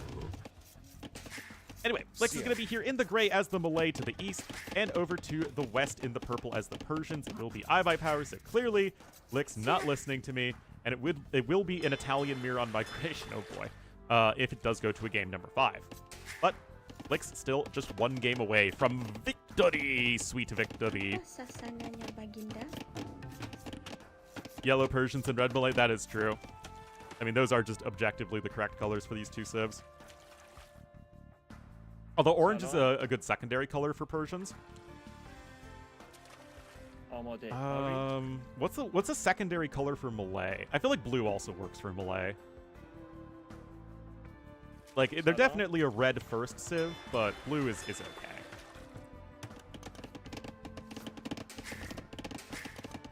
Ori? Gray? I don't think Malay are a gray civ. Green, orange. Because Malay are actually blue often in the campaigns, because Srivijaya is always blue. Whereas Majapahit are red. Cyan. You guys are so weird. Anyway, Vic's getting a little bit housed there. As far as to which civ I prefer, I actually do prefer Persians a little bit here, as they're just that much more aggressive on the water. Super blue? No, Dravidians are red, man.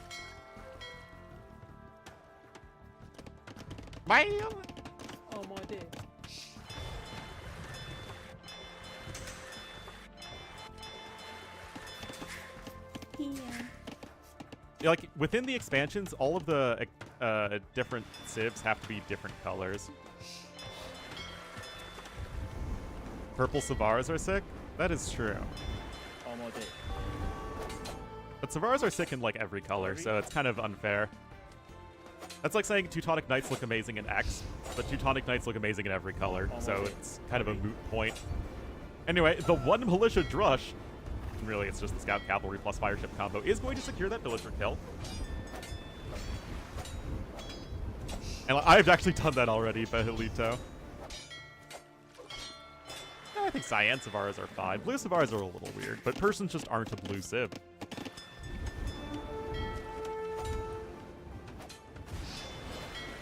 Green Savars,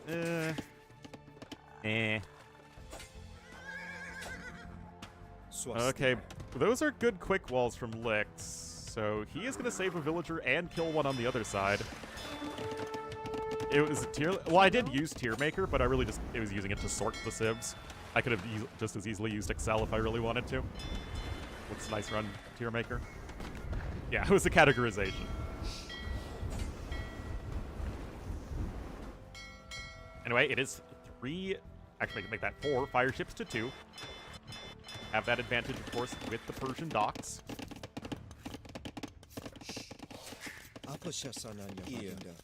Now, you know, speaking to the next game, guys, the question becomes, what color are Italians? Because Italians are one of those civs that they do work in a lot of different colors, but to me, Italians will always be red first and then anything else.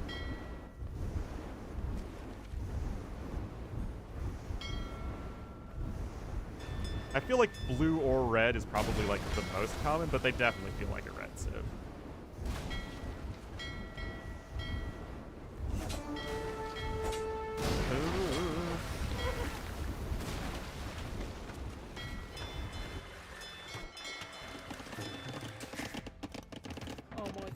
Archery range on its way here at home. Archery range on its way here at home. See, the KD is still fairly even. I by power still slightly ahead in resources. Spaghetti ready. More for them? Hair green for the colors of their flag.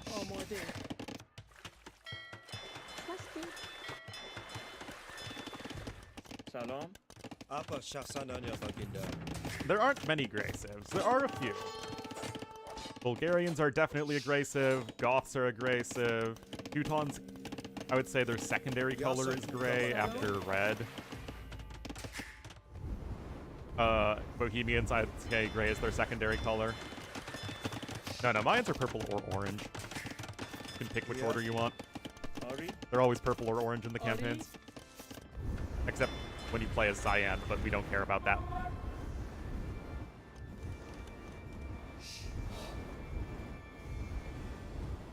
Red or gray? I mean, Italians can be gray for sure. For sure. Anyway, that dock was denied, but this one obviously was not. Still, you have the decisive production advantage as I by Power, who's even picking up Horse Color before his first farm is seeded, which is nifty. Your A-Wodes go hard. Yeah, but I mean, Celts are blue, man. I mean, some things are just, you know, you can't mess around with. The issue is that you have Celts and Franks, both very hardcore blue civs, but they're from the same architecture set and the same region. So it's like if you have Celts and Franks, like which one is getting blue? Picts didn't happen. Celts at least I feel like can have green as a secondary color for the Irish. As a defense mechanism against Kawasan? Yeah. Yeah, Celts I think have to give up blue before Franks do. Work as red? I would say yellow and then red, personally. Green woad, indeed. Background and meaning? Yeah, to me Bulgarians are always a gray first civ. Red can be a nice secondary color. Cool looking antagonist? Oh yeah, I think gray is really underutilized.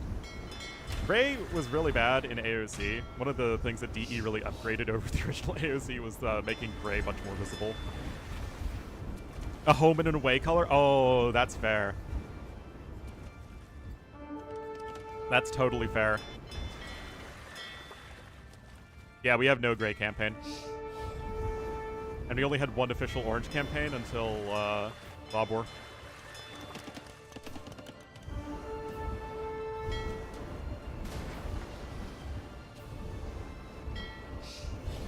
Yeah, Vilo absolutely should have been the first gray campaign. Ori, It's blue. It's Philadelphia, man. He just sticks blue in every campaign except Bayanong. آماده. I know. Blue Bulgarians doesn't even make sense. Preset A, again, that was an issue in AOC when they were also gray, but nowadays, Gaia is actually white. سلام. Anyway, Castle Age is on the way here for iBuyPower. Now, you could say, Ornlu, why are you talking about Civ colors and not paying attention to Kawasan? And to you, I'd say, because it's Kawasan. Here. Don't know, why? Orange and purple are both fine for Bulgarians. Ari. Yasa kuka baginda. Archers are coming in here. Be a bit painful. آری Definitely a bit painful. سلام I hope we go to a game number 5 because we have the Argentina versus Brazil match after this, but that's not until noon my time, which is in like 45 minutes. آماده آری. Here. So we need to pad out the time. سلام.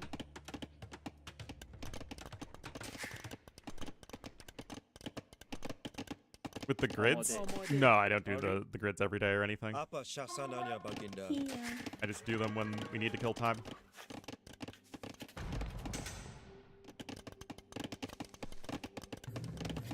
سلام Well, I mean, this is obviously a big investment here for iBuyPower. And his eco balance is really bad for going for anything at the archery range, so that's also not great. But, I mean, you're in Castle Age, so that's always nice. Alright, he doesn't have a market. He has nothing to do with all this gold. Okay, I guess he's gonna go for CA. Yasa kuka baginda. But Lix, of course, with the power of Murray, is up to Castle Age nice and quick, and his eco balance is so much better for what he wants to do. Whole campaign of 3-sword rating? Yeah. 3 is just, it's a really weird scenario. Here. Yasa kuka baginda. Apa Ivilo shasananya feels like a baginda. campaign that was originally supposed to have far more RPG-like elements to it, but then to make the campaign more palatable for the average AoE player, Philadelphia, Shasananya baginda. you know, burned back a lot of those RPG elements to make it more of a standard, Here. you know, boom, build and destroy type campaign.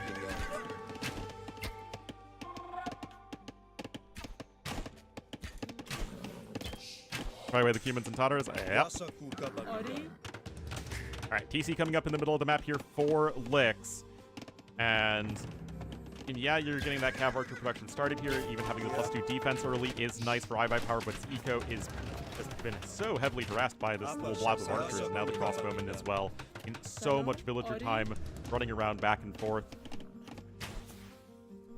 Apa shasananya baginda. It was an honorable mention in my hardest scenarios of, in AoE 2 DE the first go around, because it was so hard until you figured out that you just need to rush down the with a bunch of Cav Archers and snipe the cons of the Cumans and Tatars. And the scenario is pretty easy.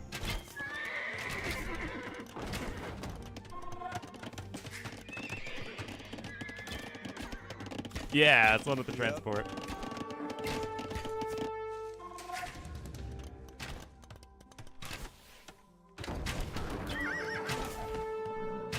All right.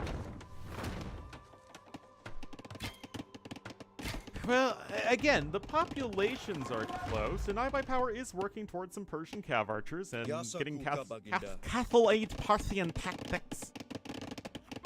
آماده. آری سلام. Is going to be a possibility, but right now, again, the eco is such a mess right now for iBuyPower. So many bills on wood, none on gold because that's being denied.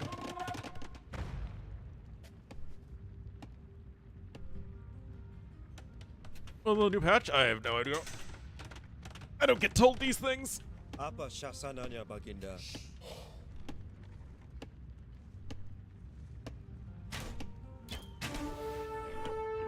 And as far as like stylus of a scenario, I actually think that campaigns should really endeavor to have a variety. آماده. سلام. And I feel like when there are build and destroy scenarios, it's way too often, okay, you just start with a village at the side of the map, and then you just, again, build up a huge base and patrol across the map. Because it feels like that was like every scenario in Three Kingdoms.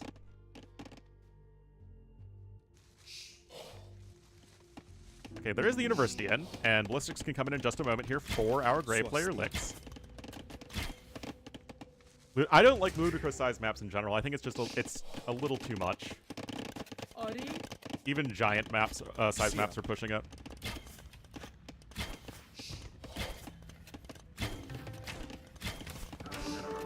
Here. Matchups or anything? Yeah. Or Kawasan again? Oh, we never stop Kawasaning around these parts. Anyway, iBuyPower is at least sort of able to get his eco back up and running in an efficient manner.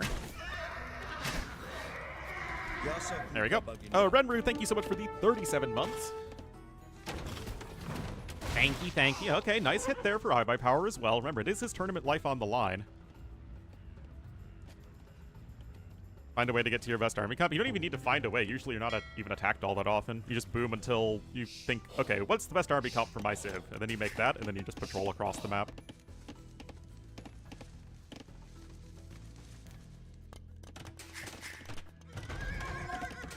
Swasti. Apa syasananya baginda? Although there are certainly some very good build and destroy scenarios. Like, you know, since I just replayed it, Wonder of the World, the last Sicilian scenario, really, really good scenario, and it's basically just a standard build and destroy scenario, except you can get some extra unique techs. Not the Ismail campaign. Oh, shots fired. Yeah, Regenta 3. I mean, similar style where you just have tons of different enemies and you can do different things, but yes, very, very, very good scenario. And again, it's mostly just standard build and destroy gameplay. Yasa kuka baginda. سلام. Elephants on Ludicrous. Oh no! I'm ready for the next, for a Hannibal scenario where you start in Tunis and you have to go all the way around to outside of Rome on a ludicrous-sized map with your elephants. I think that would be perfect gameplay. Defend the Wonder Games nowadays? Were there ever many? Alright, Ballistics is now on its way here for iBuyPower. He's done a good job fighting his way back into this. Fourth TC, though, coming in here for Lix, and remember, he's had control of the middle since Castle Age. Ooh.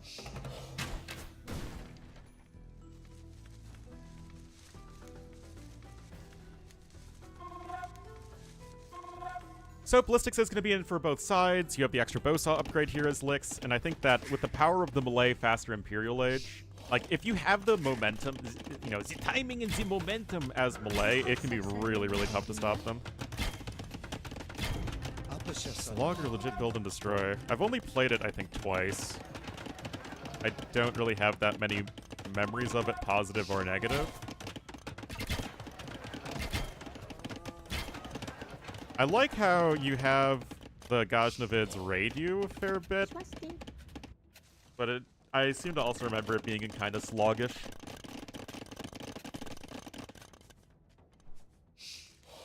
The last Birthurage mission, it used to be like the super janky, you don't get an eco, but you have to just like start converting a bunch of enemies and then patrol across the map with elephant archers. Nowadays, it's a much more standard scenario. And you just have to build up against the guys that start with the Y. Not the Yaravan, and then the Cholas, and then the Burmese. Yadavas, yes, that's what it was. Anyway, Imp is on the way here for iVi Power as well, but this is what I was talking about with Licks and just having the timing with the melee. Weird scenario. I mean, they made it much more streamlined, but yeah, it used to be super weird.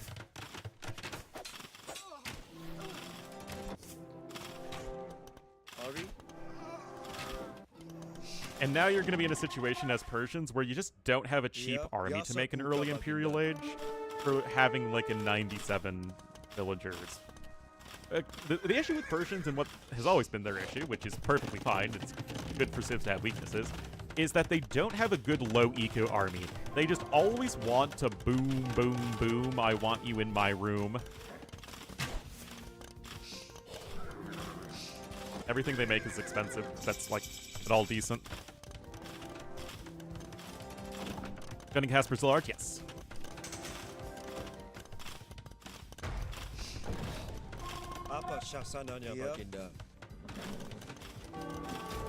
Because I must remain motivated.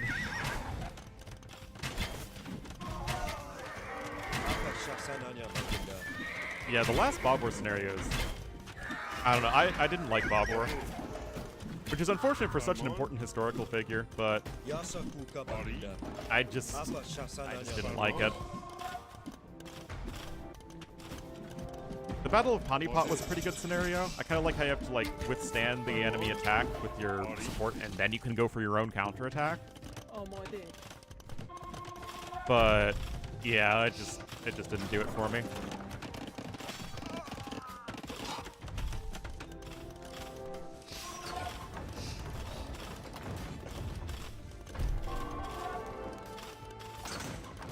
Hello, Saracen Warlord. Anyway, castle's going down. I mean, iVi Power still does have a population lead, and he is getting to skirmishers, but without control of the middle of the map, it's really, really hard to do anything on this map.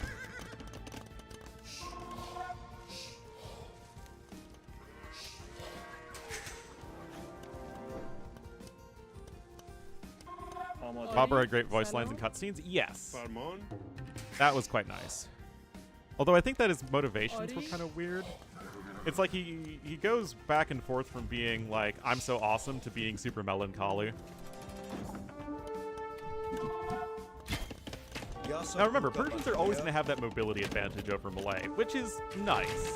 But right now you're relying on Persian skirms, and you just are going to keep on getting pushed through the middle of the map. And it's very, very hard to win this map without control of the center.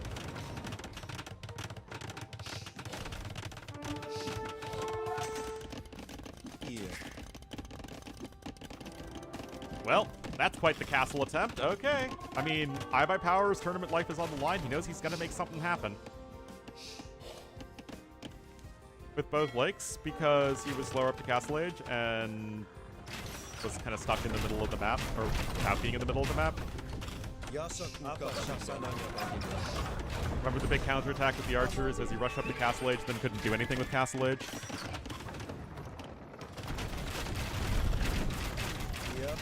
Burgundian's character? What do you mean? Sessions was the lead designer of Burgundians.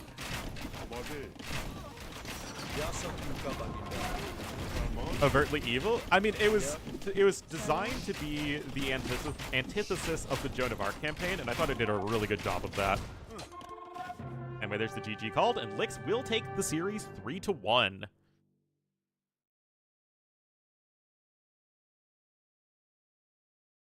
I mean, Lix was in a bad spot in multiple games, but just hung in there and found a way to win.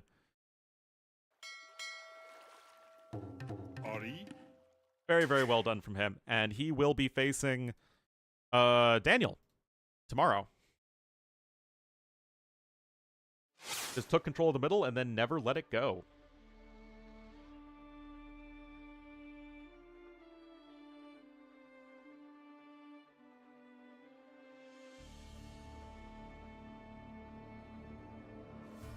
Yeah, Burgundians are not like... I mean, it's real politique, right? They're not cartoon villains. It's not Tamerlane or Genghis Khan or Attila.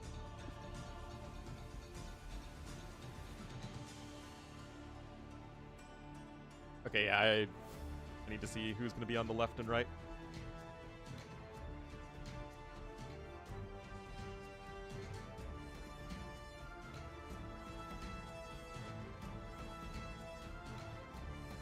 Oh, righty.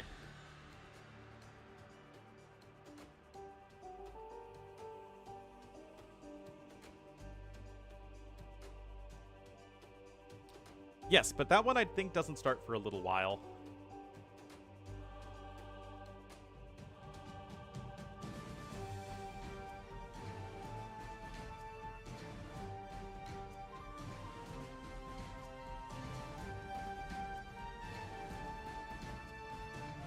All right. That single militia really paid off. That single militia did pay off. You're right. All right. So I, myself, I'm just going to take a very quick break. Then we'll be back, and we'll find something to do in between. Team game until the next set. Maybe. Or I need to take like a 5-minute break first. Then we can do some team games if you want. All right. I'll be right back. Nothing personal, it's only politics? Yeah.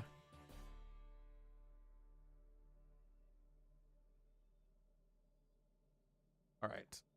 What's the title of the other series?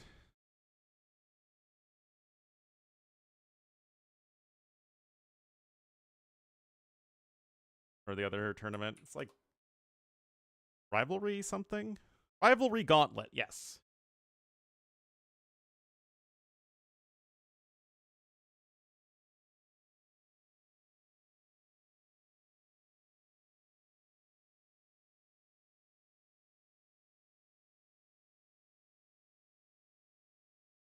Also, Longshanks was kind of weird.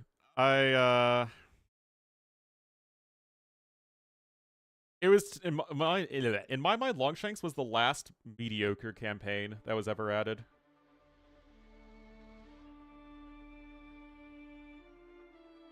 Until maybe Three Kingdoms.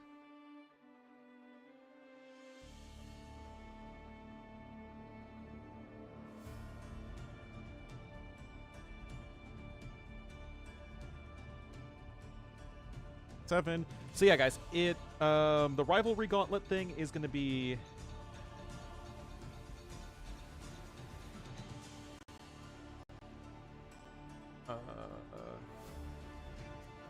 in like a half hour-ish. All right, so 17 GMT, Brazil versus Argentina. Rivalry Gauntlet, hosted by Paradox303.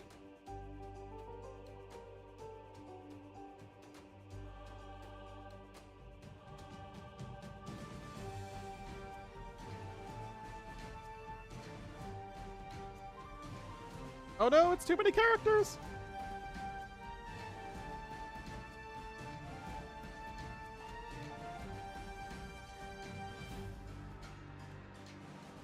Yeah, I mean, Robert the Bruce would have been the real enemy. Historically, he was.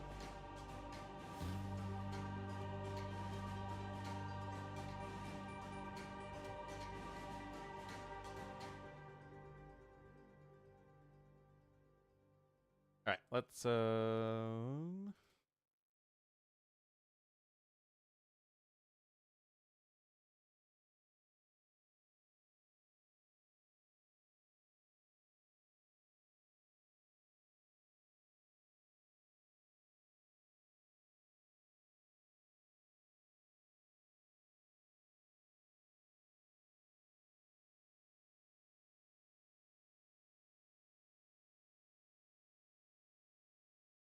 Alrighty, guys.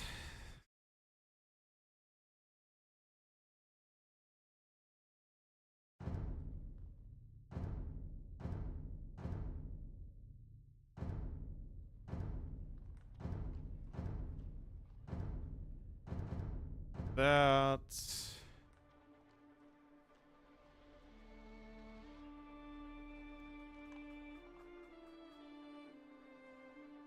Research? I'm sure a lot of research went into it.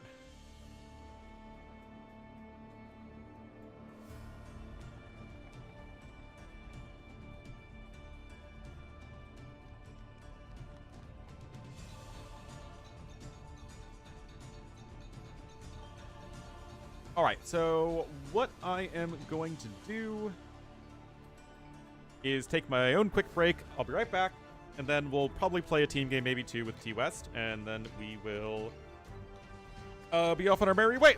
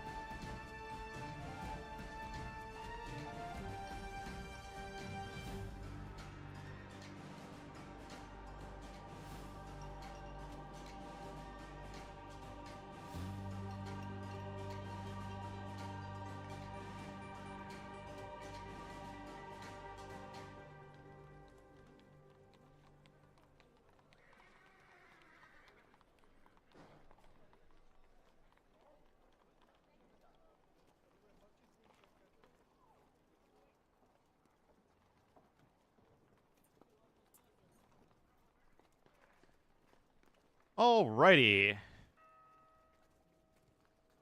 It's like T West has invited me.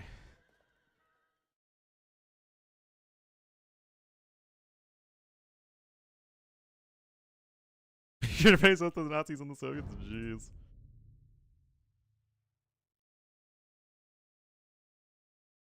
Jeez.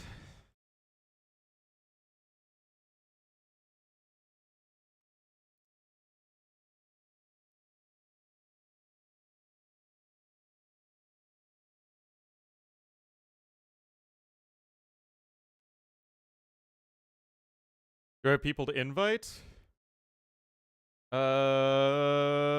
Anyone around? Is Fodler around?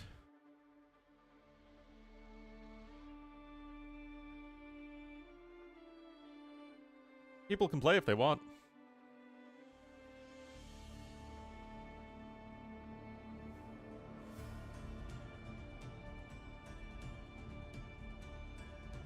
He's not saying he has anyone. Oh, well, If you go 2v2 and have more bands. Doesn't seem like it. Okay, if anyone wants to play.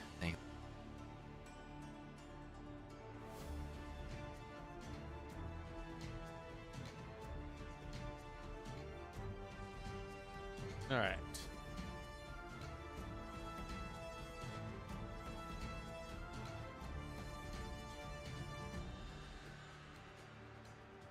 Mr. West.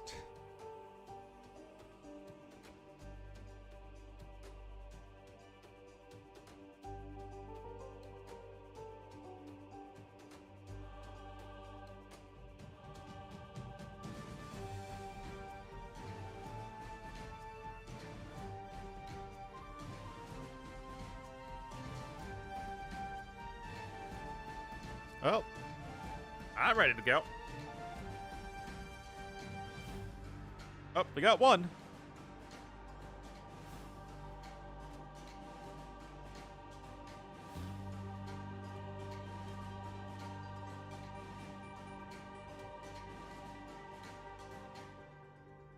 Oh, it was English?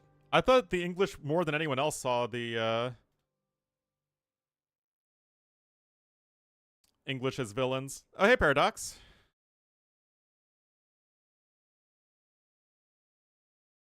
Looking forward to the set.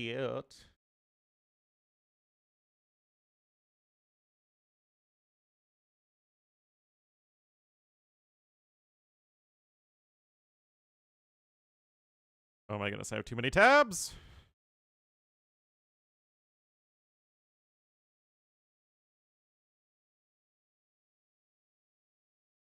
That's from yesterday. I thought they were great. I loved the one that what was it, Zimbabwe? That was really cool.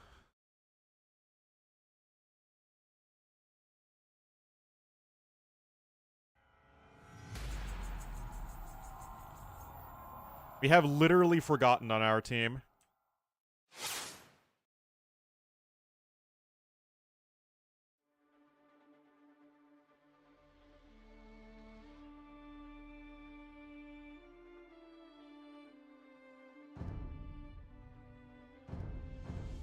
We're going full random, guys. YOLO!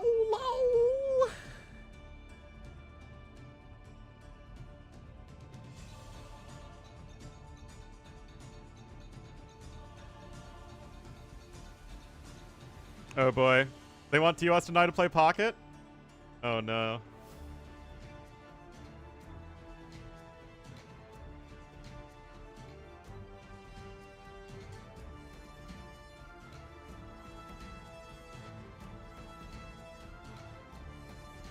What am I doing with the lobby with Ornlu and TOS? Oh boy, Georgian's Pocket!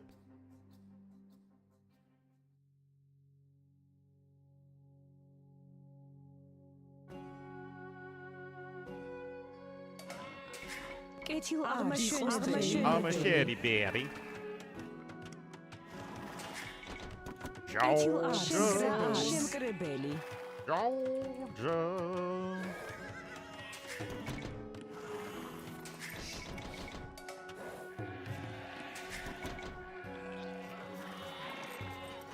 What's the hideout meta from Pocket?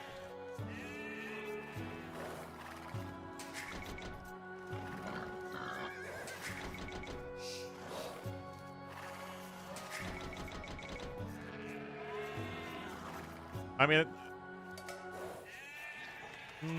is the meta still just gonna be...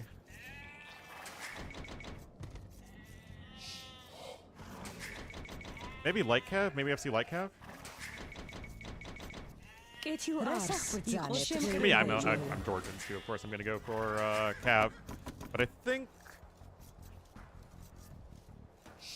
კეთილ არს მონადირე no, I don't think I can just go for a pure boom დაუყენებლად შემკრებელი much as I'd like to. მზა არის იყოს დღე მარჯვე კეთილ არს იყოს დღე მარჯვე კეთილ არს მონადირე რას ახბრძანებთ It will scorp.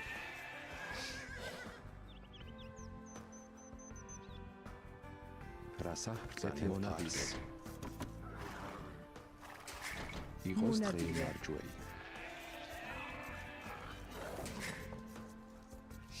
კეთილ არს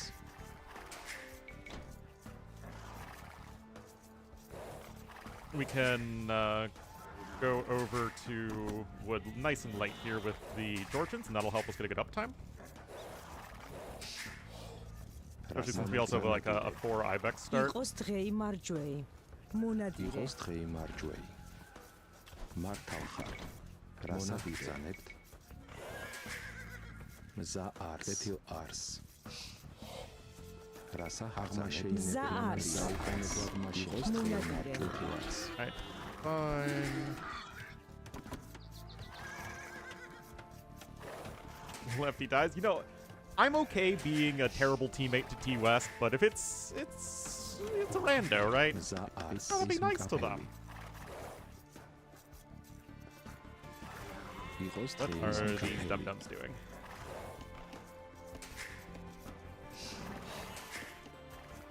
რას ახბრძანებთ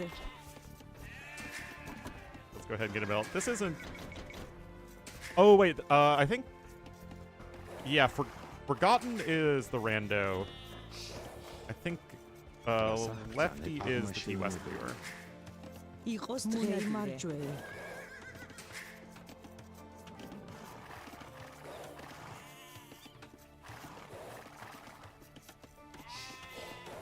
იყოს დღე მარჯვე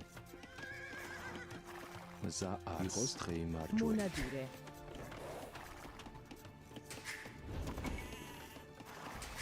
Okay. There. მზა მზა არს არს იყოს დღე მარჯვე რას აღმაშენებელი იყოს დღე მარჯვე შემკრებელი Impravelli.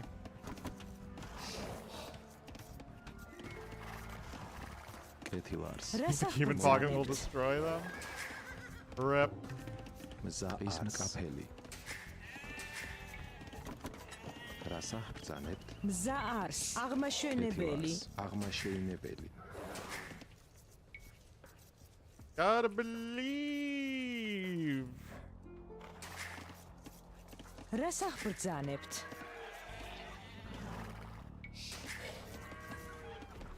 Oh, the multi-kill. I'm such a dum-dum.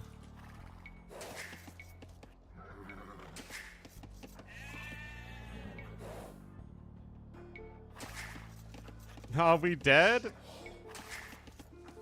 What? იყოს დღე შემკრებელი არს რას ახბრძანებთ What is this lack of confidence? იყოს დღე მარჯვე რას ახბრძანებლად მაშინვე აღმაშენებელი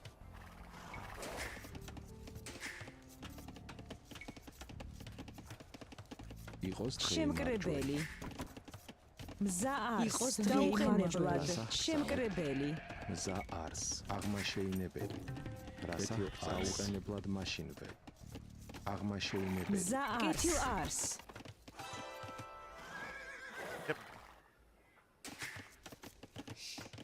კეთილ არს ხრებლი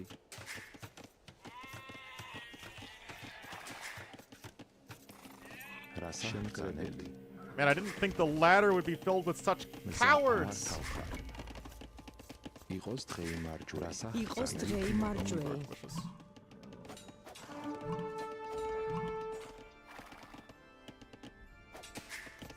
He ran away from me when I hit when he hit feudal age and I wasn't. You guys, it's all about confidence. Out of the way from our ally. კეთილ არს. მზა არს. დასაყრდანებად ვიყის კეთილ არს. აღმაშენებელი. ის მკაფელი.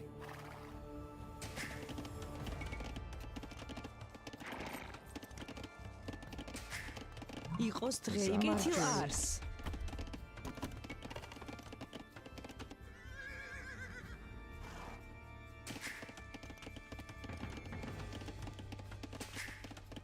კეთილ არს. შემკრებელი. 8.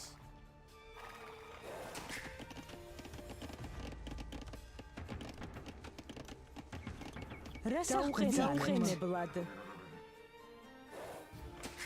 Well, our ally's chasing down the enemy. აღმაშენებელი. Let's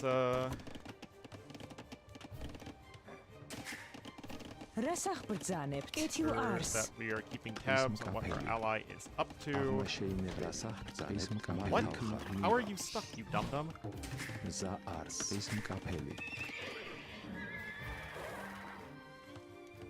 It looks like our Bengali ally,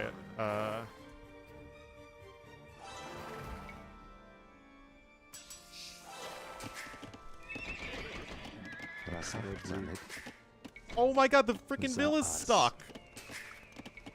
აღმაშენებელი. იყოს დღე იმარის Why do these mills keep getting stuck?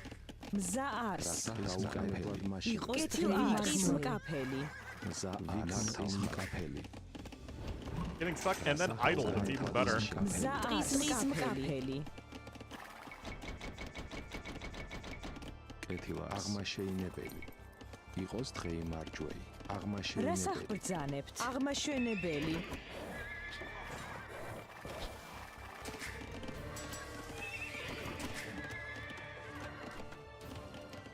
იყოს დღე იმარჯვეი. აღმაშენებელი.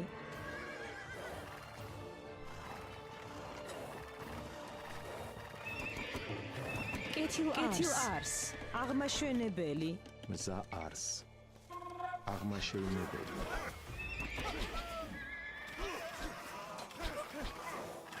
Unfortunately, that was not the most well-advised fight for our ally. მზა იყოს არს. დღე აღმაშენებელი. კეთილ ის არს. მკაფელი. რასახბრძანებთ? აღმაშენებელი. მზა არს. მართავ ის მკაფელი. Anyway, our ally should be able to buy just a little bit more time.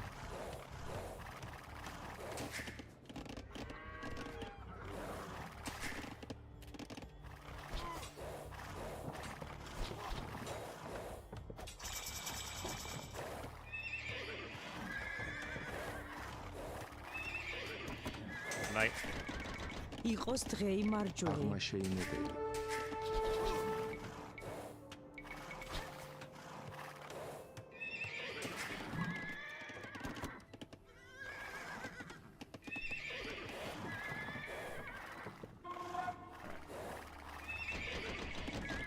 იყოს დღე იმარჯვეი.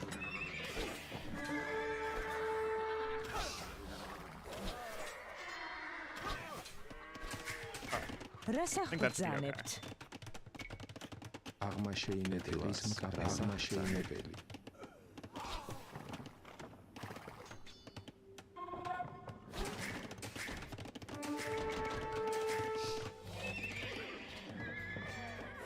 Okay, so we got that.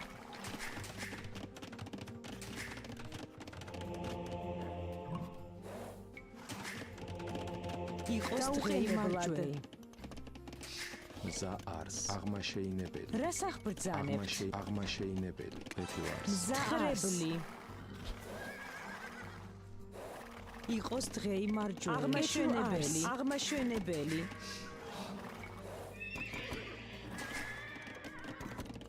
რასახის მკაფელი.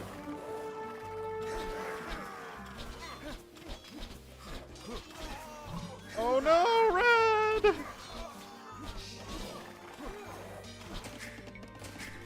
იყოს დღე იმარჯვეი. იყოს დღე იმარჯველი.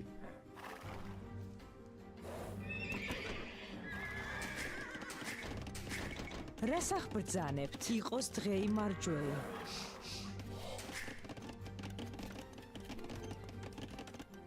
Sure. Arma Sling me, schöne why the heck Belly. not?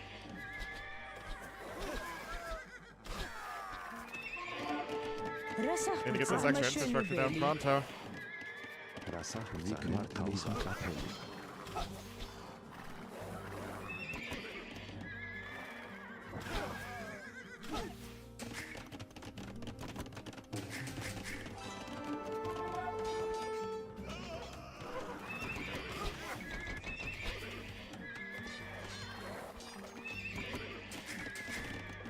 Კეთილ არს შემკრებელი. Extra TCs. You know it, baby. რასახ აღმაშენებელი. Rasach bzane აღმაშენებელი.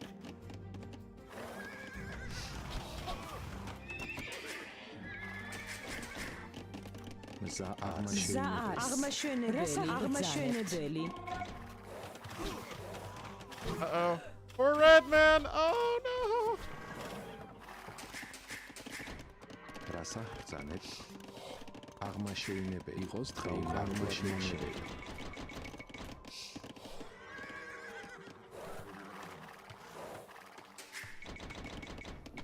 Rasach bzane ars. Let's get some stone income, I suppose. აღმაშენებელი. Rasach bzane აღმაშენებელი.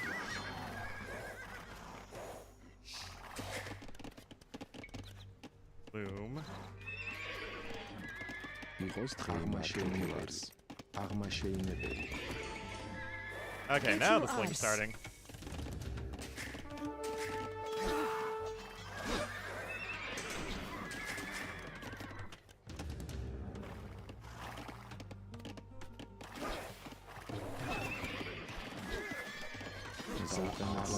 მზა არს. აღმაშენებელი. კეთილ ars. აღმაშენებელი. აღმაშენებელი. Rasach იყოს დღე მარჯვე.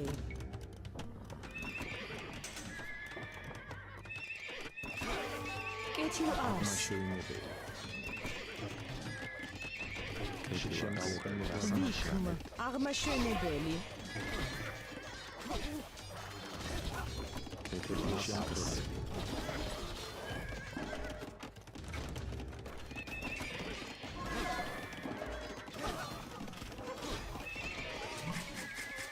იყოს დღე მარჯვე. ხრებელი.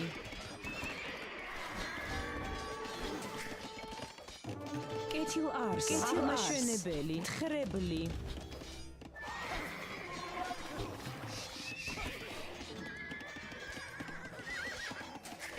იყოს დღე აღმაშენებელი. აღმაშენებელი.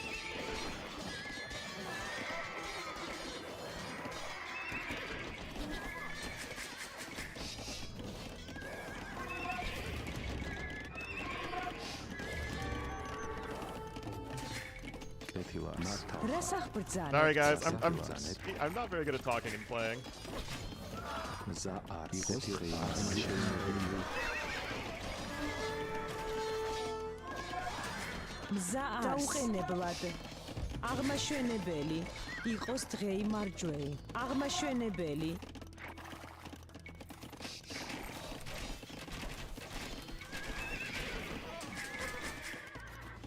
Okay, looks like P8's doing all right. მზა ars. აღმაშენებელი.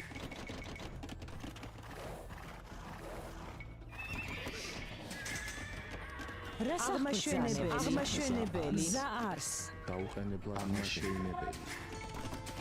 Anyway, we of course need to get our own good eco up behind us as well.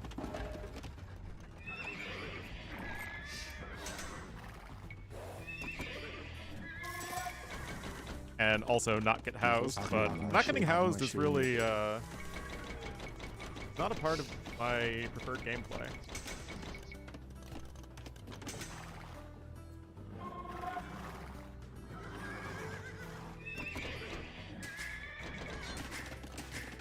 მზა ars. აღმაშენებელი ars. აღმაშენებელი. Okay.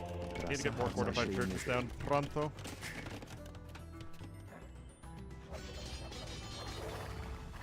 Right. Ah, blue is going triple ranges. Oh, quadruple ranges!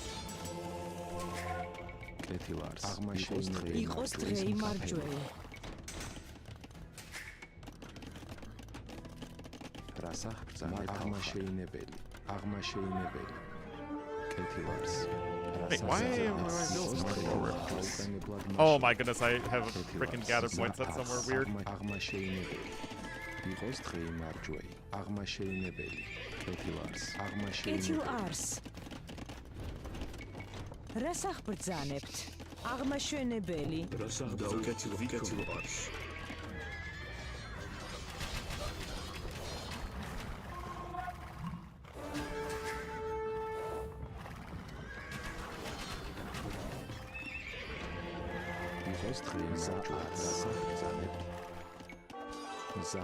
იყოს დღეი მარჯვეი კეთილარს რასახ ბრძანებთ აღმაშენებელი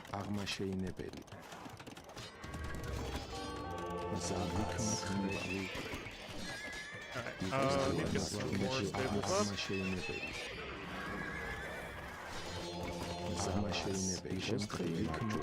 კეთილარს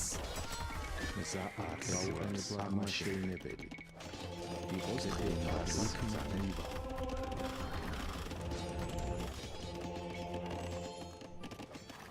იყოს დღეი მარჯვეი აღმაშენებელი რასა იყოს დღეი მარჯვეი აღმაშენებელი რასა სახრები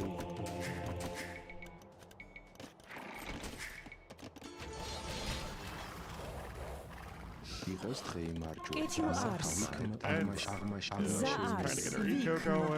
აღმაშენებელი რასახ ბრძანებთ აღმაშენებელი კეთილარს აღმაშენებელი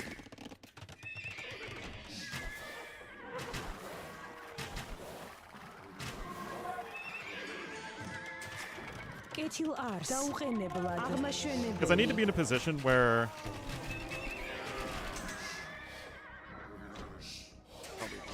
Oh crap, I'm sorry.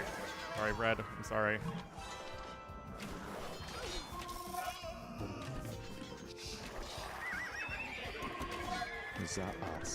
იყოს დღეი მარჯვეი აღმაშენებელი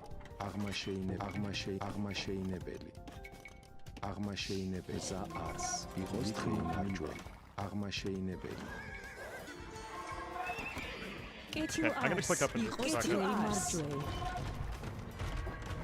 კეთილარს რასახ ბრძანებთ იყოს დღეი აღმაშენებელი ის მკაფელი Where the heck is stone? კეთილარს აღმაშენებელი I never built a market. I'm so dumb. ბრძანებთ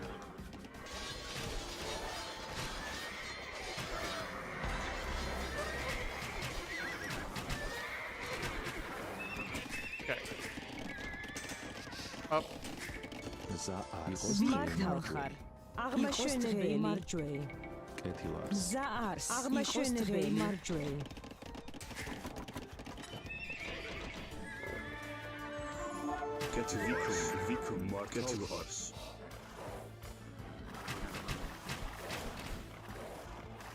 იყოს დღეი რასახ ბრძანებთ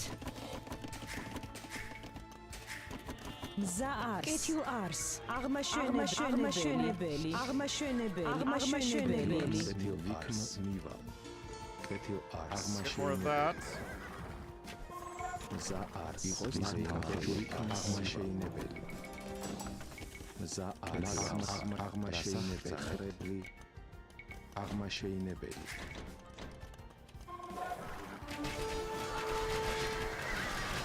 Okay, get that. Still need to be a good little meat shield. აღმაშენებელი აღმაშენებელი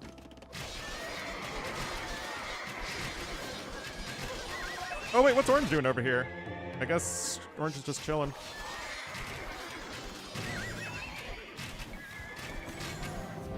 ზაარს იყოს დღეი მარჯვეი I have so much wood, man. ზაარს აღმაშენებელი მსახურობითი თვალსაჩინოს.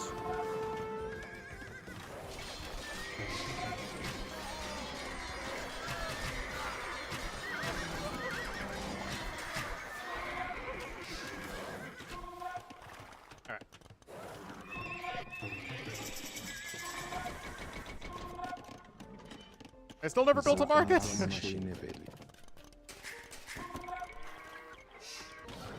I only sent 2 bills forward. So bad. Mzaars. იყოს დღე მარჯვე, დღეს მკაფელი.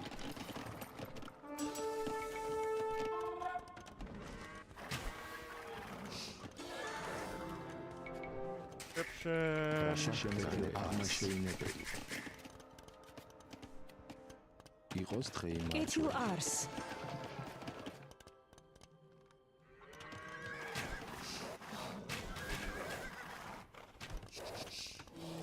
All right. Იყოს აღმაშენებელი.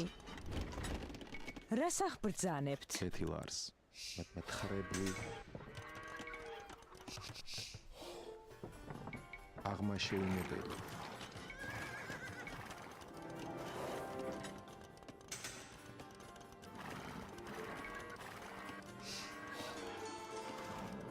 Yeah, we don't need რასახალხა. No! Keep going! What? Get you ars. დღის მკაფელი. აღმაშენებელი. აღმაშენებელი. Too slow to build up.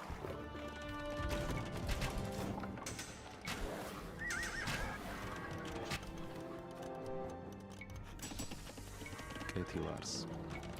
დაუყენებლად. აღმაშენებელი.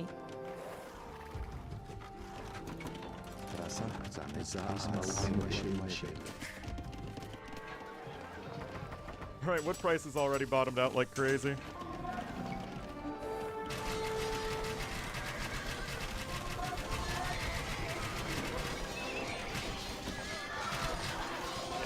Move back to my castle. Garrison inside if needed. That bad boy is on its way. კეთილარს. რასახალხა. კეთილარს. აღმაშენებელი. Alright, we're making our proper switch into Manaspa.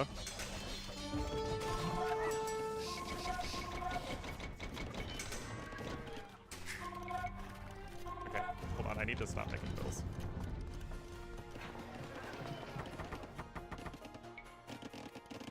But this is what T-West does when he slings. When he slings, he only slings, man. აღმაშენებელი.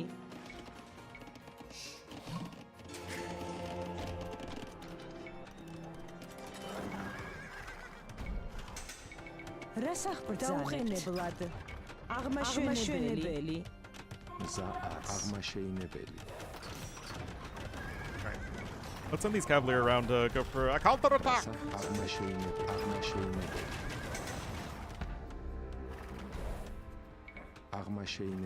აღმაშენებელი. კეთილარს. აღმაშენებელი.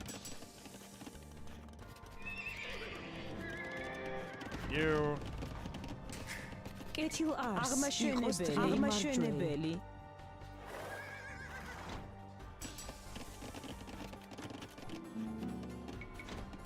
Alright. Get another Treb. Treboli is what these bills like to say. Okay, Roman player is going to be going for those Halberinos. Get you ars.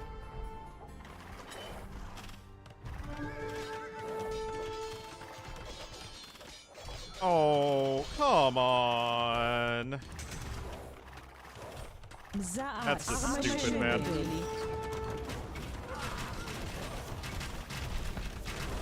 იყოს დღე იმარჯველი. მზა არის. იყოს დღე იმარჯველი. აღმაშენებელი. კეთილ არის. აღმაშენებელი.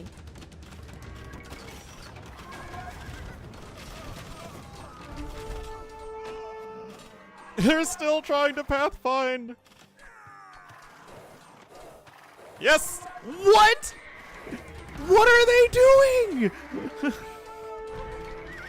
Rasa za Vikm.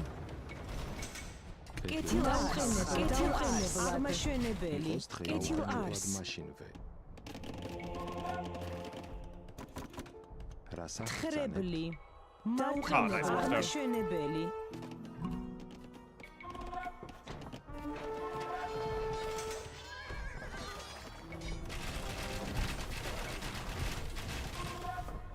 Keep this party rolling.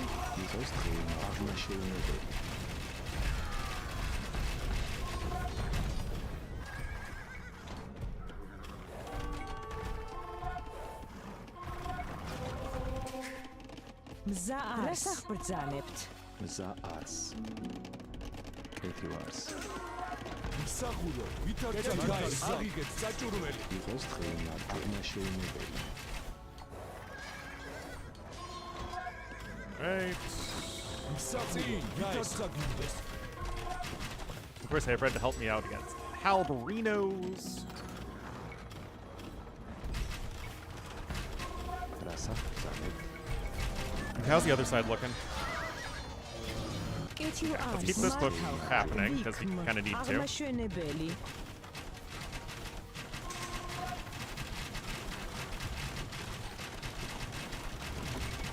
რასაბზე აღიგეთ საჭურველი Rasa ketilars. Arma schöne belly. Rasa zanagetil ars. Alright. Vik martal Take this forward stone.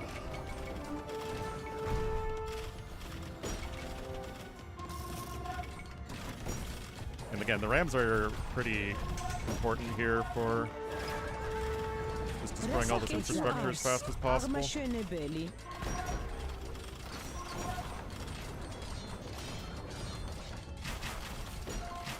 ისახურო ვითარცა You're გინდეს right, I should be slinging. I always forget to do that. Is T West still slinging?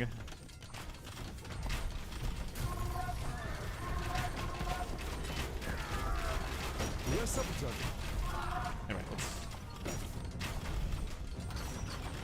ისახურო Arma schöne belly.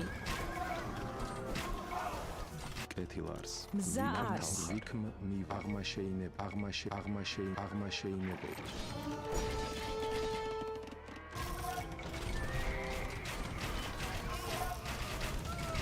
რასაბზარი აღიგეთ საჭურველი Rasa Getil ars.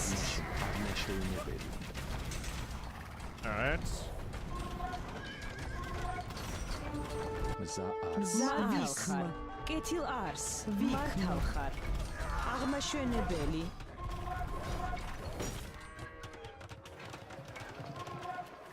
Okay, T West is getting his markets down. Resach brzalept. Agmaşeynebeli.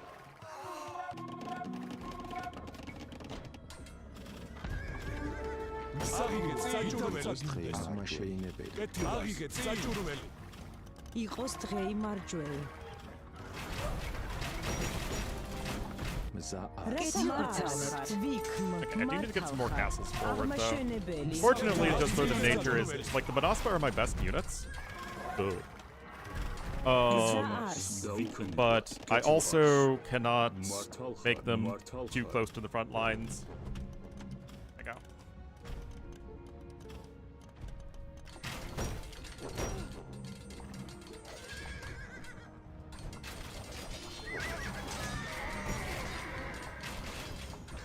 There we go.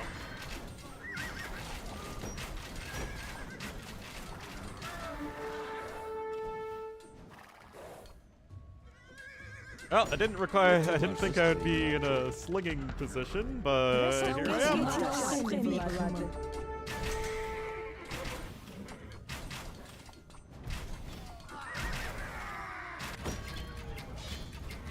Rasa ketilars. Getil ars.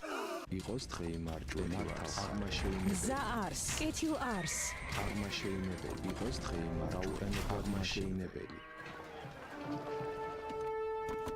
Okay, Gray doesn't feel like resigning apparently. Igos drei marjuel. ისახურო ვითარცა გინდეს კეთილარს დიდებულო Sling absolutely OP. You're probably dead without it. Although I don't think TOS needed to keep slinging in Imperial Age. Yeah, TOS slung me. კეთილას აღიგეთ საჭურველი. You got a series to cast, man.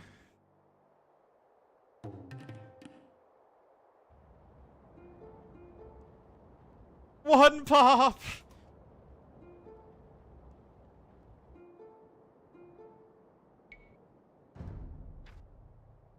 Oh, obviously we just killed a bunch of stuff.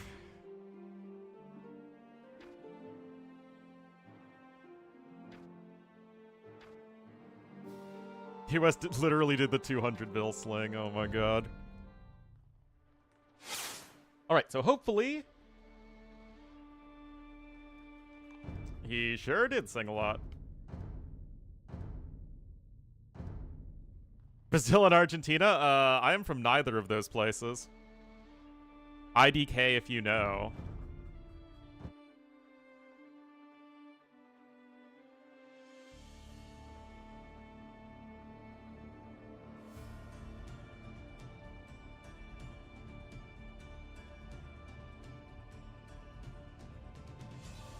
Alright.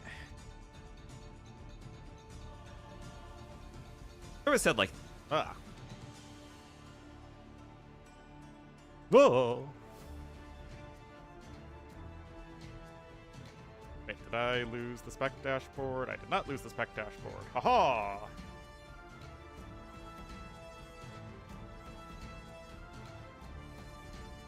Did we not start yet? It looks like we haven't started yet.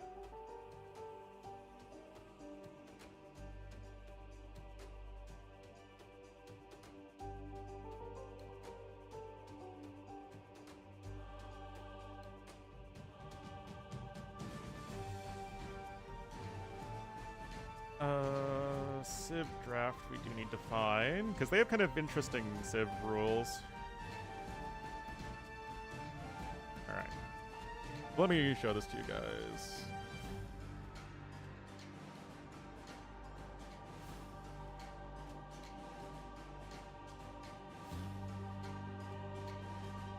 So basically, they each have a pool of civs to choose from that only they can pick. They did some bans, and then there are a bunch of random admin picks that both teams can pick.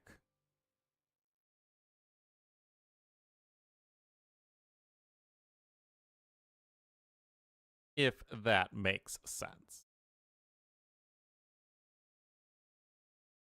Contexto while I wait, sure.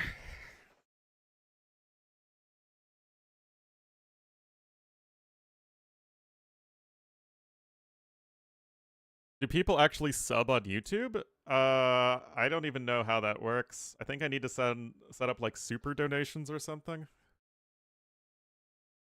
All right. I think we're good. Contexto.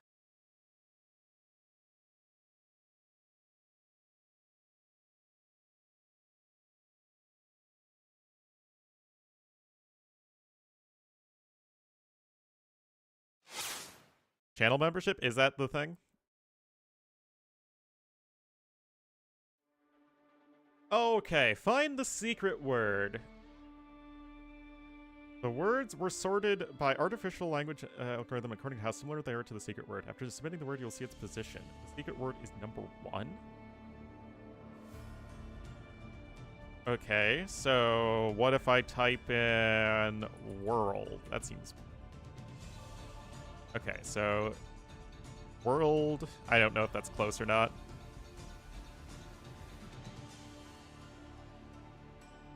So what if I do country? Okay. Culture? Oh, that's even worse.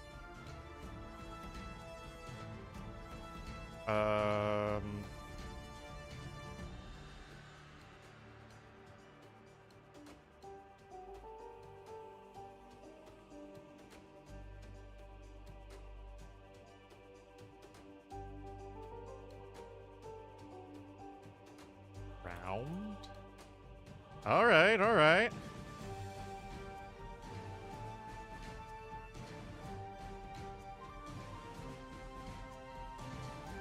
ball. Oh.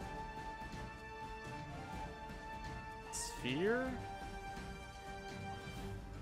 Okay, not...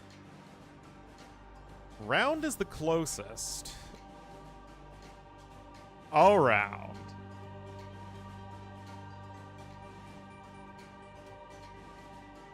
Rounding? Okay, I guess that just was part of round.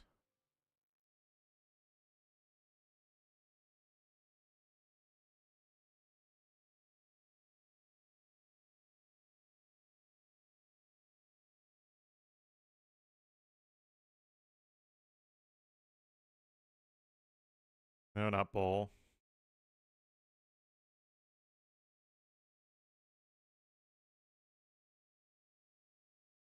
Queen?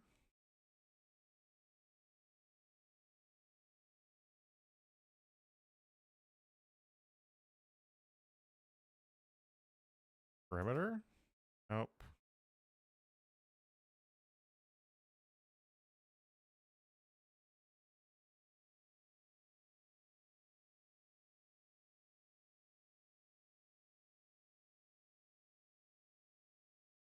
I mean, item is close, but not as close.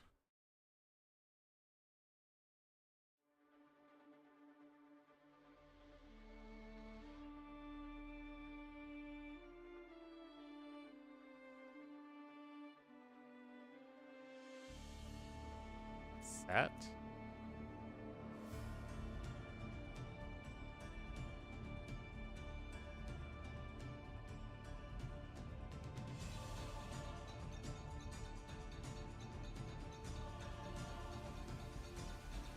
Ooh. So I guess it would be a synonym for set? Group? Wait, how is set 5 and group 2,689?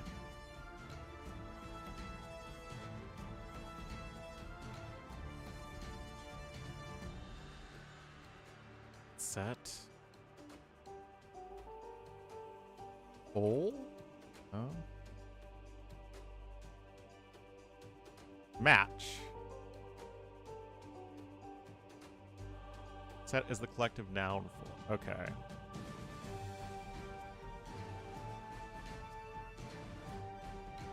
Range. Your range is close.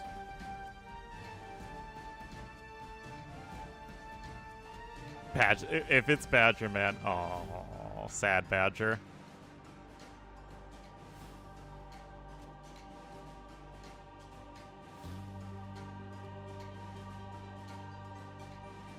No. Is it common to get that close? Like 5?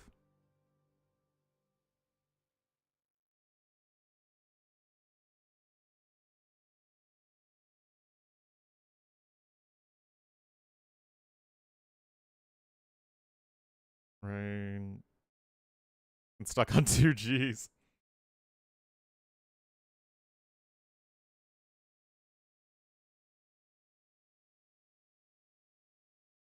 Thing is, set is so vague, right?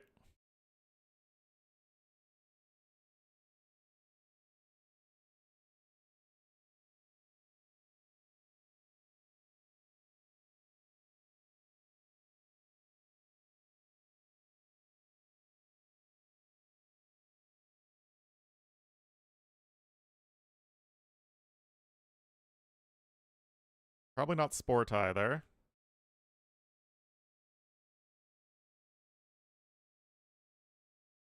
Ask? I mean, not really.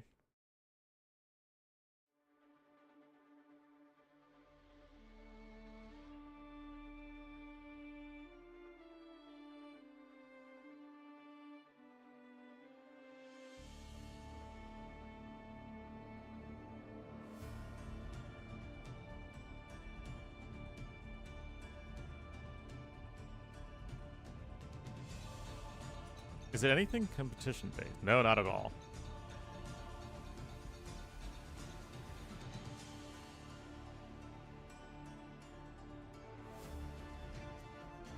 Is it always a generic word? So it's never a proper noun?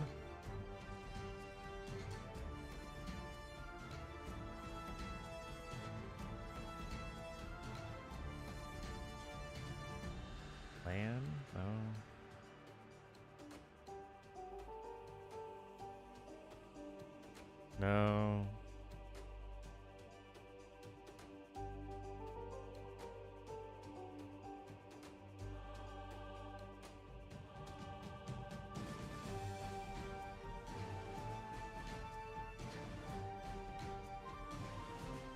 Oh, geez. Okay, so it's sort of like an idea?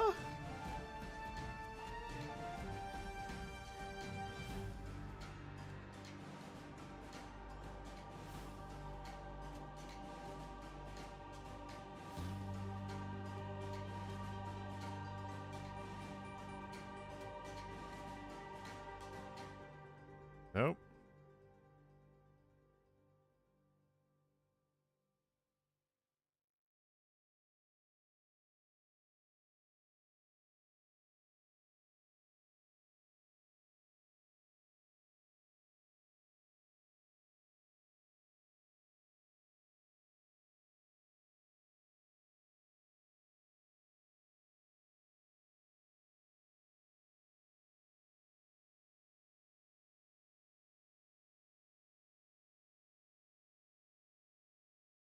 Nope.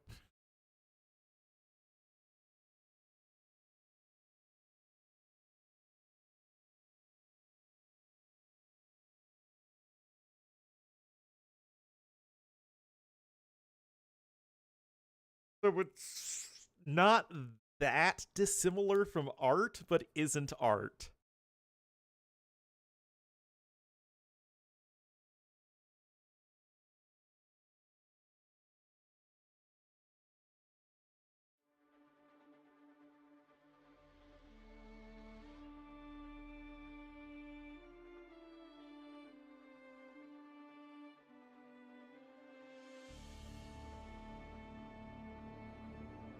Hmm.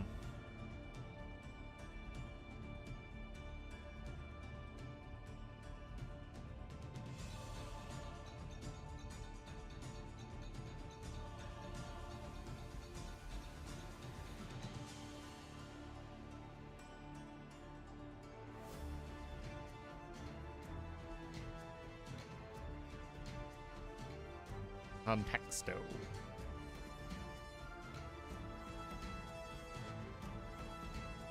I mean, like, these are all sort of synonyms for each other.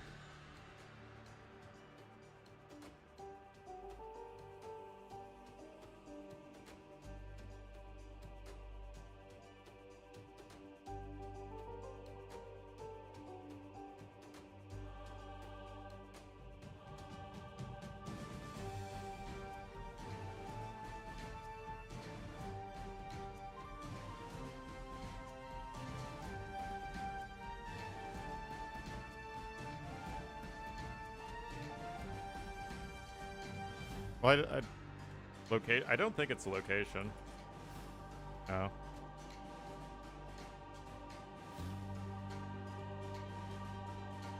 It's similar to art, but not art. Writing? Right.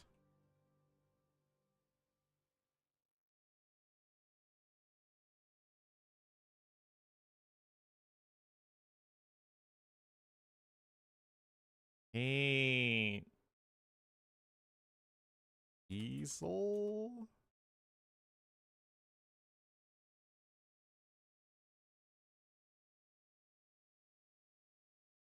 Pencil?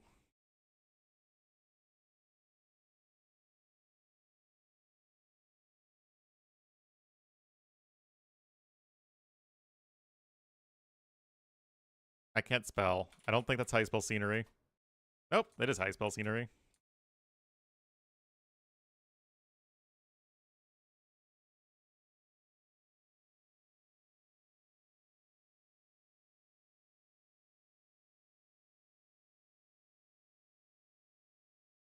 Room?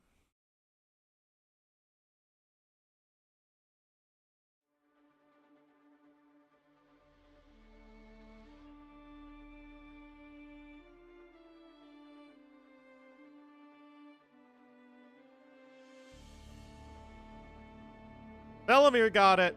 Frame. Interesting.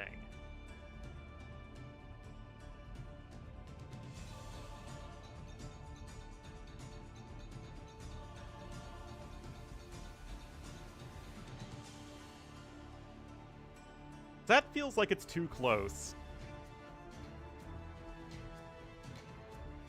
Huh.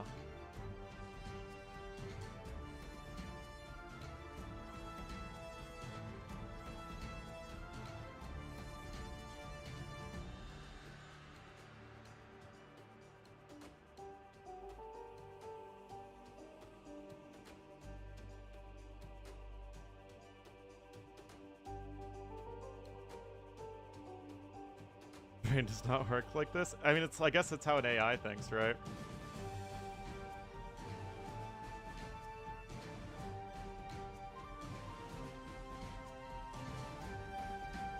This one we should be able to do more easily. All right, Mrs. Thumbring and Bloodlines has a unique unit that does not. What? Oh, okay. I think I know what it means. Discounted food collection building. And has access to seed drones. Unique unit does not receive full upgrades, has multiple unique units, not included. Okay.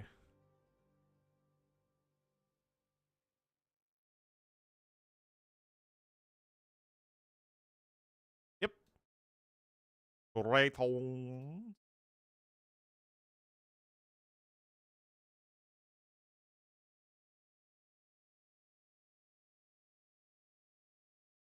Yeah, that's not a unique unit, though. That's a regional unit. Although they work for here. No, Wu have bloodlines.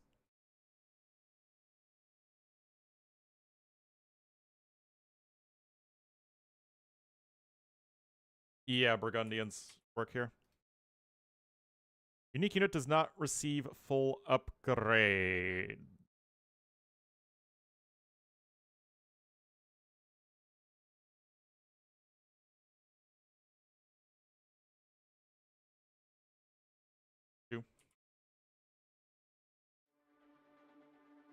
Discounted food collection building. Britons also work here.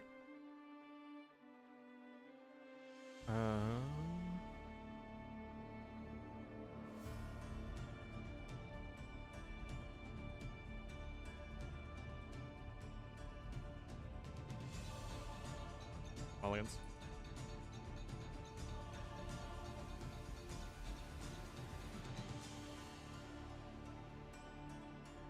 And has siege ram.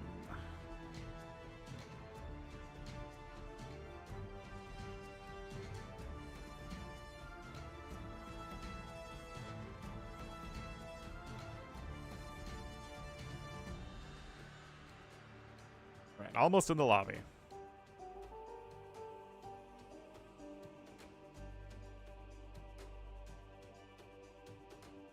Yep, good call there. Multiple unique units. Okay, so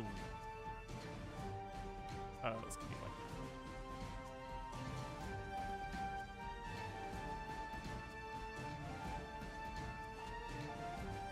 like awkward.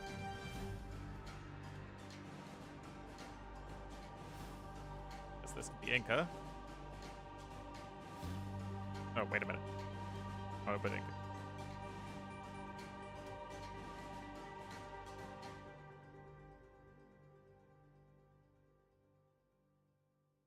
Collection building. I think it has to be able to drop off food there, so it does not include fish traps.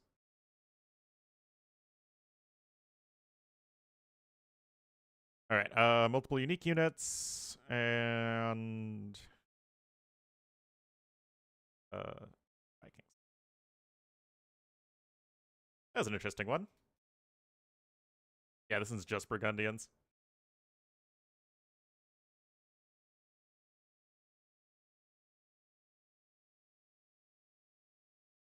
Yeah, Vikings would work there as well.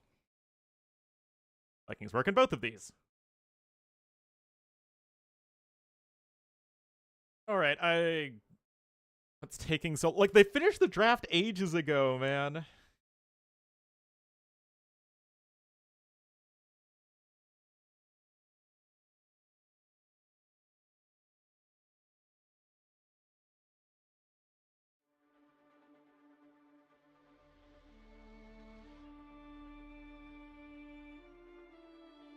Unicates? No.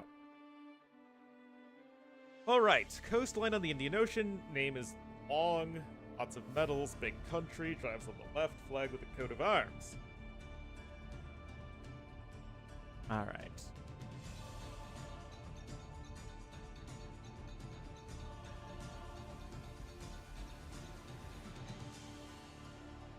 Oh, we get to do it, guys! Everyone's favorite country, Christmas Island! Oh, what? Only 7.6? More than 40 Olympic medals.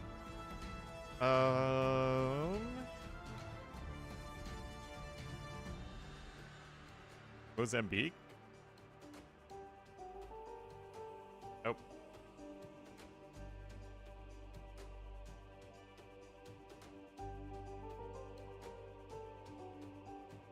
I was thinking, they're not going to think of South Africa as an Indian Ocean country. Apparently people did.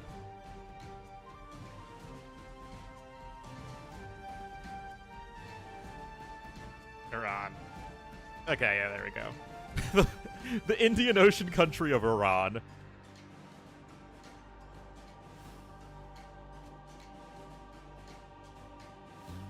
Block Twitch? Yeah, it's controversial. Now we have even fewer people in the lobby.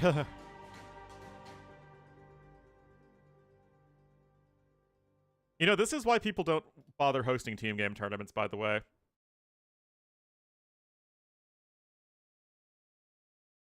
Okay, drives on the left is long.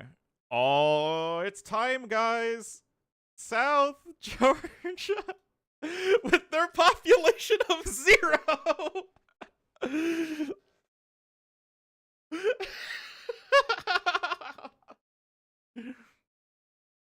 Oh my goodness.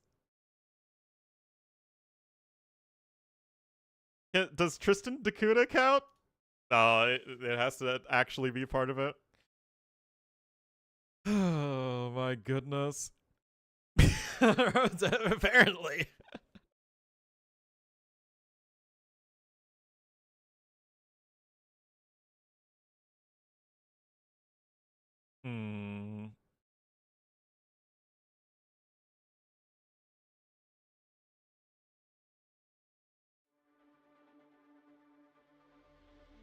Ooh, Jamaica's a good one.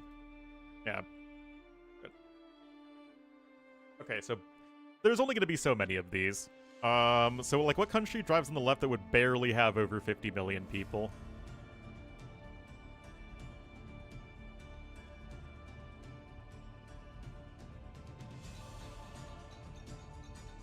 Yeah. Yeah. Again, it's just like what barely has over 50 million people.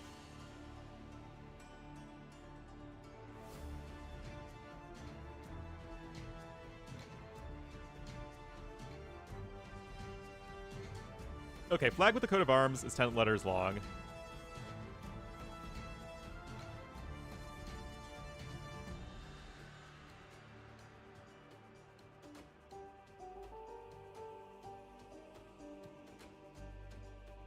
Now, Madagascar doesn't have a coat of arms on it.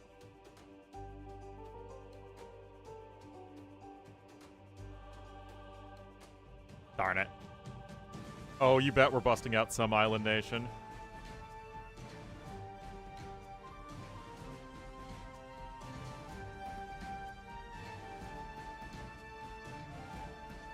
Brunei is not 10 letters long. Unless it's the Sultanate of Brunei, but they tend to not use the official country names. Yeah, South Georgia and South Sandwich Islands absolutely works here.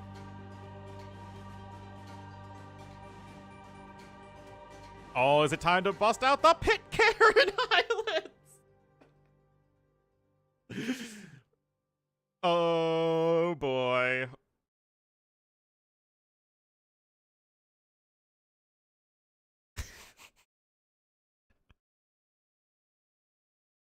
Alright, more than 40 Olympic medals. Okay, so like what country has a coat of arms and would barely have more than 40 Olympic medals? Zambia? Nope.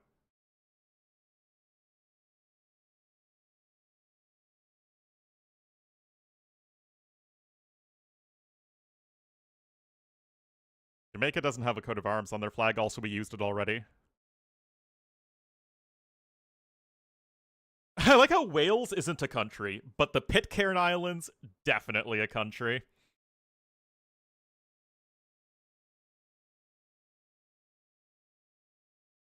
Spain's like an obvious one for sure. Isn't a country. It feels like it's more of a country than the Pitcairn Islands. No, for the Olympic medals, it seems like it has to be the actual country, not like a constituent part of it.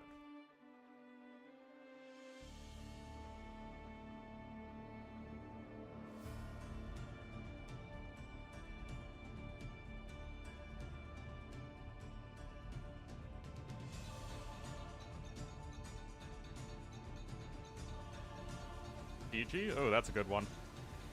Nope.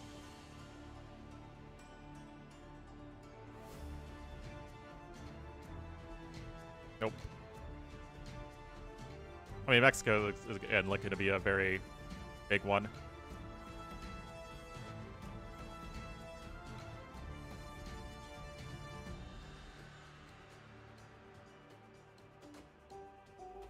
Oh my god, these guys! I don't think does Barbados have a coat of arms on it? Oh.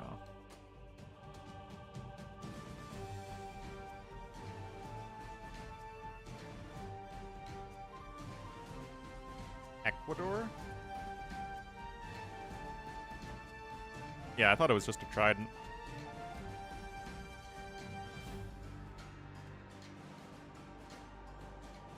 But again, it doesn't... I don't know. I feel like there's only so many of these, so let's just do Mexico. Yeah. Alright. Again, there's only going to be so many of these. So what country would have barely over 50 million? And also a coat of arms.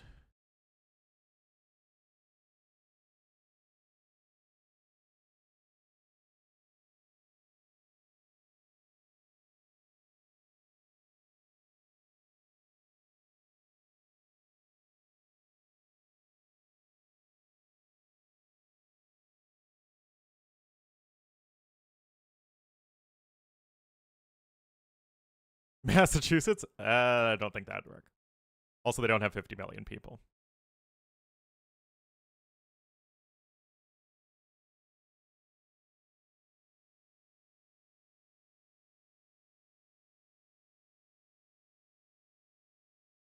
There aren't that many European countries that have over 50 million. Spain would absolutely work here, but it feels like the obvious answer.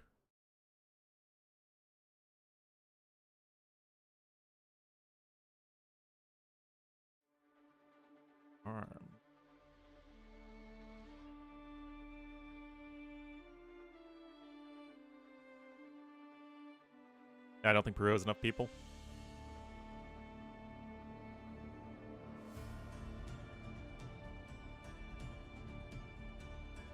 Darn.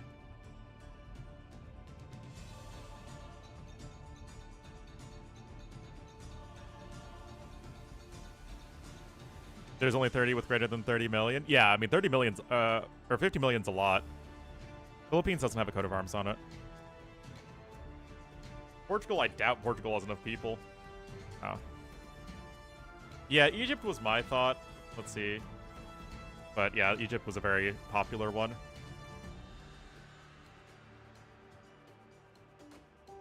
Yeah, so this is, I guess, considered the coat of arms. Saint Martin. Oh my. Montserrat.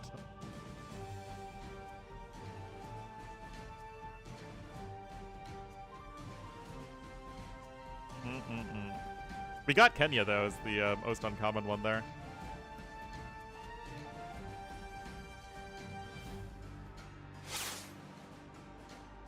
What the hell is a Montserrat?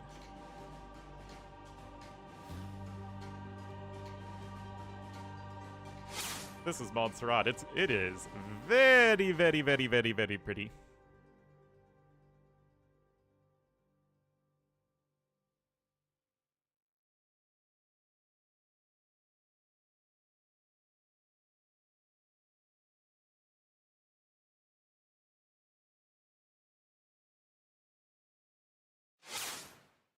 It's all I ran. Always has been. Holy cow, guys. I don't know what to say. Again, the draft has been done for over a half hour.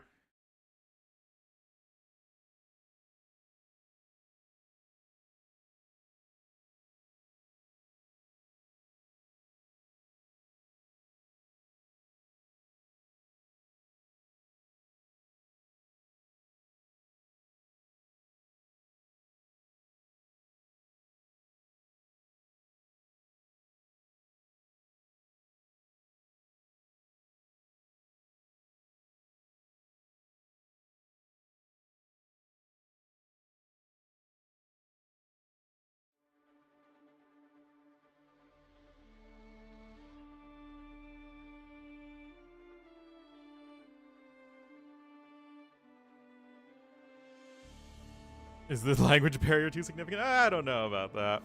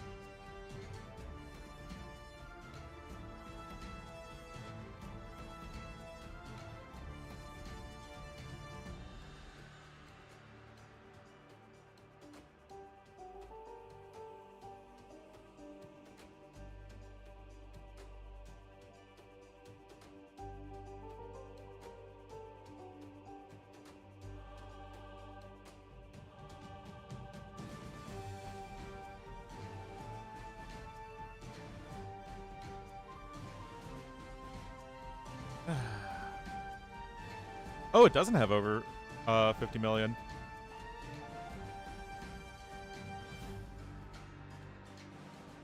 Oh, we didn't do our GeoGuessr today, that's right.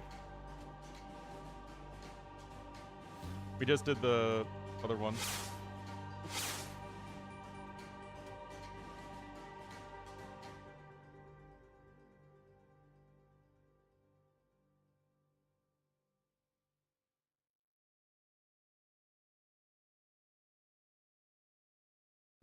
Whoa. A Red Bull thingy. Looks like a literal racetrack somewhere. Huh. Interesting. We are literally on a racetrack.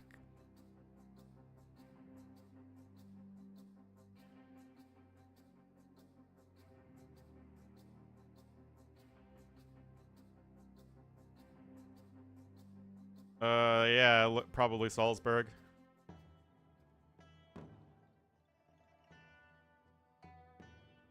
Oh my god, they started. Oh my god, they started. They started.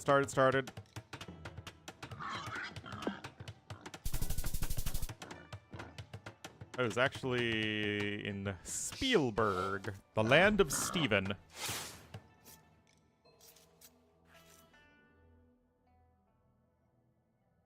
Oops. Brazil. Argentina.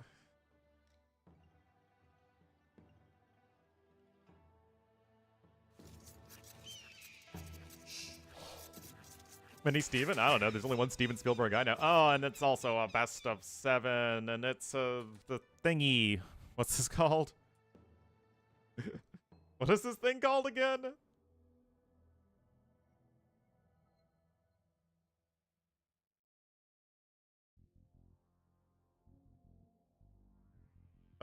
Rivalry Gauntlet.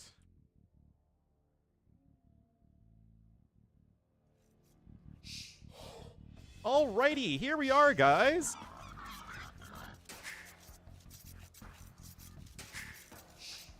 I'm killing the game? Yeah, I'm sorry. You're missing the first 2 minutes of Arabia. So, we have ourselves an actual 4v4, and I love me some 4v4. My god, seriously, people.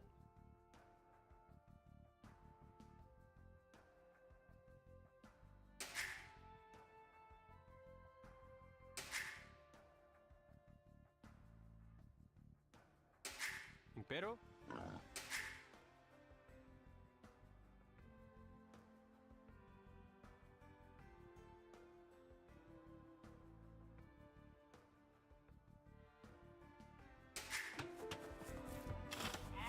All right. Goku gonna be here in the red as the Italians on the flank here for Team Brazil.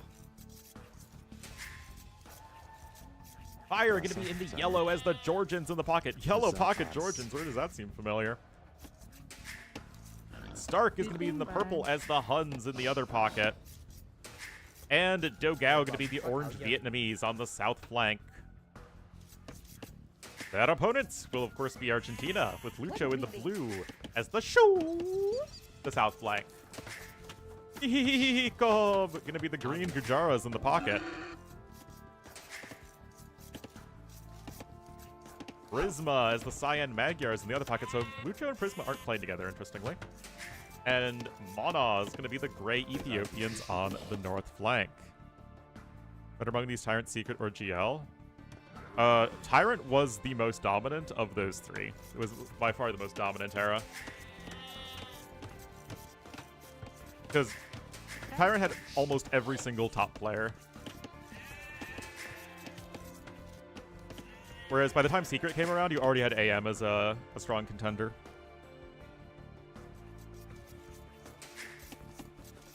Anyway. They have matchups. Italians versus Ethiopians. I do like Ethiopians more. They are just a top-tier Arabia flank civ alongside, in my mind, Mayans and Britons. Maybe Chinese, too.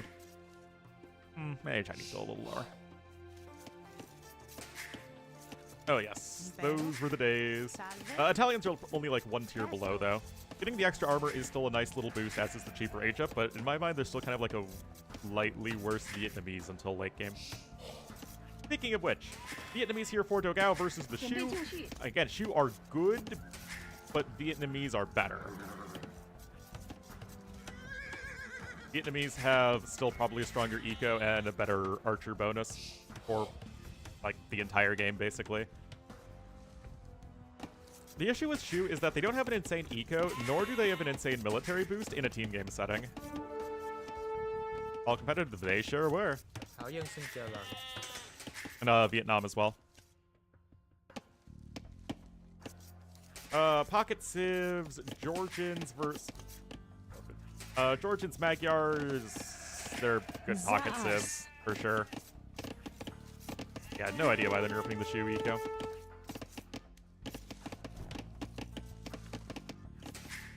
And then Huns versus Gujaras. I mean, Gujaras are always such a weird pocket civ.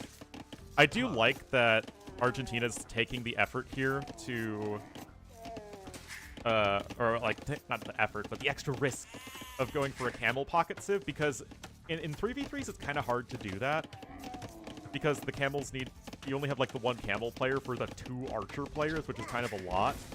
But it's only, like, usually one archer, one cav player that you're up against, so it feels like a civ like Gujaras has a lot more of an opportunity to shine. So I kind of like that here from Nikov. Also, Nikov and Dogao are definitely going to be the 2 best players in this game. Although Prisma and Lucha are, you know, strong up-and-comers for sure.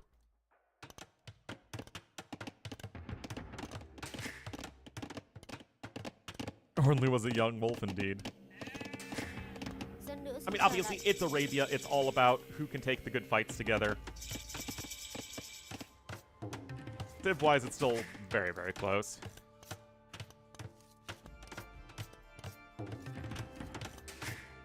Onos is very close to the edge of the map.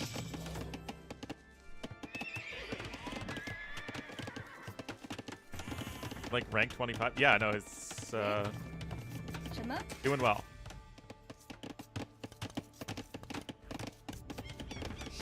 Starts coming in with his eco upgrades. Maybe something died over there? Anyway, double bit-axe is really hard to afford with these team game builds, so it's actually worth checking to see who has it. So it looks like yellow and red are missing it. So no DBA for... I'm colorblind, guys. No, orange and red don't have it, so neither of the flanks have it. That makes more sense.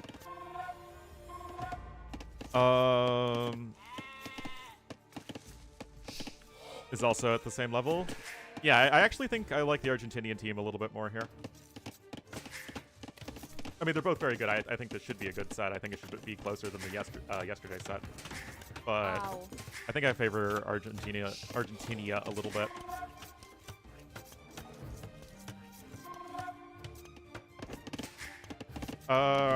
Yes, but everybody except for Gray, everyone except Monos here has double bit axe. So credit here to Lucha with his build. Lucha was able to get double bit axe with his archer opening. And honestly, Dogao should be able to get it sooner because of the discount. And that is correct, McNeely, because you don't need the extra building. You can just go for the one lumber camp and then one mill, and then you're already collecting food. Who's the best? Dogao and Nikov, I think, are pretty clearly the best players for each of their teams. So they have Dogao playing flank and Nikov playing pocket, which kind of makes sense because Dogao to me is a flank player and Nikov is a pocket player, but, you know.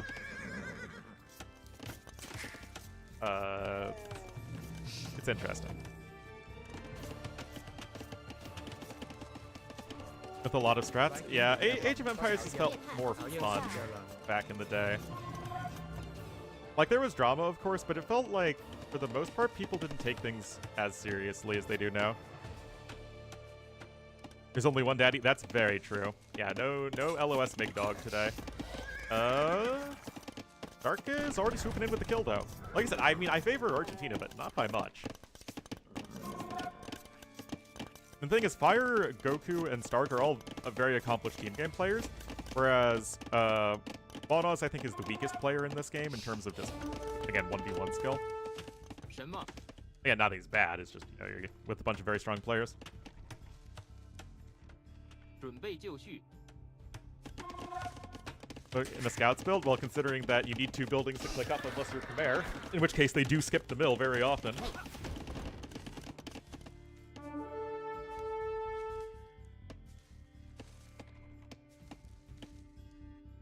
Alrighty, so Brazil do have a slight numbers lead at the moment. Mono's getting +1 defense now. Oh, a team wall! A team wall in the year of our Lord and Savior 2025? Act plus camp? Yeah, but then you don't have a lumber camp if you just go for the mining camp. So that would make you, as the Vietnamese villagers would say, a young fool. Yeah! Anyway. We have Lucho and Nikov over here. Very strong combo. So you have the extra HP as the Vietnamese. We have +1 defense coming in for all sorts of relevant players. Keep tabs here on the north side as well. Looks like there's a little bit of a détente happening.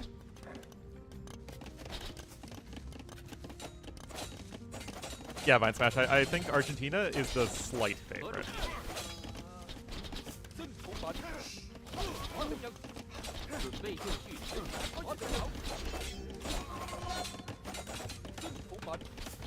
Alright, defensive tower already forced out for Dogao. That's a nice little win, making sure that you can't sell stone at the market. They get the castle age time. And just a little bit of a hit here and there. Stark does lose a scooter bug. Bloodline's coming in here as well. Meanwhile, at the north, there could be a fight of Bruin. Monos wants to take a fight. Again, Ethiopian Archer is very, very nice.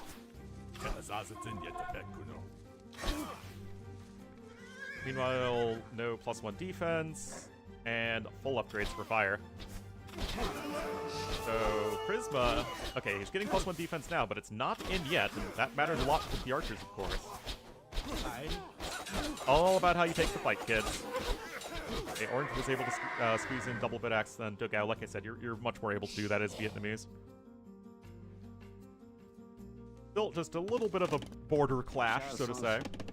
Dark is getting himself full walled, is also picking up forging, at which point he will have full upgrades. Nikov, meanwhile, is missing his own forging upgrade.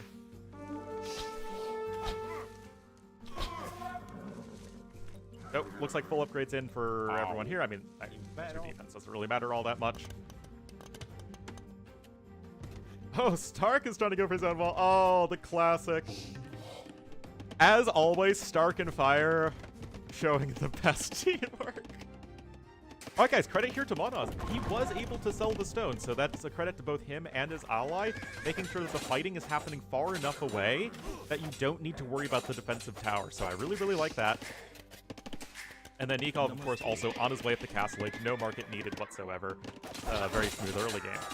Anyway, big fight happening here. It's like a freaking rainbow, man. We have all players represented in this clash. You just look at the numbers. It's looking better for Brazil. Onas, perhaps not here quite in time, but now Goku coming in as well. The numbers are getting closer. Hello, Malamadre. Oh, you can have Monos here at the back. You could end up losing all of those archers before Castle Age. Remember, Red's the only one on his way up here for Team Brazil, and nice job there from Goku to utilize the quicker uptime. Because we have 3 Arch players on the way up, but Brazil able to take that fight together. It's amazing how some things don't change. Brazilians and taking good fights together. It's like, that is how AoE always is and was and shall be. That said, like I said, the Arch guys are almost up. He, Prisma gonna try and buy his ally just a little bit of extra time. Get that third range in too. Nikov finding his way over here with his scooter bugs. And actually, now he's in Castle Age. Ooh, got even the kill right there onto Goku's bill. Poor Goku, man, dealing with the opposing pocket. Which begs the question, where is Stark? Okay, so Stark is still charging over here at the front, but not doing that much. And this is, I think, going to start to look better and better here for Argentina. Yes, Brazil took a very good fight, but how much does that matter if you're so far behind in the Castle Age time? And Nikov's also adding in another PC, so Nikov certainly in the individually strongest position in this game right now. Having your best player in pocket will do that for you. Whereas Dogao, he needs to be more relied upon to make sure he wins his side. But Vodkrosaw's already coming in here for Lucho, who seems to be doing it just fine for himself. Whereas Dogao isn't even quite up yet, as there was already a lot of fighting happening over at the front. Looks like all that is gone. The Vil numbers are even with 3 out of 4 players versus 1 out of 4 players in Castle Age. Second PC also coming in for Lucho, so a really strong game from him. Did not go for the third range. Look, he's only on the 2, whereas most other players are just going to be going for 3. There's the University coming in. But, I mean, Lucho still has 27 archers, so like, that's fine. Alright, the scooter bugs are coming in. They are getting those relevant Castle Age upgrades, and it is full Trevancha. Interesting. I think part of this is Nikov knowing he had the faster Castle Age time, so you can just go for the unit that's much more anti-archer and is a better raider. So I kind of like that. Of course, as the knights start to come in, you will likely need to switch over into some camels, or at least have a mix. Right, Ballistic's about to be in. Meanwhile, on the flippity-flip, I of course like Goku trying to establish himself at the front of his opponent's base. Both these guys are in Castle Age, and the Gray's just a few bills ahead. Anyway, big fight going to be happening up over here. Fire's coming in! With his scouts. I mean, plus 2 defense at this point. Argentina, guys, 20 bills ahead. Now the big fight is unfolding, and this is where the Trevancha Riders should be working their magic. And by magic, I mean evil devil voodoo magic. And especially with Lucho here, guys. This Lucho-Nikov combo is doing so much work, man. Ooh, that is going to be extremely difficult to come back from on that southern side. Impossible. Third TC actually going to be in first for Prisma. So not as much in terms of having stuff in your opponent's base, but Prisma getting himself very well set up at home. He's defended. He's safe. His ally is protected, which is obviously critical. Bái kiến điện hạ. And I mean, Dogao is in the big Sag right now. He's already 7 villagers behind and top of all of the army disadvantage.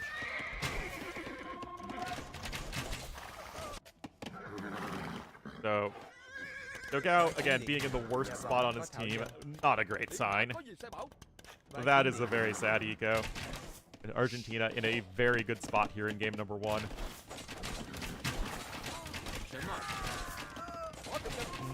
Dogao trying to take some good fights here. Oh, a little bit of miscommunication from the Argentinians. Nico's going to try and come in with his own reinforcements.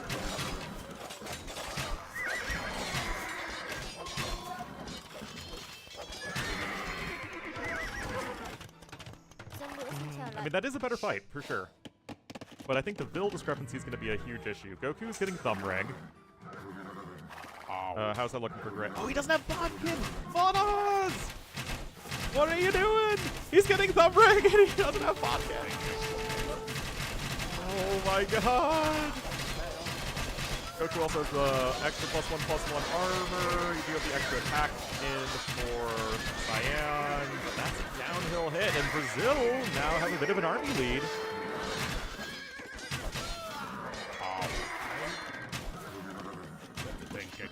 That'll happen when you forget Bodkin. That's not good. Or very good. It's all about perspective, guys.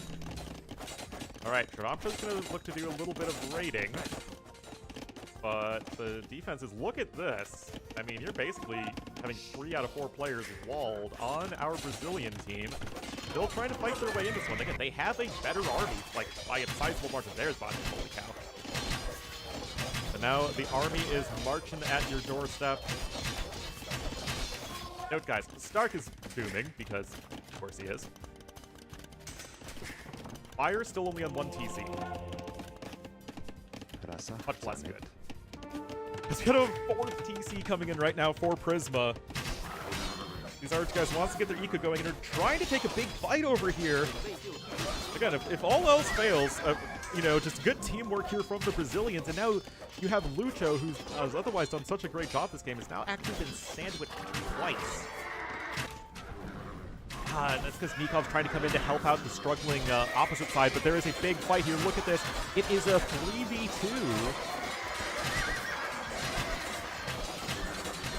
Oh, man. Again, the eco is so advantageous for Argentina, and I think this might be a winning move, so long as blue isn't just straight up dying. Okay, well, I mean, that's...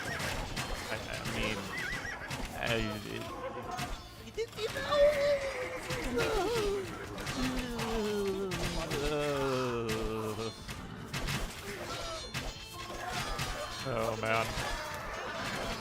Again, like, a really good move here from Argentina to get the collapse on that fight. And, like, similarly good, decisive counterattack from Dogao and Stark at the same time. Like, this is what you want to see, guys.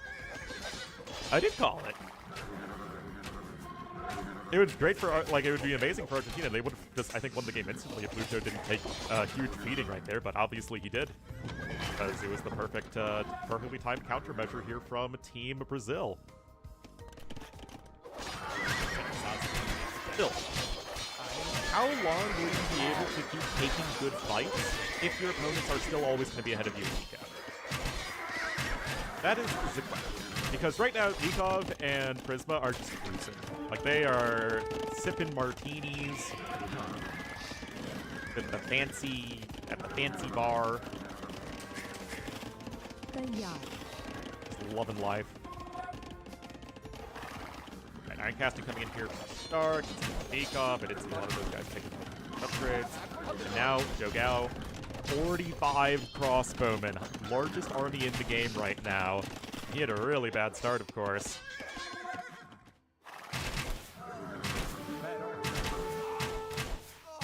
Alright, of course, it's now going to all be down to the micro. Brazil still with a 2k res lead. Starting all what's going on. To be fair, Prisma already has him. Prisma can click up to imp behind this. Ooh. Yeah, I think the eco advantage might just be getting too significant here. Unless Brazil can take like really good fights. Obviously, you're going to try and focus down the heroic camels as best you can, but this is a tall task here for Dogao. There's just so much happening in this engagement. He's losing archers in the entire process. But yeah, Prisma, honestly, not making as much army as I think a lot of other people would in Pocket. And that has required Nikov to be a bit more, okay, just get your own army going and make sure that Nikov can kind of bounce between the two sides as needed. But, well, Nikov was able to do that, right? And it allowed Prisma to just be a little bit greedier, train up, you know, just a few less units. And he's going to be now on 124 villagers on his way up to the Imperial Age here. No, Harris still plays for Canada. Pretty sure Harris still considers himself very much Canadian. Worth T here for Stark, but I mean, he's just, again, behind, relatively speaking. I mean, credit here to Lucho. He's back up to 40 archers, like, still more or less even, and he clicks up to Imp, too. I mean, even with all the losses, Lucho's on 94 vills. So Argentina is going to be working more and more towards the victory in this game. Yes, Brazil still have a lead, but I think Argentina... I mean, it all went back to even Prisma just trying to stall the armies at their opponent's side of the map, while Brazil has just, like, slowly been taking better and better... Or not better and better fights, but just better fights. And yet not enough, quite. Like, eventually they're now going to be breaking through. Back with all the back and forth as Togao's coming into the castle. I love how decisive this is. Nikov clicks up as well. But this is kind of like the same dynamic in Castle Age, right? You have the better uptimes and the better ecos from the Argentinian team. And it's like, can they barely hold out long enough? I mean, I love the castle from Dogao. I mean, it's brilliant.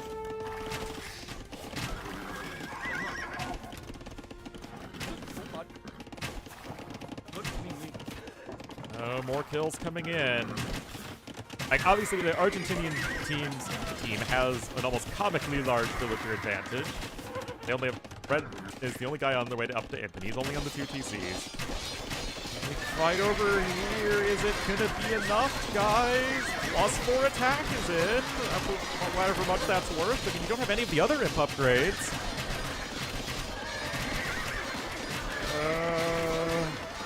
Aprios on the way for Nico. Why not? Wow. Just Lucho? I think it's Lucho, man. I mean, the two are good. They are a good offensive. I don't think they are top here. Anyway, credit here to Lucho. He's been able to keep his army alive. He's already building the archery ranges at the back. I mean, this actually is just a very high-level game. But now with Imperial Age in, I don't think these guys have taken enough damage here. The reinforcements obviously being very long. And look at this, Nikov is on the other side of the map buying time. That is all about the team play, guys. And we got Paladin freaking on the way. And I mean, again, this is Nikov having to bounce around between both sides. Kind of playing like that 3v3 pocket role almost.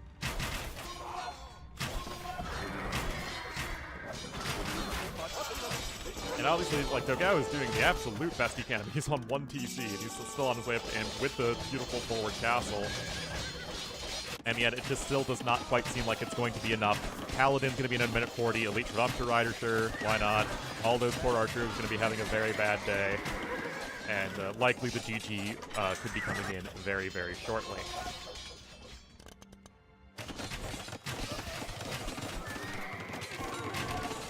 The Shrimp Haunts? Yes, the Shrimp Riders.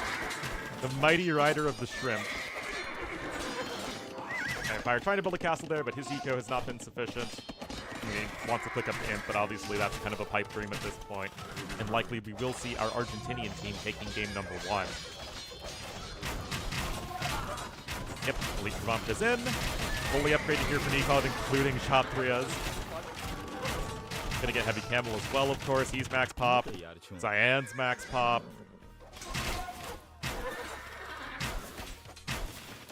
But again, you gotta respect, I think, how the Argentinian team used their players, and it was sort of the understanding, especially between Lucho, Nikov, and Prisma, that Prisma, you know, is still his primary duty, as the GG is actually called right there. As Prisma's still primary duty is to help out Stark, but he still wasn't investing anywhere near as much into army as Nikov was. And Nikov, still his primary duty was to help out Lucho, but he sometimes needed to send enough units over here or to go for that counterattack. And again, just splitting that as needed. And that allowed Cyan to get a huge eco. Nikov still had a great eco behind it because he's Nikov. Yes, the Stark Dogao counterattack was great, but ultimately Fire and Goku not quite having enough. I think Dogao just falling a little bit too far behind economically as well was a big issue. Get you arse. Really solid game number 1, though. Prisma ending up with the best KD. And again, that eco from Prisma. Enabled to get to with the help of his allies and all that.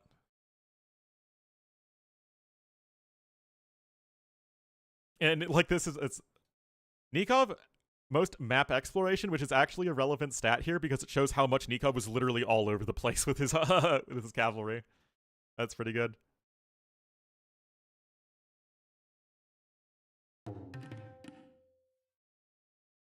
And I gotta say, guys, that was a good cast.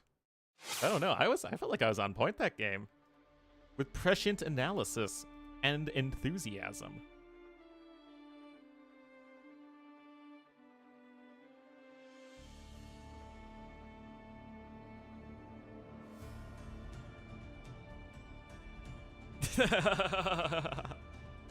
Come on, I so rarely get to have an Ornlu and ego moment.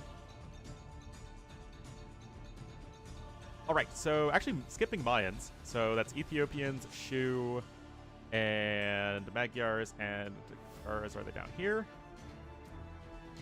Yes, they are. So Argentina is going to be red for the purposes of this.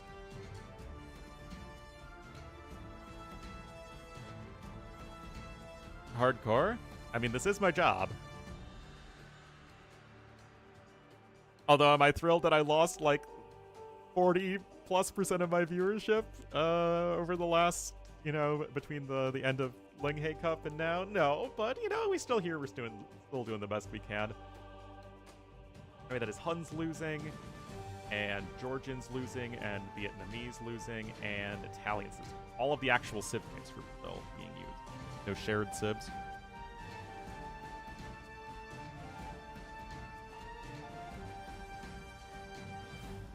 Tabs open.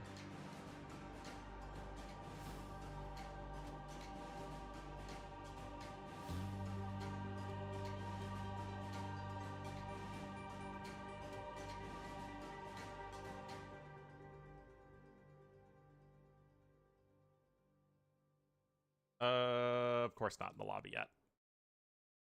All right, guys, I can take a quick break then. I'll be right back. Hope you're going to enjoy this series, or are enjoying it presently.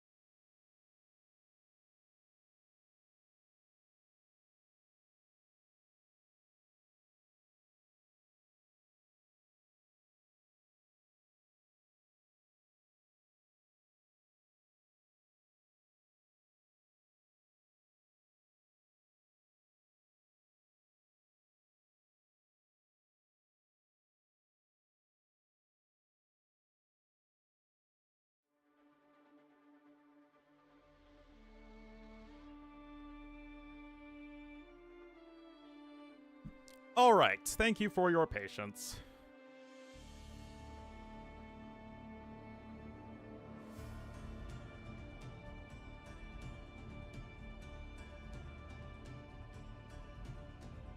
Adriatic Islands?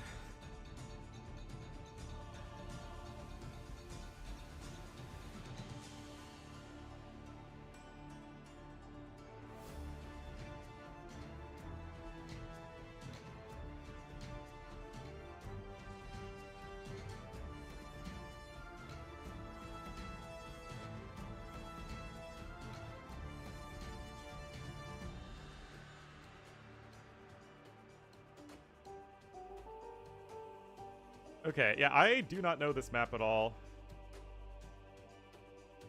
Let's see if I can find a pictogram of it.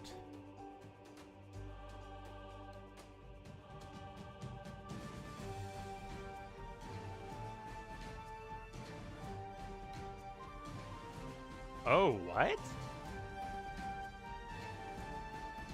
Alright, so it seems like...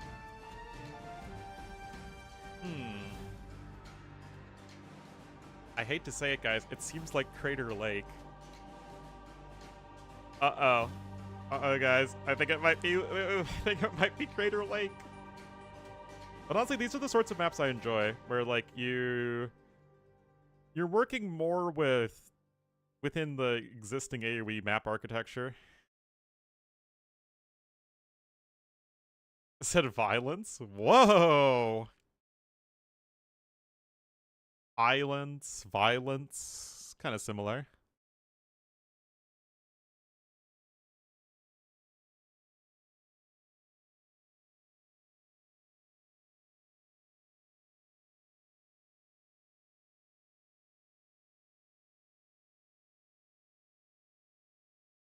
So, I mean, obviously a bunch of hybrid-y civs are going to be what you want to play here.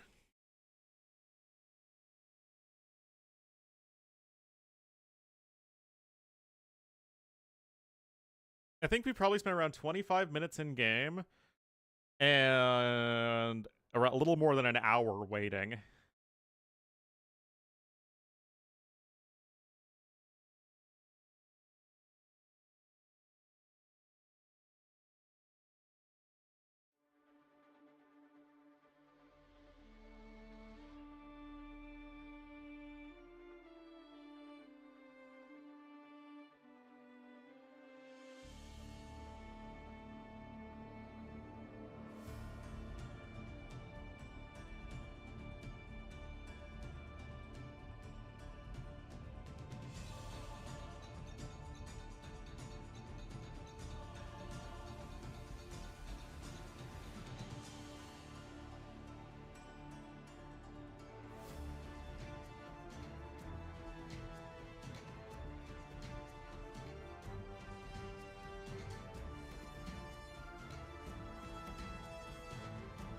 I'm sure at any moment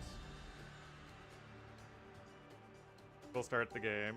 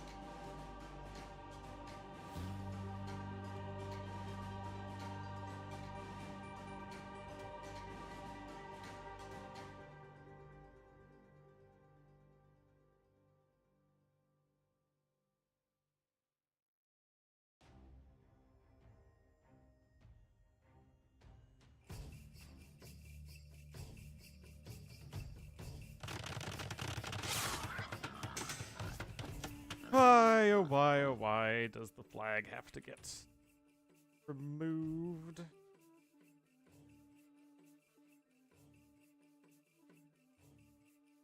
Especially when all the players are exactly the same, that's so weird. Alright guys, it's Adriatic Islands. First time I'm seeing this map. one of those where people kind of start in a line. So on the Super Giga Ultra Omega flank, it will be Lucho here for Argentina. Very, very strong game number 1. Nope, wrong game 2. In the first layer of pocket, it will be Prisma in the green as the Malians. Nikov will be the Cyan Berbers in the third tier of pocket.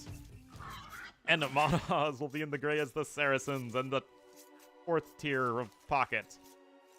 Their opponents losing game number 1. Let's see what they're going to do here. Goku's going to be in the red as the Incas to the east. Big Daddy Stark is going to be the yellow Malians in the first tier of pocket, so they're both going Malians. Dogao is going to be the purple Lithuanians in the third tier of pocket, so Dogao and Nikov are sort of counterparts. And then Fire is going to be the orange Bengalis in the Super Giga Omega pocket. And, okay, so it's not one island, it's several islands that house a lot of extra resources. It's a big old body of water. I mean, it's basically Crater Lake, guys. It's a balanced version of a Crater Lake. So I can imagine lots and lots of towers and castles here. And yeah, it is pretty high fish density. Alright, so my guess would be that probably Monos and Fire are just going to play pure galleys. Like, full-blown 3+ stocks galleys. I don't even know if the Omega flanks are even going to build a dock. I think it's just going to be, you know, straight archers. Prisma and Stark are likely going scouts with some fishing ships. My question then is, what are Dogao and Nikov doing? This is the one I'm a little unsure about. Although, honestly, Inca's not really going to be that great at pure archers. You kind of want to go, like, super aggressive with, like, bill fighting and forward skirms and stuff like that. Also, look at this. Oh, my goodness. This map, man. Easy walls. All the way to the edge.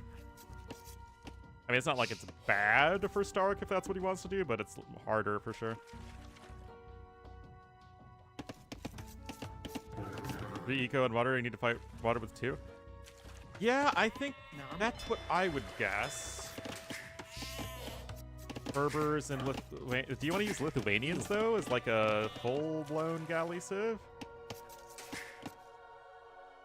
The Dalmatian coast? Well, it is called Adriatic Islands. I mean, isn't this Pog? Isn't this literally PogChamp? Right, the deserty island off the coast. Useful with the fish food? Yeah, that's true. Oh! Oh, look at this, guys.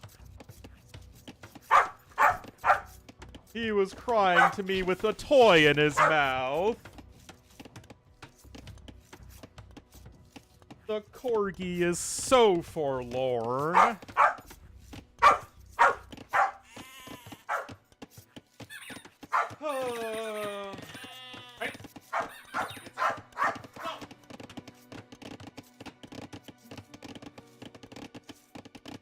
Alrighty, so looks like Feudal Age is on the way. And indeed, red and blue haven't docked at all.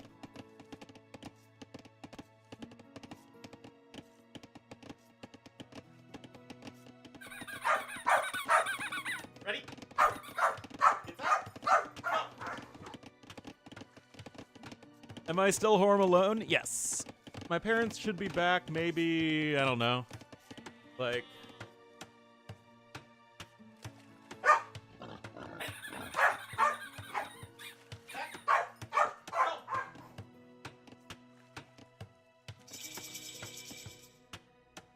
Plays fetch with dash? Well, I don't really have a choice in the matter, is the thing.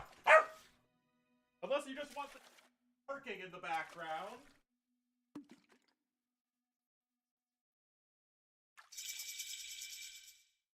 Ready? Set,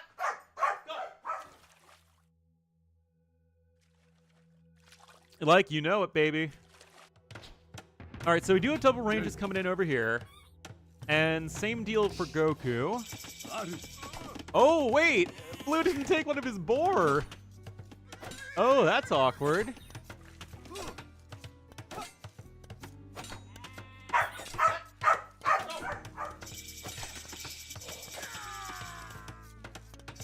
Okay, get the Egello there. And is it pure galleys?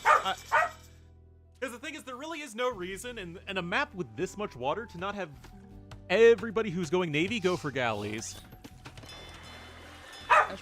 Okay, what is Dogao up to?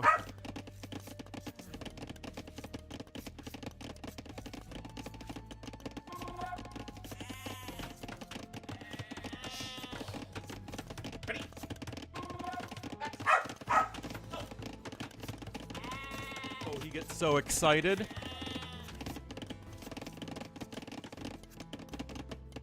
Okay. Yeah, Monos and Nikov, I think, are just going galleys. Hey.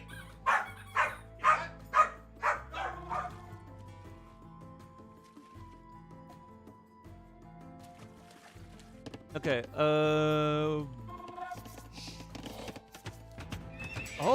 okay, FC Knights. Okay, so there is a little bit of difference here.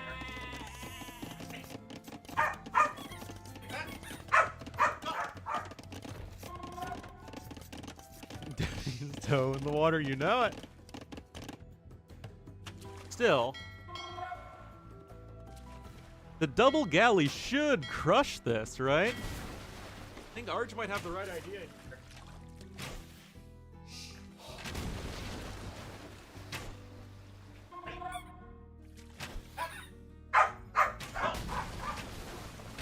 That hit the skilling.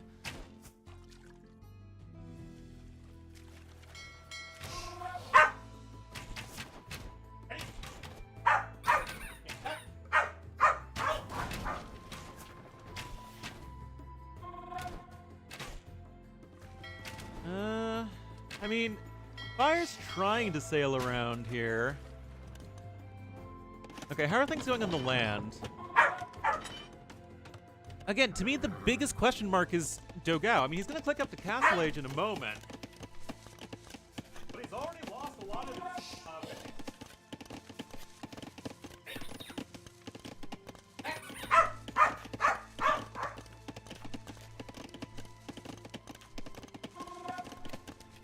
Why not Vikings? Vikings, I don't know if they're banned or not.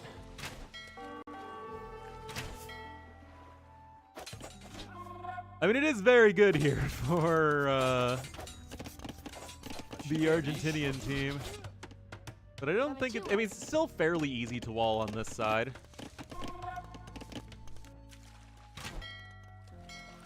So yeah, Fire going to be losing some ships here. Ice Green has 9 fishing ships. Okay, wait, here comes Fire. Oh, I'm sorry, Dad.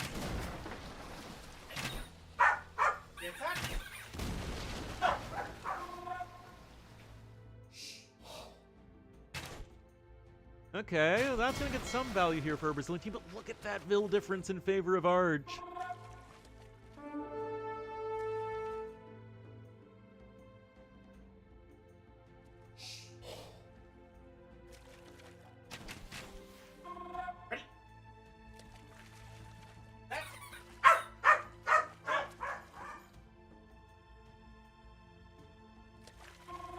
Alright, so Castle Age coming in for Dogao.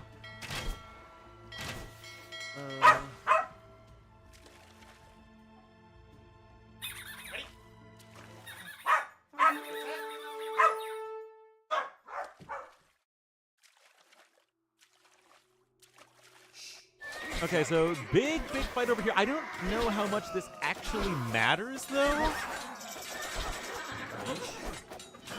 I mean, you win any fight you can.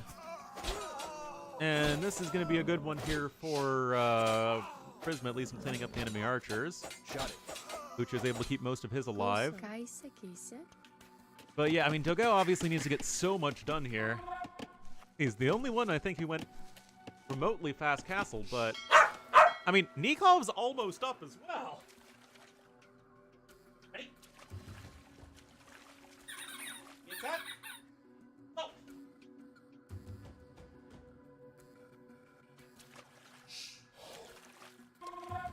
I mean, Prisma's also up. Prisma still has 7 fishing ships. Nikov's on 7 fishing ships and counting. Got 3 more on the way. Yeah, I think Arch just have a better approach here.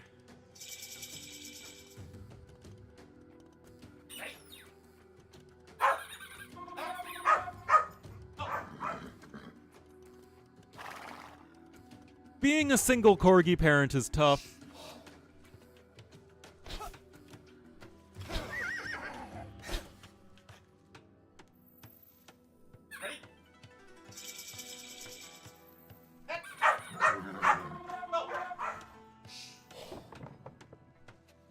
Of course, Dash could have been barking at me and wanting to play when we had to wait for 45 minutes in between the series, but no. All right, Gray's adding in TCs now. This just feels like it's so advantageous.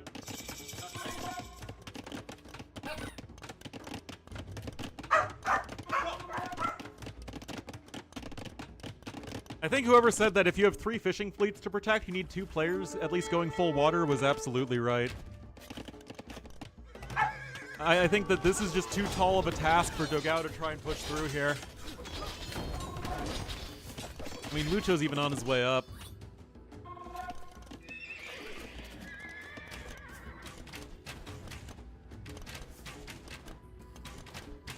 Oh, look at it.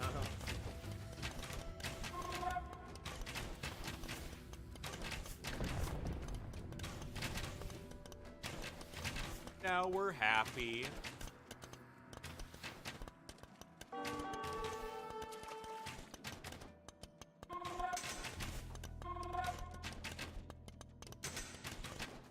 All right.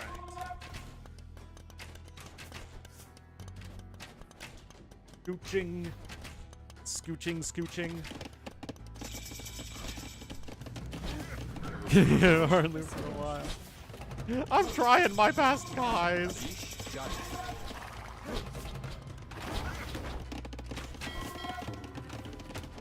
Alright, well, Fire has redocked a bunch over here, but... Okay, so trying to add in a TC, but, like, Monoz is already cruising on 3 TCs. Nico's already on 61 Vils. Like, no one else on Brazil is even on 50.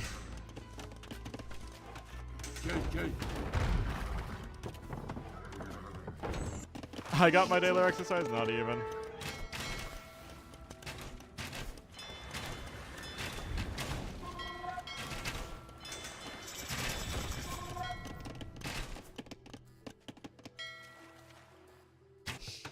Oh, look at this. Mana is already here on the coasts. Or, on the islands.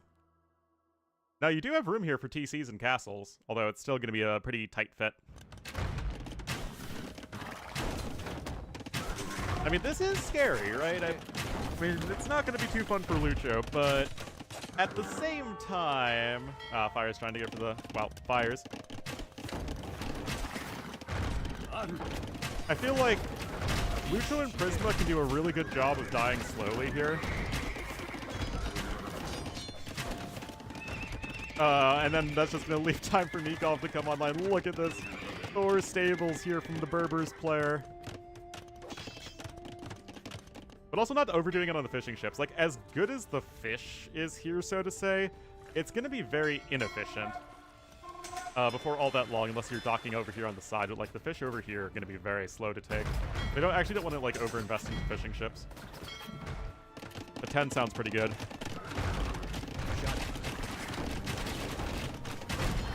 Dugo's got some good upgrades. I don't know about the relic situation at all on this map. But this is another, like, interesting map I want to see more of. Hey. Okay, credit here to Big Daddy Stark, able to get some rating in. But it's like, to what end, right? The Saracen galleys are looking strong. Oh.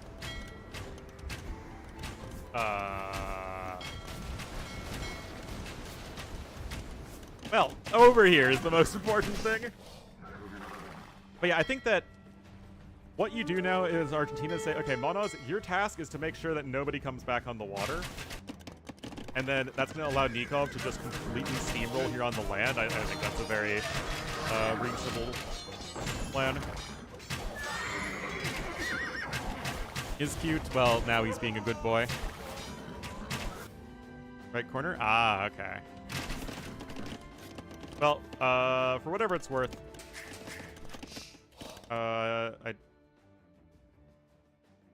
Wait. Oh, I thought I accidentally paused it. No, they paused it. Oh, no. Oh, wait, hold on. There might be a desync.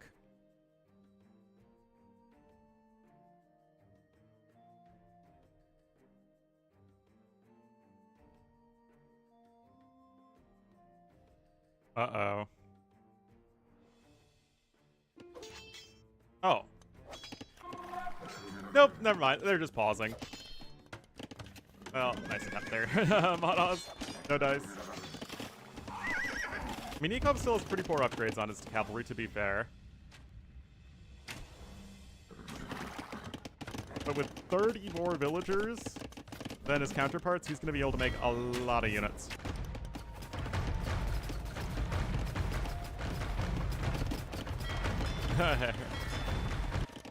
Yeah, second PC just now coming in here for Dogao.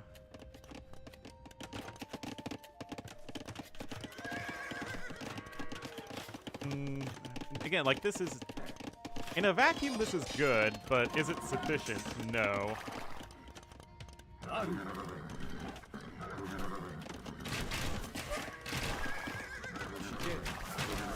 And, you know, Lucho absolutely doing his job right now, just stall, so your allies can get swole.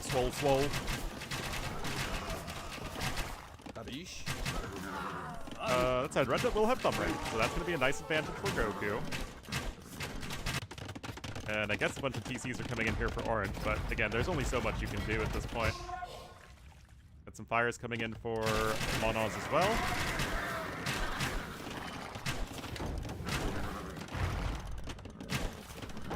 Yeah, now Nikov is starting to get his own relevant upgrades.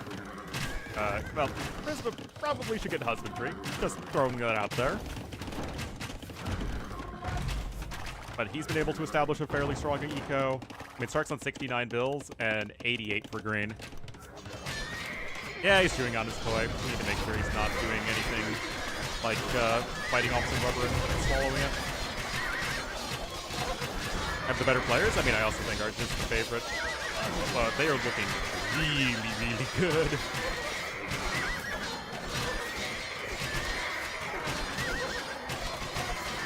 Oh, look at this. Monos is still chilling here on the coasts with his 40 garrison space transport ships.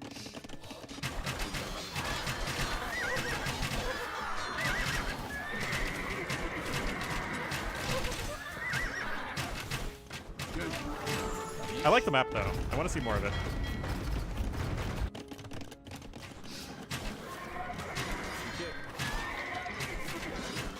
It's just unfortunate how hard it is to organize team games. Anyway, we're looking at 57 archers right now. Especially plus 2 defense.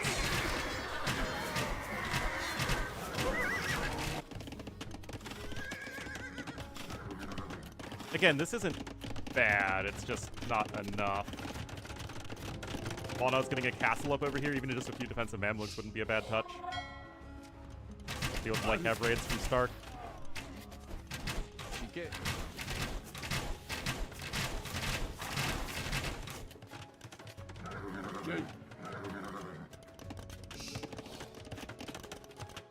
Pulche Genitors, not good enough to make them.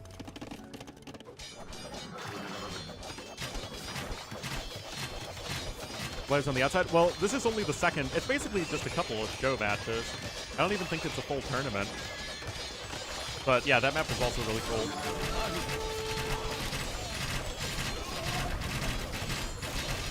I mean, like, Arabia's still there, and it does the Arabia thing, and, I mean, we've had some good games of Arabia. And there are some other maps as well. Just goes to show how fun team games are when it's not just Rage Forest 24/7.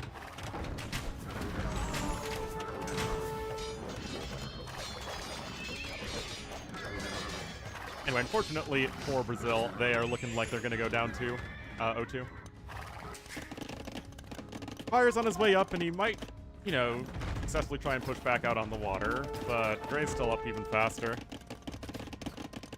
Rainbow affecting Zibitors. Wikipedia? Unfortunate. Again, the more team game stuff we have, the better, especially with good maps. And I feel like there's a lot more design space for team game maps than there are for 1v1 maps.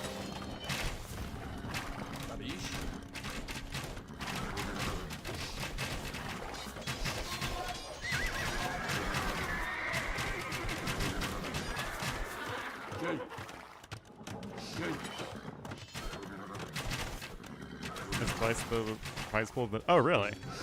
Interesting. Maybe the Onimaru guy sponsored it. He's Brazilian. Although, wouldn't be happy about Brazil's performance so far. Okay, big fight. On Oz and him.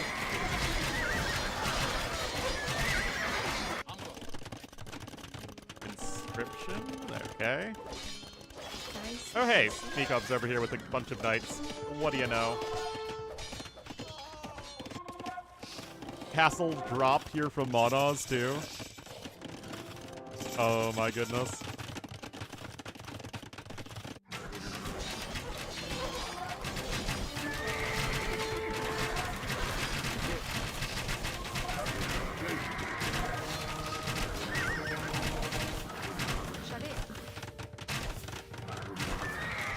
Onimaru? Aha! Alright, Elite Mameluke coming in too. Are you ready for some Mameluke raids in your eco? With Nikov still running around? I mean, remember, Argentina made it pretty deep in WDC. I mean, it was a pretty similar team. I mean, it was mostly, I believe, Prisma, Lucho, and Nikov, with some other players getting subbed in here and there, as you know, depending on the maps they liked or were good at.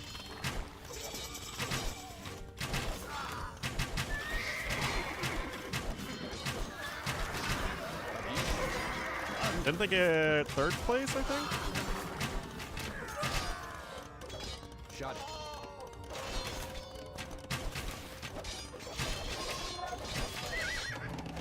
Fire, trying to go Ellie Archers. It's not enough, guys. Gray has quite the beachhead here. Got elite Alberts on the field. I like Stark walling off the corners, though, to prevent trade, although you have trade cogs, I suppose. Oh, what if you had, like, trade carts could go to a trade cog on the shoreline and dump off their goods into the trade cog, and then the trade cog brings it on to the destination. Reverse pilgrims.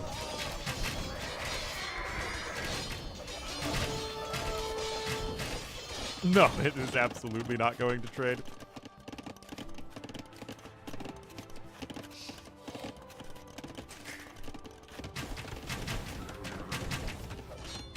Anyway, Nikov's running out his Cavalier upgrades, of which he has around 50. Oh my goodness. There's GG called.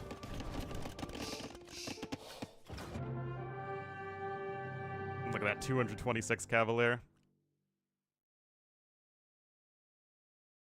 I mean, I think everything down to the approach was much better here for Argentina. I think you need two guys going galley rush.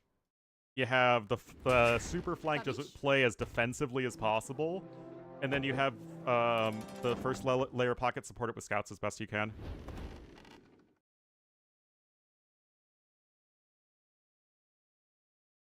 Not biting off rubber and swallowing it, are you? Because I don't want to rush you to the vet. Or the animal hospital, rather.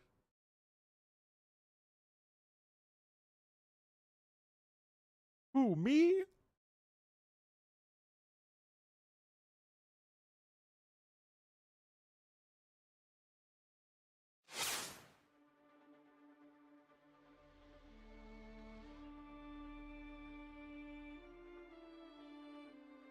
Right.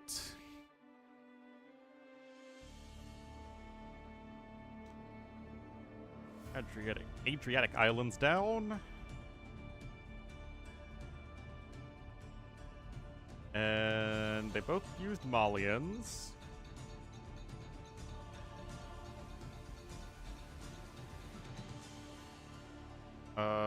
Brazil used Bengalis and Incas. So Mayans win, and Saracens win, and Berbers win.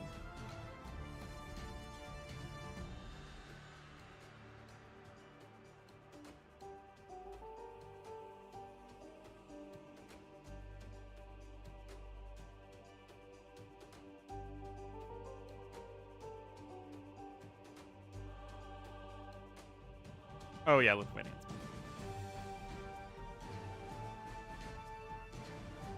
Lots to keep track of.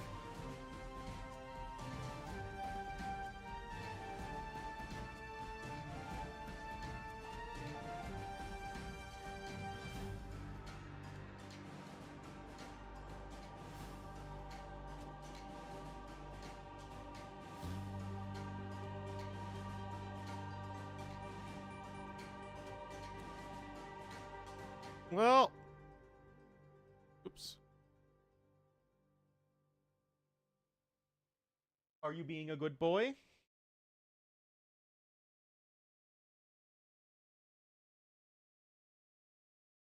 Oh, he is indeed a loaf.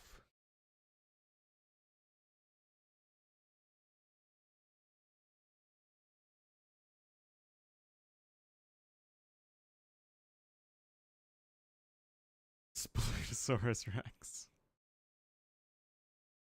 Oh, I think we're getting sleepy.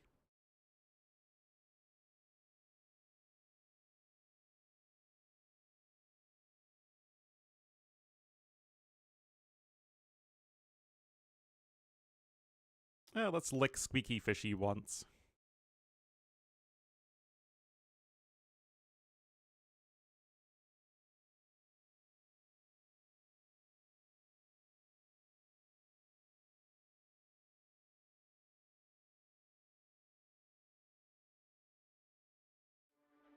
Forcives. I don't think you can switch them around like that on AoE 2CM. Although that would be, I suppose, useful.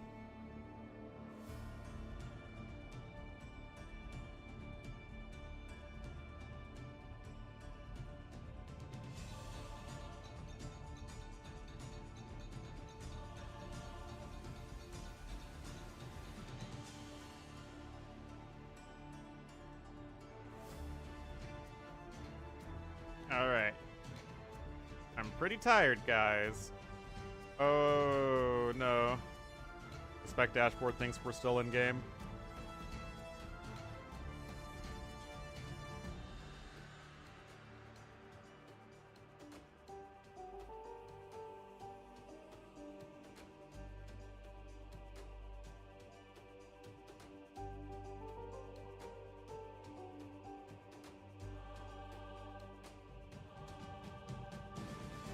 Alright, let's see if I can find this in game.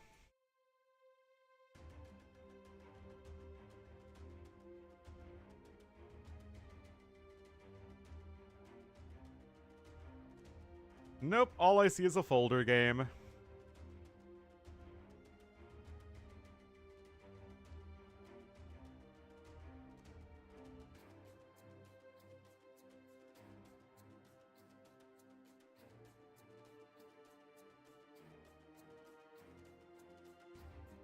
Hmm.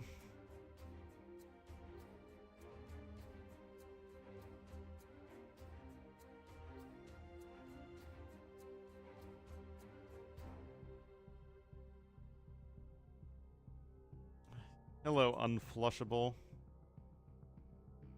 I don't know, guys. I'm getting tired. And I'm only casting this because I like you guys so much. For some reason.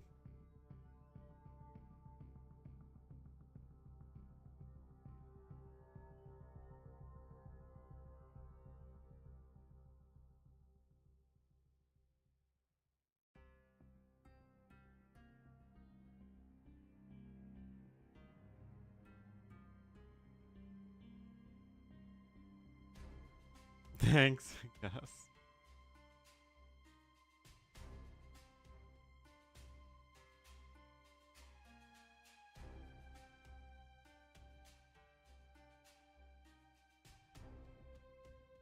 Pay you? You don't pay me enough, though, is the problem. Is he hot? Nope. It's actually quite cool in here. He's just tired from the playing we just did.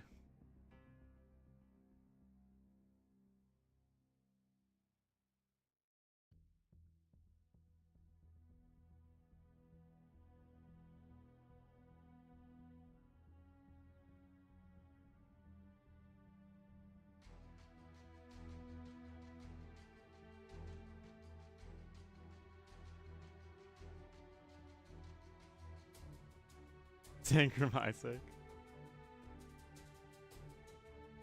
Nope, now I got a game that has Ashley in it. Which is still not the correct.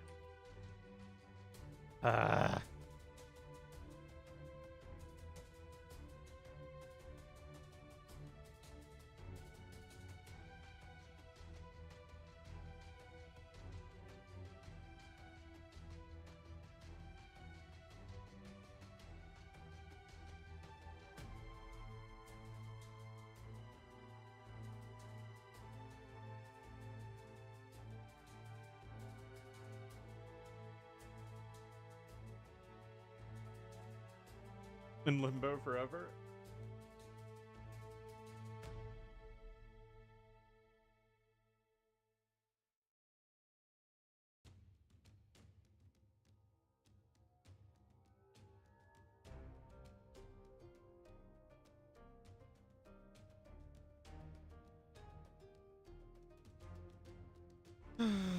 Boy.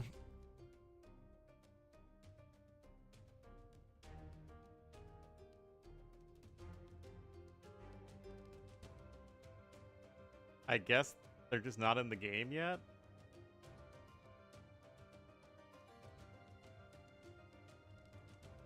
I suppose.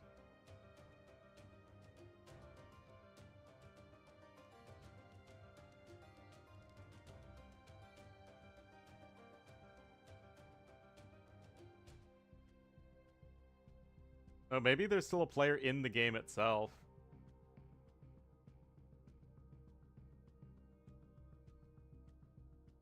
Oh, nope. I went to Nikov's stream on Kick Beta.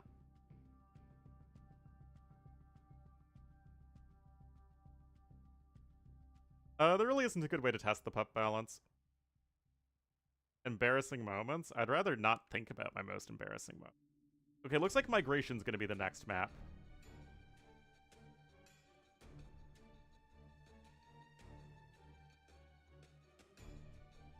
Oh, the Corgi has given up. Guys, I've been live for 7 hours.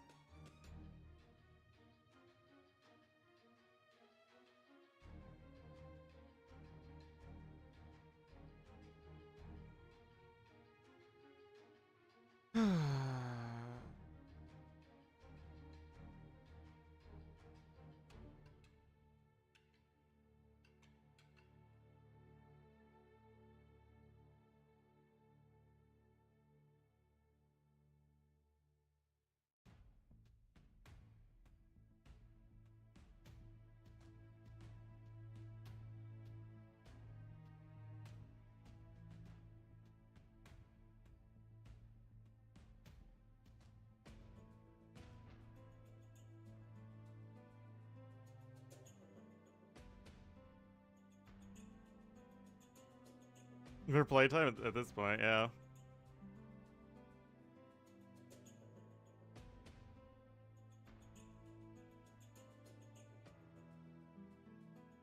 Oh, now I see a lobby.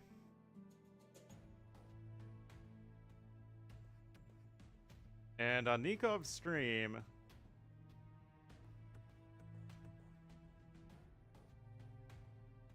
they launch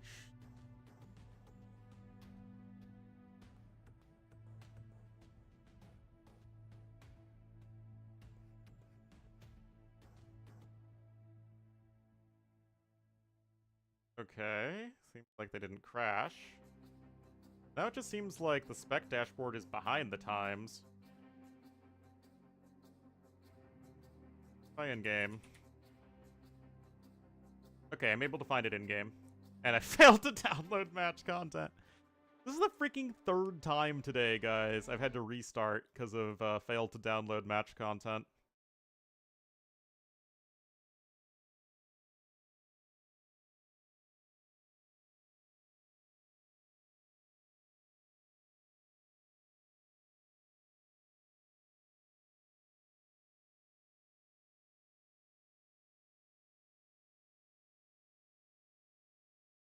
Alright, let me restart and we'll get into it. Oh! I'm sorry, Dash. I had to sneeze. And thunk.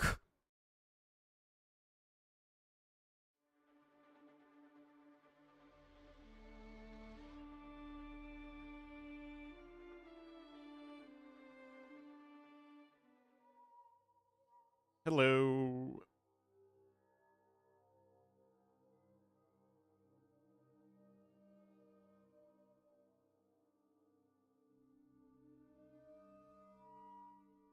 All right.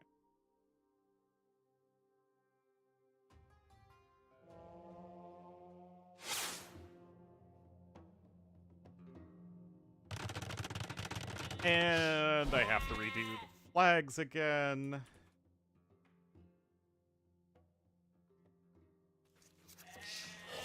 Alrighty, guys, game at number 3 on one of my favorite 4v4 maps. It is Migración. Brazil down 0-2, though. And 2 games played. No, we had 2 best of 5s earlier as well. I think a 3-2 and a 3-1. So that makes 8 plus 2. We casted 10 games in 7 hours. Yep. We also played with games. So we casted 10 games and played 1 game. Yep. Alrighty, so Fire going to be in the orange as the Dravidians here on the east flank. Really nice that Brazil's able to pick up Dravidians there. It is one of their first picks. Dark is going to be in the purple as the Hindustanis in the pocket. Gao is going to be the yellow Byzantines in the other pocket. Yes, Lix one is that. Oh, I'm sure. And Goku's going to be the red Burmese on the west flank. Ooh, I don't know about that. You know, Lucha going to be the gray Vikings on the west flank. So we got Vikings and Dravidians, both in this game. Brisbane's going to be the Cyan Burgundians in the pocket. Actually, a very common pick on this map. A fish boom potential! Nico going to be the green Woo in the other pocket. And FedEx getting Armenians. So we got Armenians plus Vikings on flank. Ooh, that's pretty good. Dravidians are also top tier. But let's see. I mean, again, Dravidians, Armenians are both equally good in the galley war. And Vikings are obviously better than Burmese. Now, Byzantines... Okay. There are several different things that can happen here. Burgundians and Hindustanis are going to boom on the land and make light cav and camels or whatever. That makes sense. Byzantines are probably going to go for fast imp. You know, like 40 pop up, fast imp, fast fire ship. Who could do something similar, but I'd be kind of curious as to how that'd work out.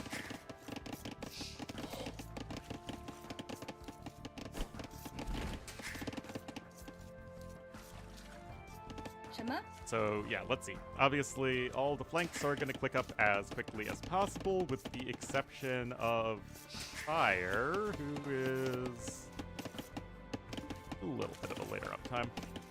Like he did it on one more bill.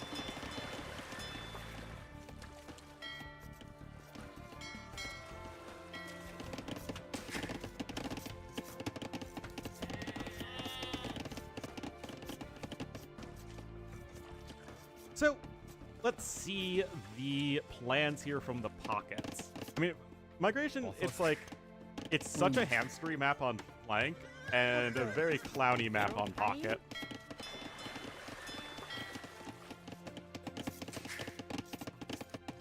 I mean, you could, I guess, just go fast castle and fast fires if you're Dogao, but I think with Byzantines especially, fast and fast fires are really, really good on this map. Yeah, I'm quite curious as to what Nikov's doing, because you could go fast and fast fires as well with Wu, but it's just not going to be as good as it is with the Byzantines. Because Wu have, do they have? Yeah, they're fast fire ships. Yeah, they have everything except shipwright.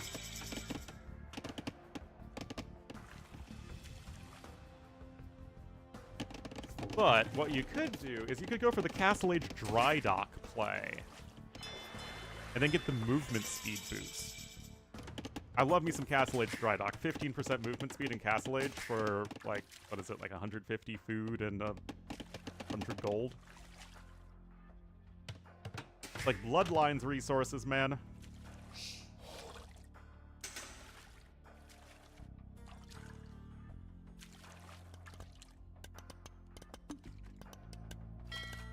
Meanwhile, flanks are doing expected flank things.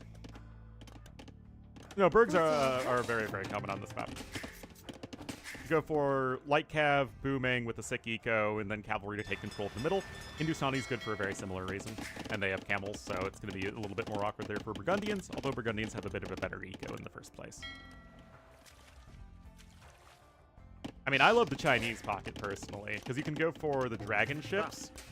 So you can go fast imp dragon ships, or you could boom on the land, so you have a little bit of flexibility there as well. And Chinese are a great navy civ if you have some space.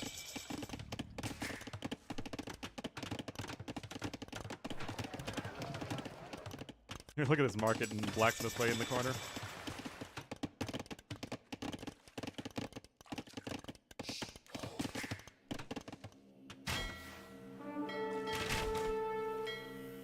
No fletching in yet for fire.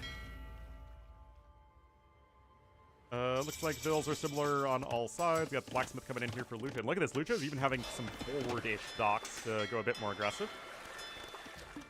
Argentina with a slight military lead, and look at this, Nikov already making some fire galleys. And he is up to Castle Age, as is Purple. Cyan, I'm sure, will be clicking up in just a second. Open up that blacksmith.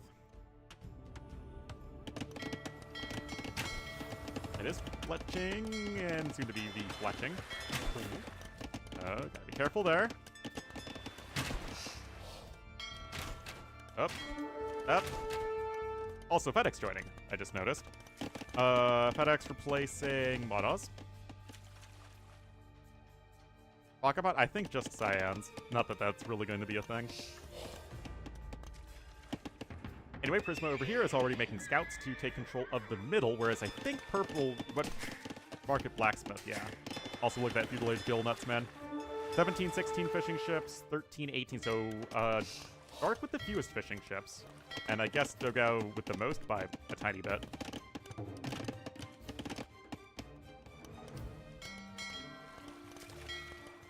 And indeed, training coming in. So, yeah, I mean, I think Castle Age Dry Dock plus Careening for your fire ships basically just makes them the best fire ships in Castle Age. I mean, maybe you could still argue for the DPS of Byzantines, but considering one of the biggest weaknesses of fire ships is just being able to close the distance on galleys, I feel like the extra movement speed, plus the tankiness you get from the extra Pierce armor, makes them so, so good.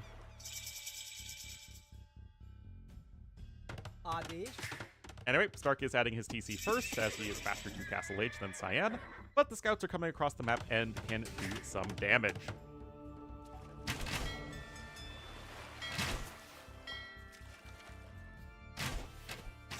Galleys are galleying.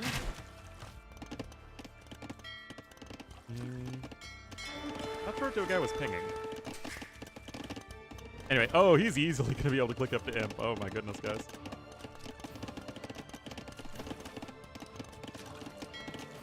Stark just sending his transport over for his ally. Very friendly. Oh, and Stark is making fire ships. Okay, so already a little bit of a difference. Stark is making fire ships. not making anything on the land, but he is expanding his eco there. Whereas you have Cyan adding in the scout cavalry, and still adding in more fishing ships. And also adding in his TC, but a little bit slower. Anyway, yeah, look at this, guys. Dry dock is in for Nikov. Look at the speedy boys. We got 0.2 faster movement speed for Nikov's fire ships. And they take only 1 damage from the galleys. That is wild, guys. 0.2 faster. Guys, that's the difference between a regular villager and a spearman.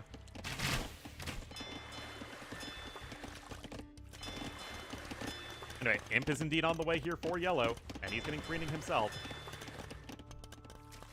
But still gonna be a little ways off.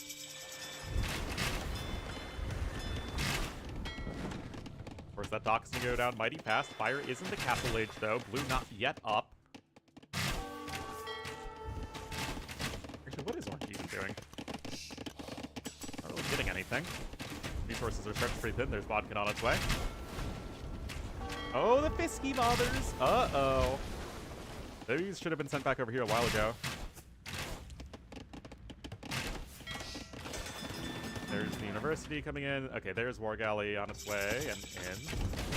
Ah, but look at this Dogao on the other side, because remember, Mayan is the only player in this game not making Navy. He's entirely focused on the mainland, and at this point, Prisma has not successfully driven Daddy Stark into the sea. Although, right now, Green is getting himself set up. There's the university for Nikov. He's actually going to click up the Imp really soon as well. Maybe. I don't know. So I guess pretty good. Might have future in Age of Empires. Well, 8 on stone now. But he's also starting to pick up relics, and now we're going to have 2 players getting established here in the middle. But yes, Fat Star ships still should be castle ships. Hopefully. Unless the balance is awful, but I don't think it is.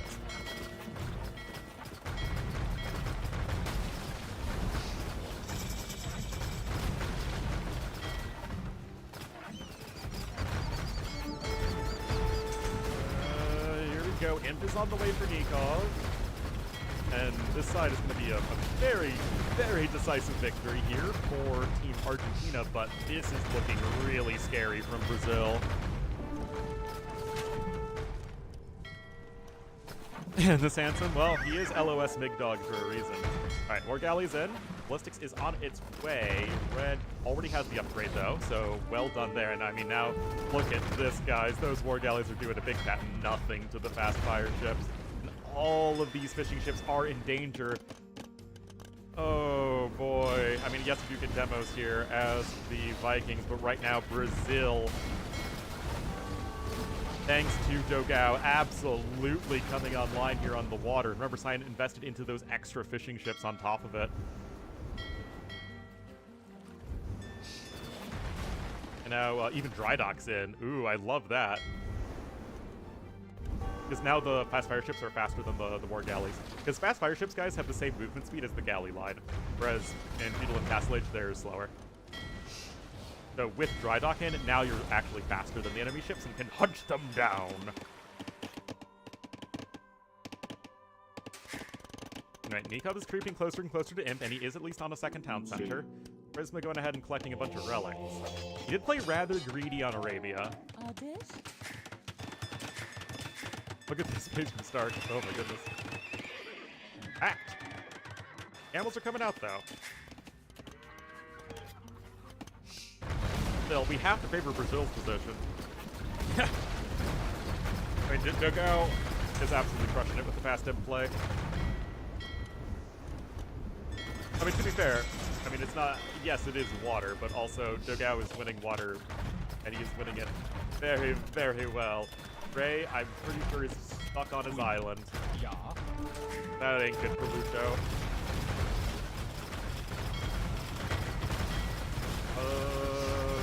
Good shot there from FedEx, but now you just can have fast fire ships being sent to the other side, although honestly the Armenian 1 extra damage does help out. It's the difference between 1 and 2 damage.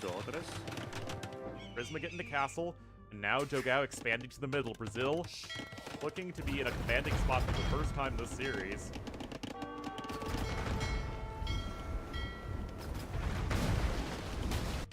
And Goku honestly doing a great job of buying Dogao the time to get all the way to Imperial Age. No, they'll have a big eco lead at the moment because they've killed a ton of fishing ships of their opponents. And Gray is also stuck at home. So that's a twofold win right there. And the thing with the Wu is that their navy in late game isn't actually very good. I mean, it's like, okay. Your Lochuans are good at taking down buildings. But other than that, it's a fairly generic Civ without shipwright. It's not like Armenians or Saracens who miss shipwright because their late game navy is otherwise insane. You just don't really have all that much going through the late game. I mean, I guess you do some fire damage with your demos, but demos still doesn't change all that much.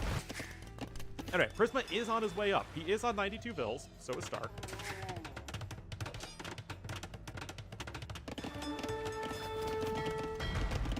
And Fire, and just enough, like Fire, the player, and the Fire ships of Stark have been just enough to hold the line, right? Stark has still been able to keep all of his fishing ships afloat, which is obviously huge. Goku now going to take the opportunity to boom up on the mainland, so is Dogao. All those ships are going to get torched. The better late game water civs? Yeah, I'd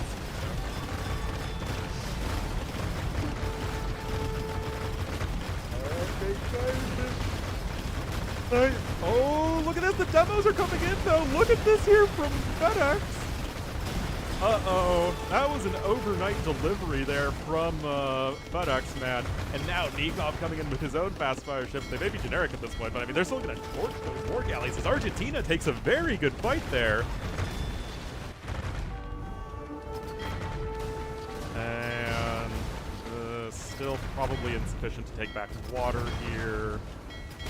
Not for lack of trying. Credit to Dogao, though. So he went past him, and he still has a better eco than does Nikov. He has 6 more fishing ships. He has the 3 TCs in total as well. And Elite Coustelier coming in. Oh, the very rarely seen Coustelier. I think they're better against camels than Knights are. Which is not to say that they're even remotely good, but sometimes there is a lot to be said about being less bad. And you still have that timing advantage here, as Argentina actually still have the score lead, despite now being 25 bills behind, but they've been taking some decent fights. Now a little bit of raiding coming in. So, like, Gray is, like, giga dead. Still stuck at home. Oh no! Ripped the transport, man! Caught that one. Oh no, he didn't actually make it. Okay, so this is huge. Lucho was able to make it to the middle, so it means eventually he can contribute. Not for a long time, but still, it's better than somebody getting defeated, which is an actual possibility on this map. Right, now, that's, I think, the through line of the unit. For Burgundian Paladins. There's basically worse almost all around compared to regular Paladins, other than like some very specific matchups. Live on camera.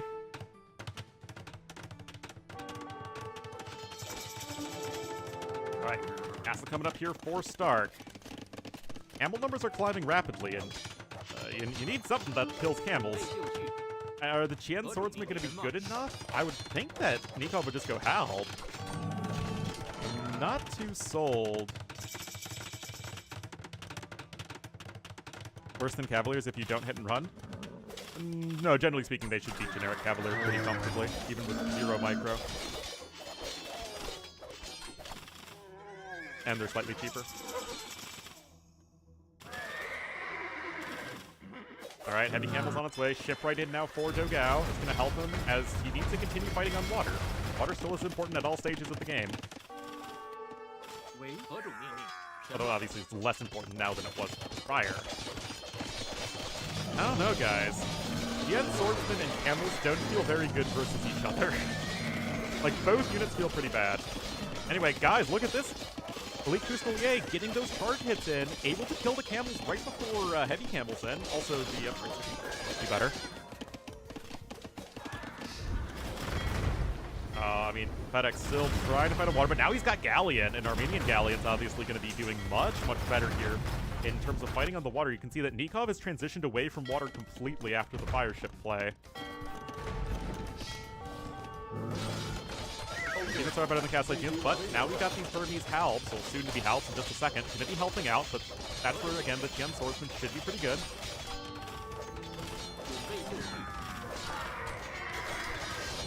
Gonna help out, and Prisma pushing forward here as well. And look at this, Argentina still looking good in the score. Forward castle from Prisma. Again, it's been a matter of Nikov barely being able to buy time for Prisma, who's just barely able to get a good enough to push here. Lucho obviously doing everything he can to delay, and now we have FedEx who, again, that demo play against Sugao's fire ship was so huge. Greek fire is now coming in, but I think the Galleon numbers might be getting way too scary. And look at this, guys. And Armenian Galleons, too. Go Clement. I would have thought that Nikov would go Halbs in the first place, but in light of it being good for the TM Swordsman, I would not hate to That is a formidable maybe. But just, like, look how awesome this is. How many different types of units we see on the map at once? This is, like, I don't know. Like, this is Age of Empires, man. This is the beauty of this game. Anyway, Camel's trying to do a little bit of raiding here, but things are looking a lot more grim for Team Brazil. Maybe it needed to be Argentina versus Finland and Brazil versus Sweden. Oh man, stuff's getting deleted. I mean, those Hindustani Camels are good. But, like, every time they hit a Tien Swordsman who's on, like, even relatively high HP, that 6 melee armor is pretty tough to stop. Even Lucho's found a way to click up to the Imperial Age, which actually leaves Orange the last one in cast. Like, wait, Lucho's at 100 villagers? What? Like, I checked a second ago and Lucho had, like, 50. Alright, he's going to be able to add in some arbs. That's going to be a nice way to help out. And although there's still very little eco for FedEx, still at least holding his own here on the water, making sure that you don't have a bunch of cannon galleons destroying you from the back, which is absolutely what happens if you lose water control completely.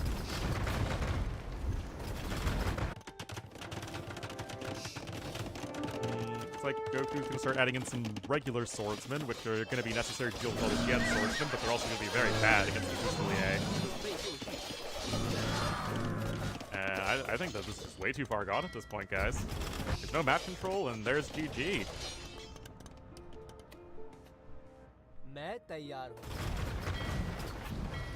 I mean, it was a good game from Brazil. It's just, you know, you take a bad fight here, you don't push far enough over there, you don't quite get onto the land fast enough. I mean, it's all of these small things that really add up. But great play from Argentina. Forcom with the 87 months. Thank you so much, Forcom. Ornlu high. Ornlu high.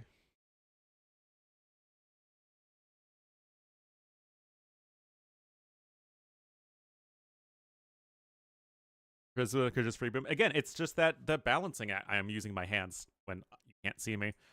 It's just the balancing between Nikov and Prisma and Pocket, I think, is just, you know, so harmonious. Alright, so that is Dravidians losing, and Byzantines, and Hindustanis, and Burmese.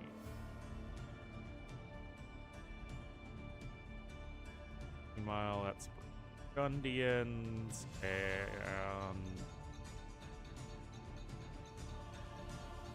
Armenians, Vikings, and Wu.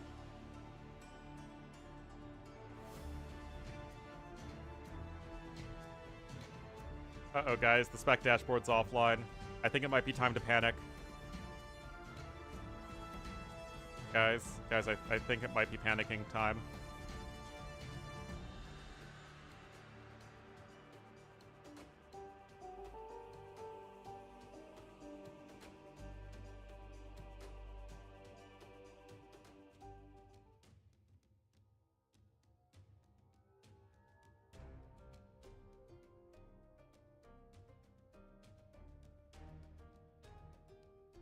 Alright, well, I guess we have to open up Nikov's stream again.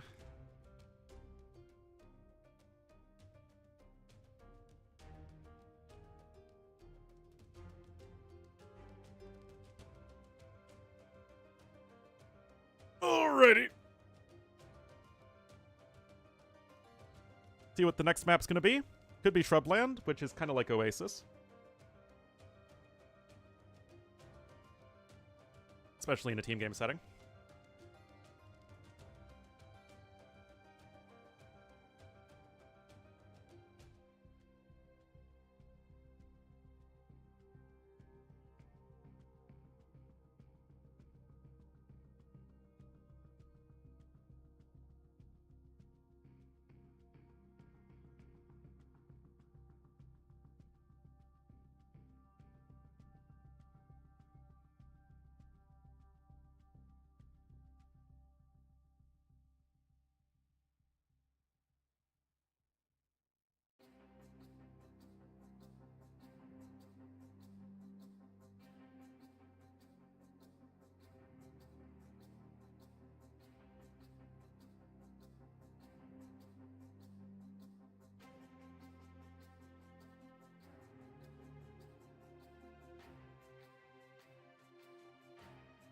Alright, so not even in the lobby yet, unfortunately.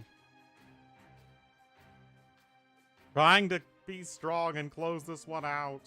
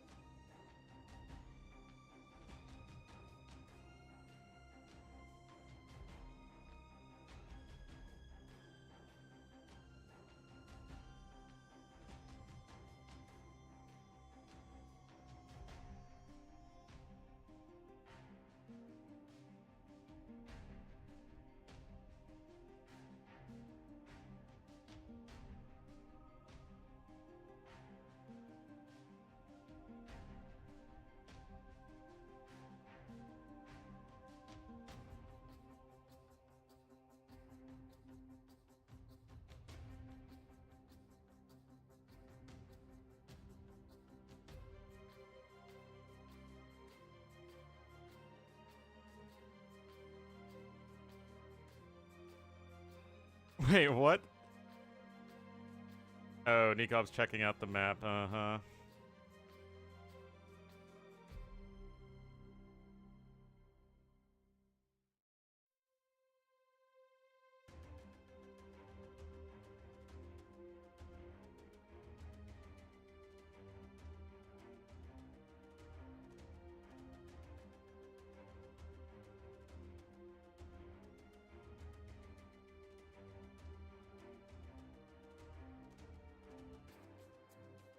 Uh-huh.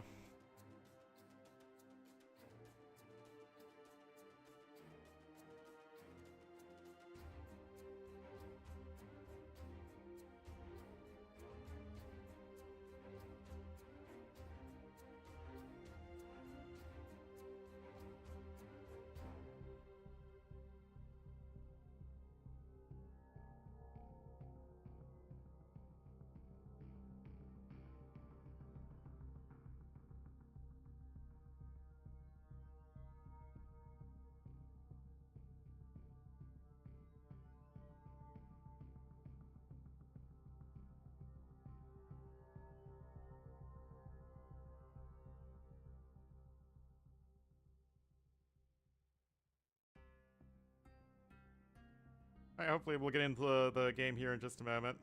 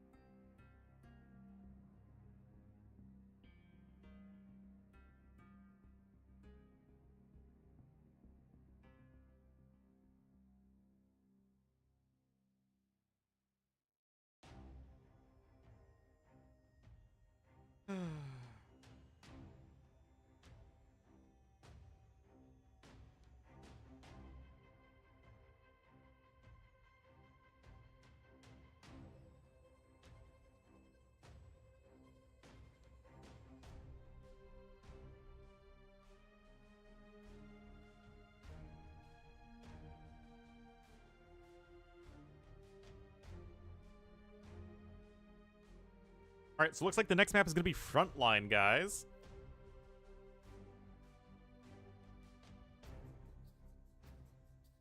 This game, I mean, they've all been entertaining games.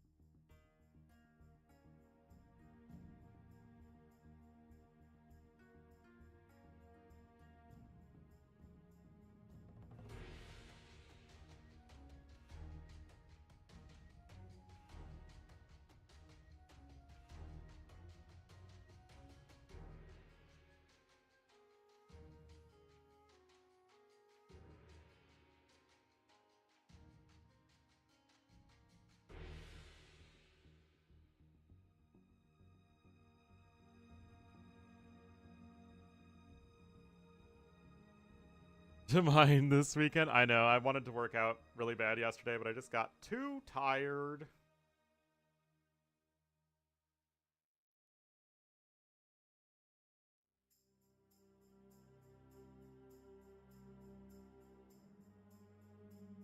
Do you think Pulse will be back to S tier Arena? Yes.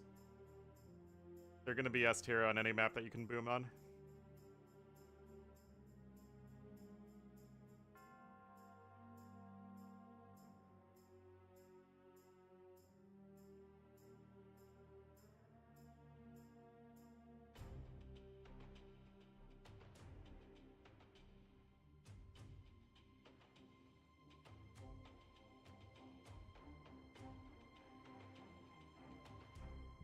Ooh, Nikov is picking Dawei.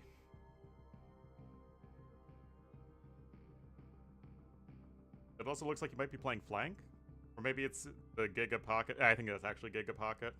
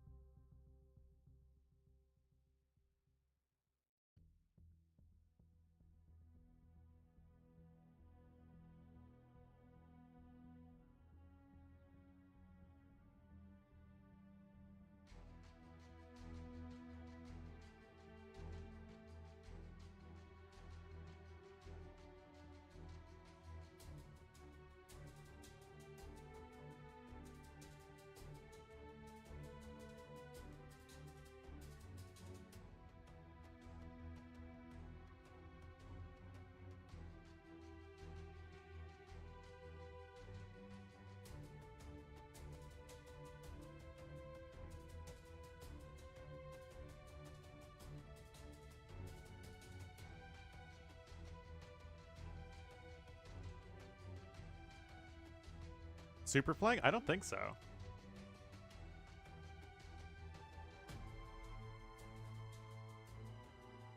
Oh, Mem is saying 14. Empiezan ya fidbs. It is taking an extremely long time between games, to be honest.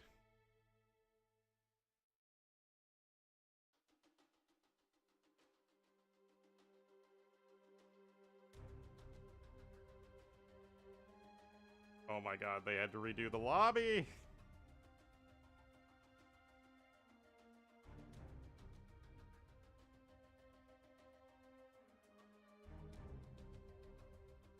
Alright, looks like they're about to start.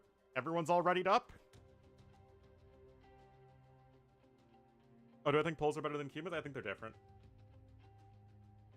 I would say poles and cumens are, I mean, they're obviously both similar in that they're eco and capsives, but cumens are a more extreme version of poles in that you're going to win harder and lose harder, typically. Because poles also have an aggressive, a strong aggressive tower rush option. All right.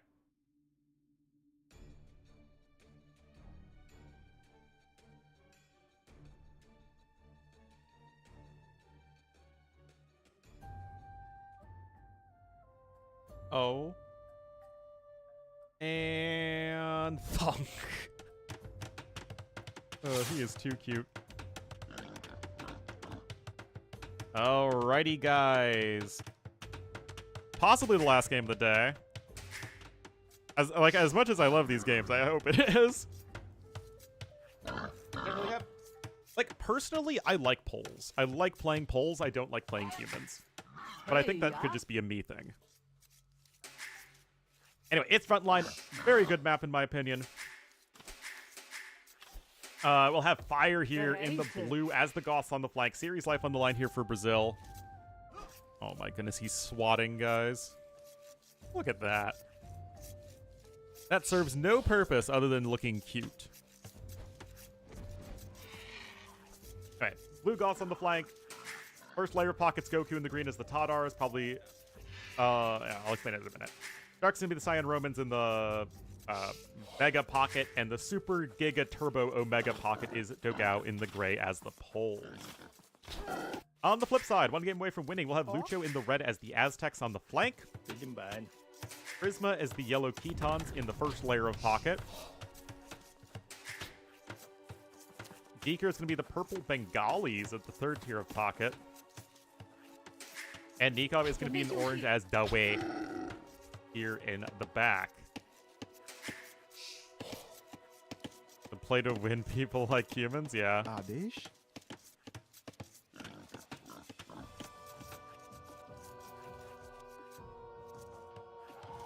Alright, so this is generally how Frontline plays out. I mean, I haven't seen that many games on this map, but I've seen a fair few. So what you do is that the flank is just full, you know, full gremlin mode, basically. Lame everything, fill, rush, drush, TC drop. I've seen Rubenstock literally do 3 successive TC drops on this map. But that's why we have Aztecs and Goths, two of the very best Dark Age. Nice job there, though, from Goku, sniping the Eagle Scout. Then, the next layer goes Archers as if they were flank. Or at least tries to, because they're probably getting late. Anyway, nice kill on the Villager there of Fire by Prisma. Although Prisma is Ketons is still likely going Scouts. And Tadars can do either.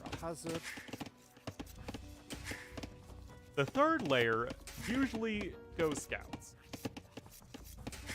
And that's what Stark's going to do. Almost certainly with Romans. Bengalis, I mean, you can play Scouts with them. It's not like it's the end of the world. But there probably are better things you can be doing. And then the Giga Omega Pocket usually goes for FC Knights. Or FC Lightcap into Boom. Depending on what you're feeling. So there are going to be some interesting choices here, because Ketons want to go Scouts whenever they can. Unless you're me and open Men-at-Arms with them, because why not? Good bill fighting there from Prisma. Bengalis want to go FC whenever they can, so you can get the, 4 total villagers, and then, of course, the Bengalis have a very strong castle age. Amor Mindu. Sweep home Yeah. Argentina. And then Dawe. I know Nikov is very vocal about the Xianbei Raider. He thinks they're too good. Of course, the Nikov takes are always a little bit of at times. But at the very least, he puts his money where his mouth is.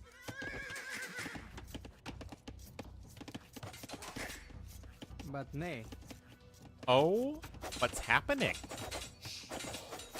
Oh, and plop down.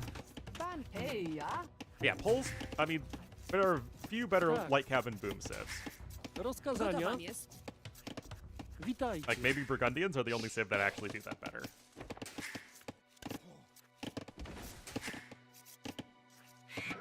Timu. Zachar.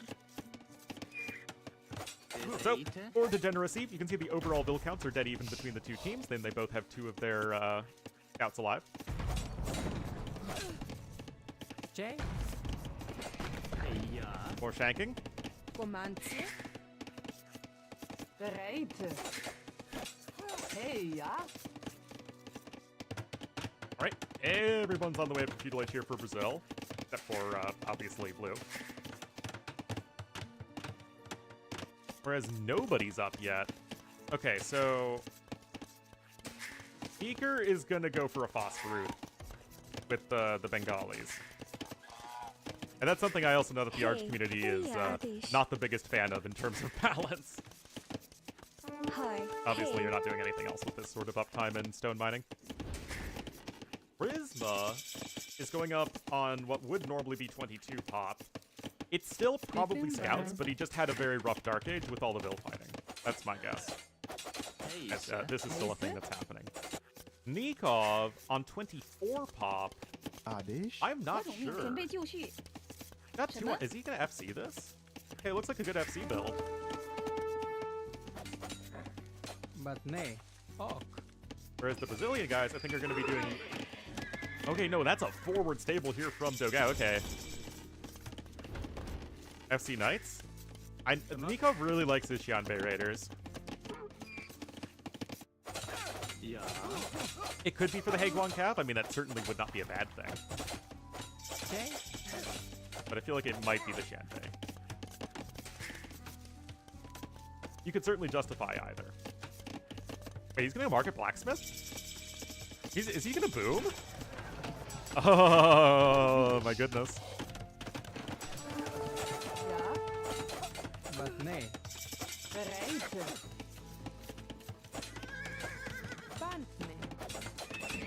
Alright, indeed it will be the scouts coming in for Prisma. More Vil fighting over here at the front. 22 to 21 Vil, so that's at least still relatively even. That's going to be another kill in favor of our Argentinian team. Faster training scouts is going to be real nice. Oh man, well, actually, what if you do Keaton's Huns? Jay? Get the Hun team bonus plus the Keaton bonus. You just go one stable. All you ever need, man. Okay, indeed, Goku is going for archers, as one would expect. Dark is actually one going for the FC. Is he going to go for scorpions? I think he is. All right, this is interesting stuff, guys. Meanwhile, you have both Nikov and Deeker FCing. Like, again, team games, 4v4s. It's AoE at its most fun. Okay. Jay? Okay, we still got more quick balls coming in over here. So we got the archers pressuring, and this is some nice coordination as Dogao and Goku here. Able to snipe the villager. Yellow has the spearman on standby, though.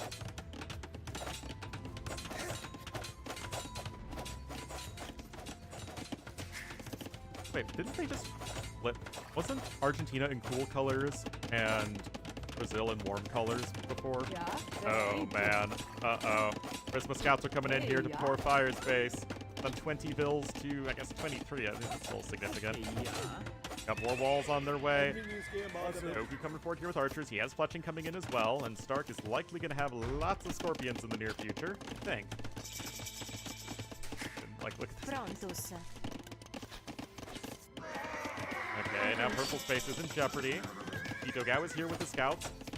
He knows with the Bengali's pick that it's probably going to be for the fast uptime, and I love this here from the Brazilian team. Okay, good quick walls. It's at least going to keep the archers out, and there is at least something to that. To keep most of the vills safe for now. Obviously going to drop the castle right there, I think. I'm pretty sure. Got the stone for it, no problem. Oh, this is going to give it a bit of an opportunity. Remember, Goku does have fletching. Scouts are here on the other side as well. Come on, Nikos, he's just booming, man. He's just booming. Living life. He's just going 3 TCs. Oh, it's Corgi left. Alright. Corgi cam is over.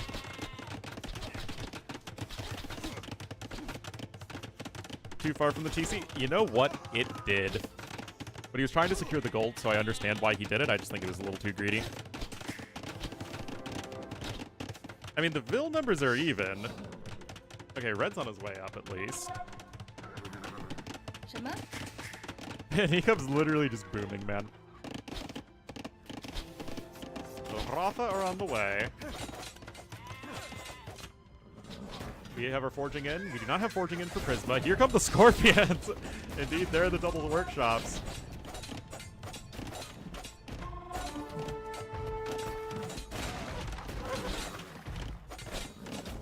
Nice snipe on the ram, though. He's still going to lose a lot of scouts. Okay, but still, I think just denying the ram is probably more important than keeping those scouts alive. Actually, on double stable at this point is Prisma. And Brazil's army count is still a lot better. 30 Vils in pocket versus only 28. So even after those losses, Beaker's doing a good job of at least keeping some amount of Vils working. Only has 2 on food right now. A little rough. So he's actually probably going to really struggle to make Vils from here on out. The thing is, you never want to go like full phosphor. Not as Stark and not as Deeker either. Also, Deeker subbing in. This was the last game? FedEx. Yeah, it was FedEx, and then it was Monos, and now it is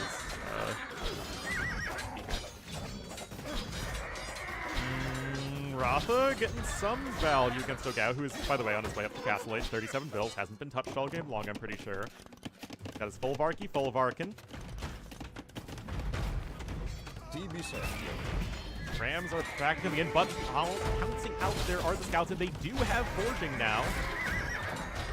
Archer's in a good position. I mean, Scorpions are doing so much work. Reduced minimum range is an underrated team bonus there for the Romans. Beaker going to come in with a Siege Workshop himself. Some defensive Mangonels might be needed, although obviously Nezuko's already at the limit. Got the Keton farmers Keton farmering. There is indeed the Mangonel on the way. Stark's going to have his own monks coming out. And Goku's at 9 archers and 42 Vils, in fact. Although obviously still only in the tutelage. Empire's also on his way up. I don't know, guys. This is fun.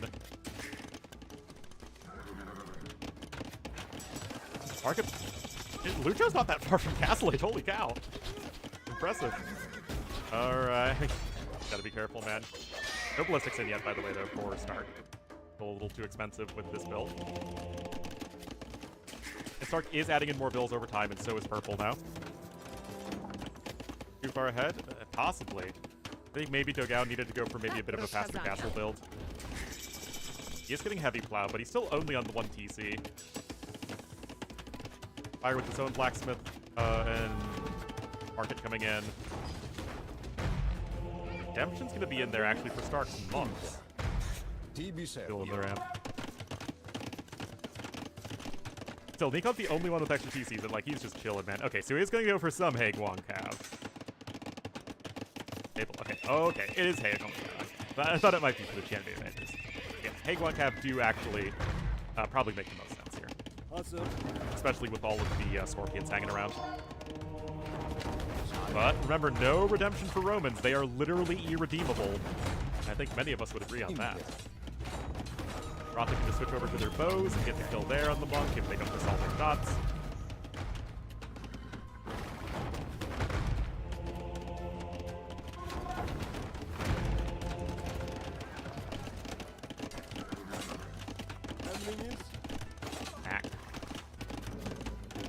Prisma still being active.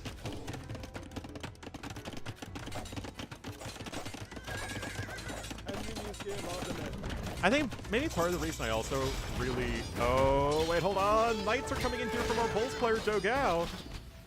I mean, if Brazil's going to stand a chance here, Dogao's likely going to need to carry them to victory from the Omega pocket position.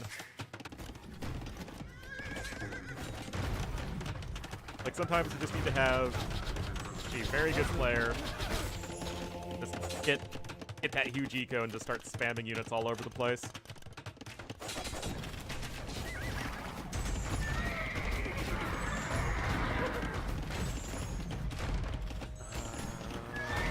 I mean, the Stark's doing work there.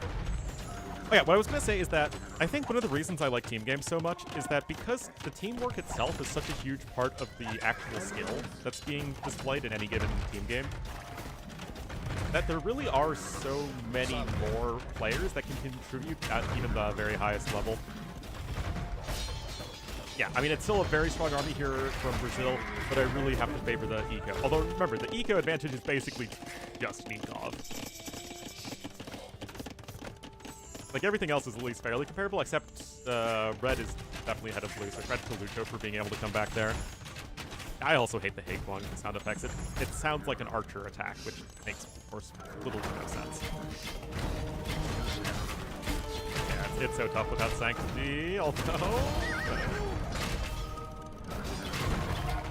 Pure Roman Scorpions is probably basically just an even trade with the Mangonel.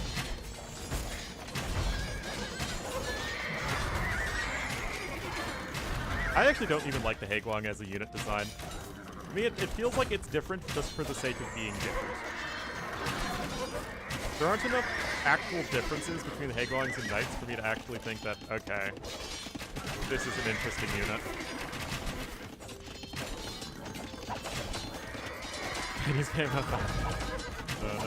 Anyway, I mean, this is still a huge army advantage for Brazil, guys. Manaspa are, you know, they're faster. They've got the build-up mechanic. And you don't have physical handicap enough. So, like, Manaspa at least are a little bit more interesting. Although I still think Manaspa could be even cooler if they actually had very low attack, unless they were grouped up. And then it was at, like, where they're at now. Alright, here we go. Nikov coming in. He's got that +2 defense now. Husbandry's going to be here in a moment. I think Nikov might just... He's too powerful! He's too dangerous to be kept alive! I think Arg are at least, eventually starting to take better fights. And look at this here from Lucho. Honestly, unsung hero of this game, which is entirely my fault because I'm the one who's singing any praises, is the fact that Lucho is just so far ahead of Fire. Like, the fact that he was able to get a good castle age time. Yeah, 600 res ahead. There's no slinging that's occurred in this game. Prisma's been doing work, being very active for the scouts. How many village kills does he have? 23 villager kills from Prisma, guys. That's called being active. Dogao's only on 2 TCs, mind you, and he's actually losing some bills here and there to yellow. Who's also going to be in castle age now, by the way. Now, the villager numbers are closer, but the army numbers are also closer, and I mean, this is just going to get so scary from Nikov.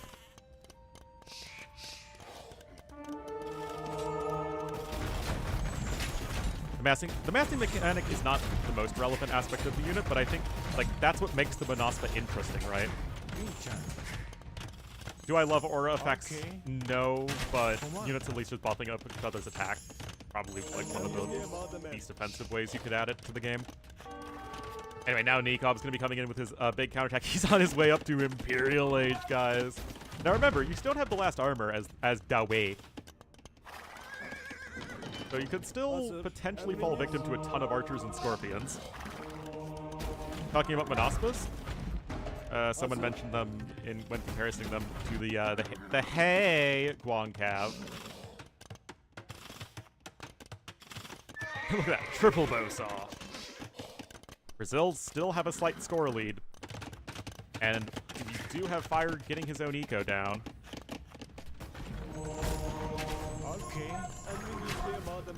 Goku, I mean, he's got a huge blob of archers, and look at this, Stark coming in here as well. There's actually there are only 3 bills in here. They're barely firing any arrows.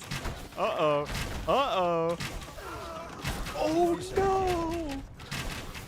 Did you see all of those monks just instantly die? The steppies are coming out here as well. And yellow's only on 35 bills, so, I mean, that's a lot of dead ones there from poor Prisma. But nay. Red having to flee with his bills. He's a 0 TC gamer. And yet Nikov's counterattack. Ooh, this is pretty brutal, guys. Dogao taking some enormous losses, and I think the biggest issue just might be the fact that nobody is supercharged here on Team Brazil. There is a mango in the workshop, but it's not going to get more than, I think, at best 3 scorpions, which is only like a little bit of a good trade. Oh my goodness, guys, look at this. Nikov is just going at it.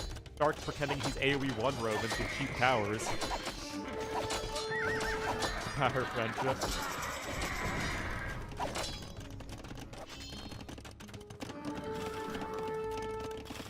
Honestly, like, this has just been a really sick series from Team Argentina. Kind of like yesterday, it was this is the case of one team playing well and the other team playing, like, insane.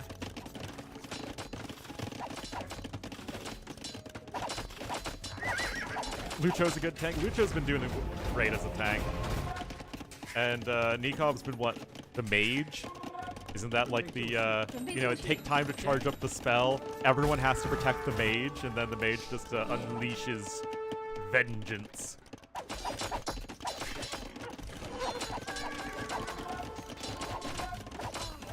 Scores are getting closer and closer. I just don't think there's a way you can stop Nikov. Now that heavy Haegwang is in.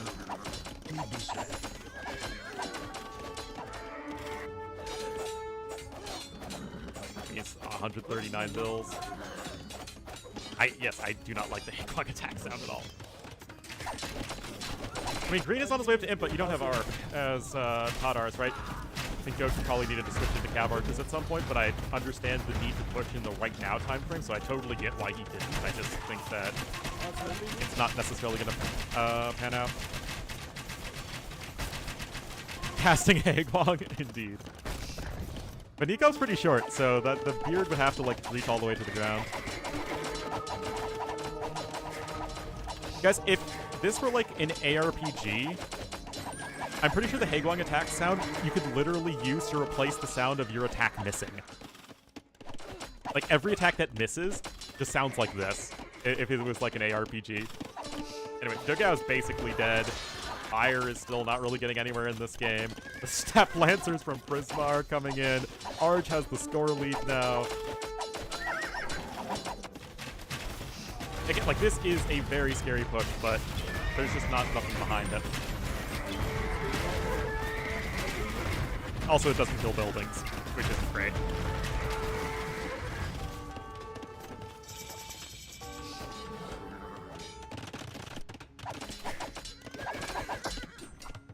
Still gonna be missing Mingguang armor.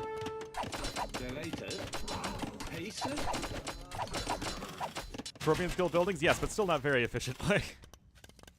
Description coming in now. This is the first castle from Nico. Park while yawning. Interesting notion. Right, Schlacht is on its way, but again, Dogao just not in a position to crush anyone economically. Oh, now Purple's here too. I think he has Pike's research? Nope. DVC says, I don't think that's going to be too big of an issue. Oh no! The trample damage! Guys, why does this unit have trample damage in Castle Age? Can someone please explain to me? Oh no.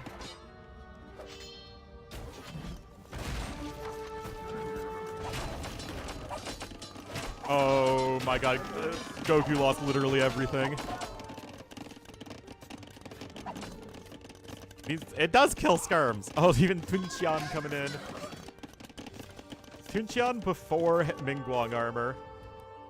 That's how you do it, guys.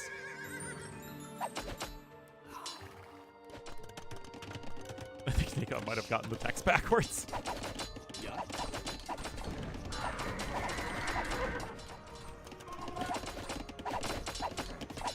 Anyway, I still had a lot of fun with this series, guys. I hope you did too.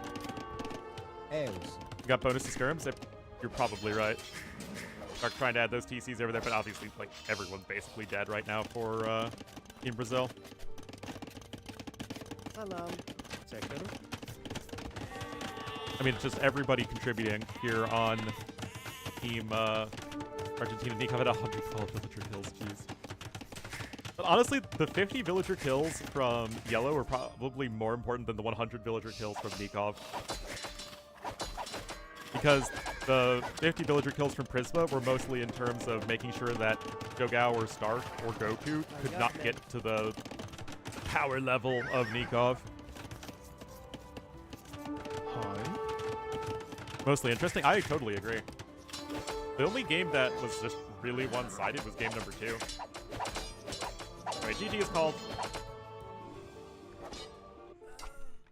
Go to Fiesta. And very, very impressive gameplay there from Team Argentina. Again, that was another 4-0, but it was much, much closer than the series yesterday with each individual game. Just look at that from Nikov, jeez. 265 kills. Is that more than the entire enemy team put together? No, but it's very close. Yes, Paradox did a great job with the maps, and all credit to him for organizing this.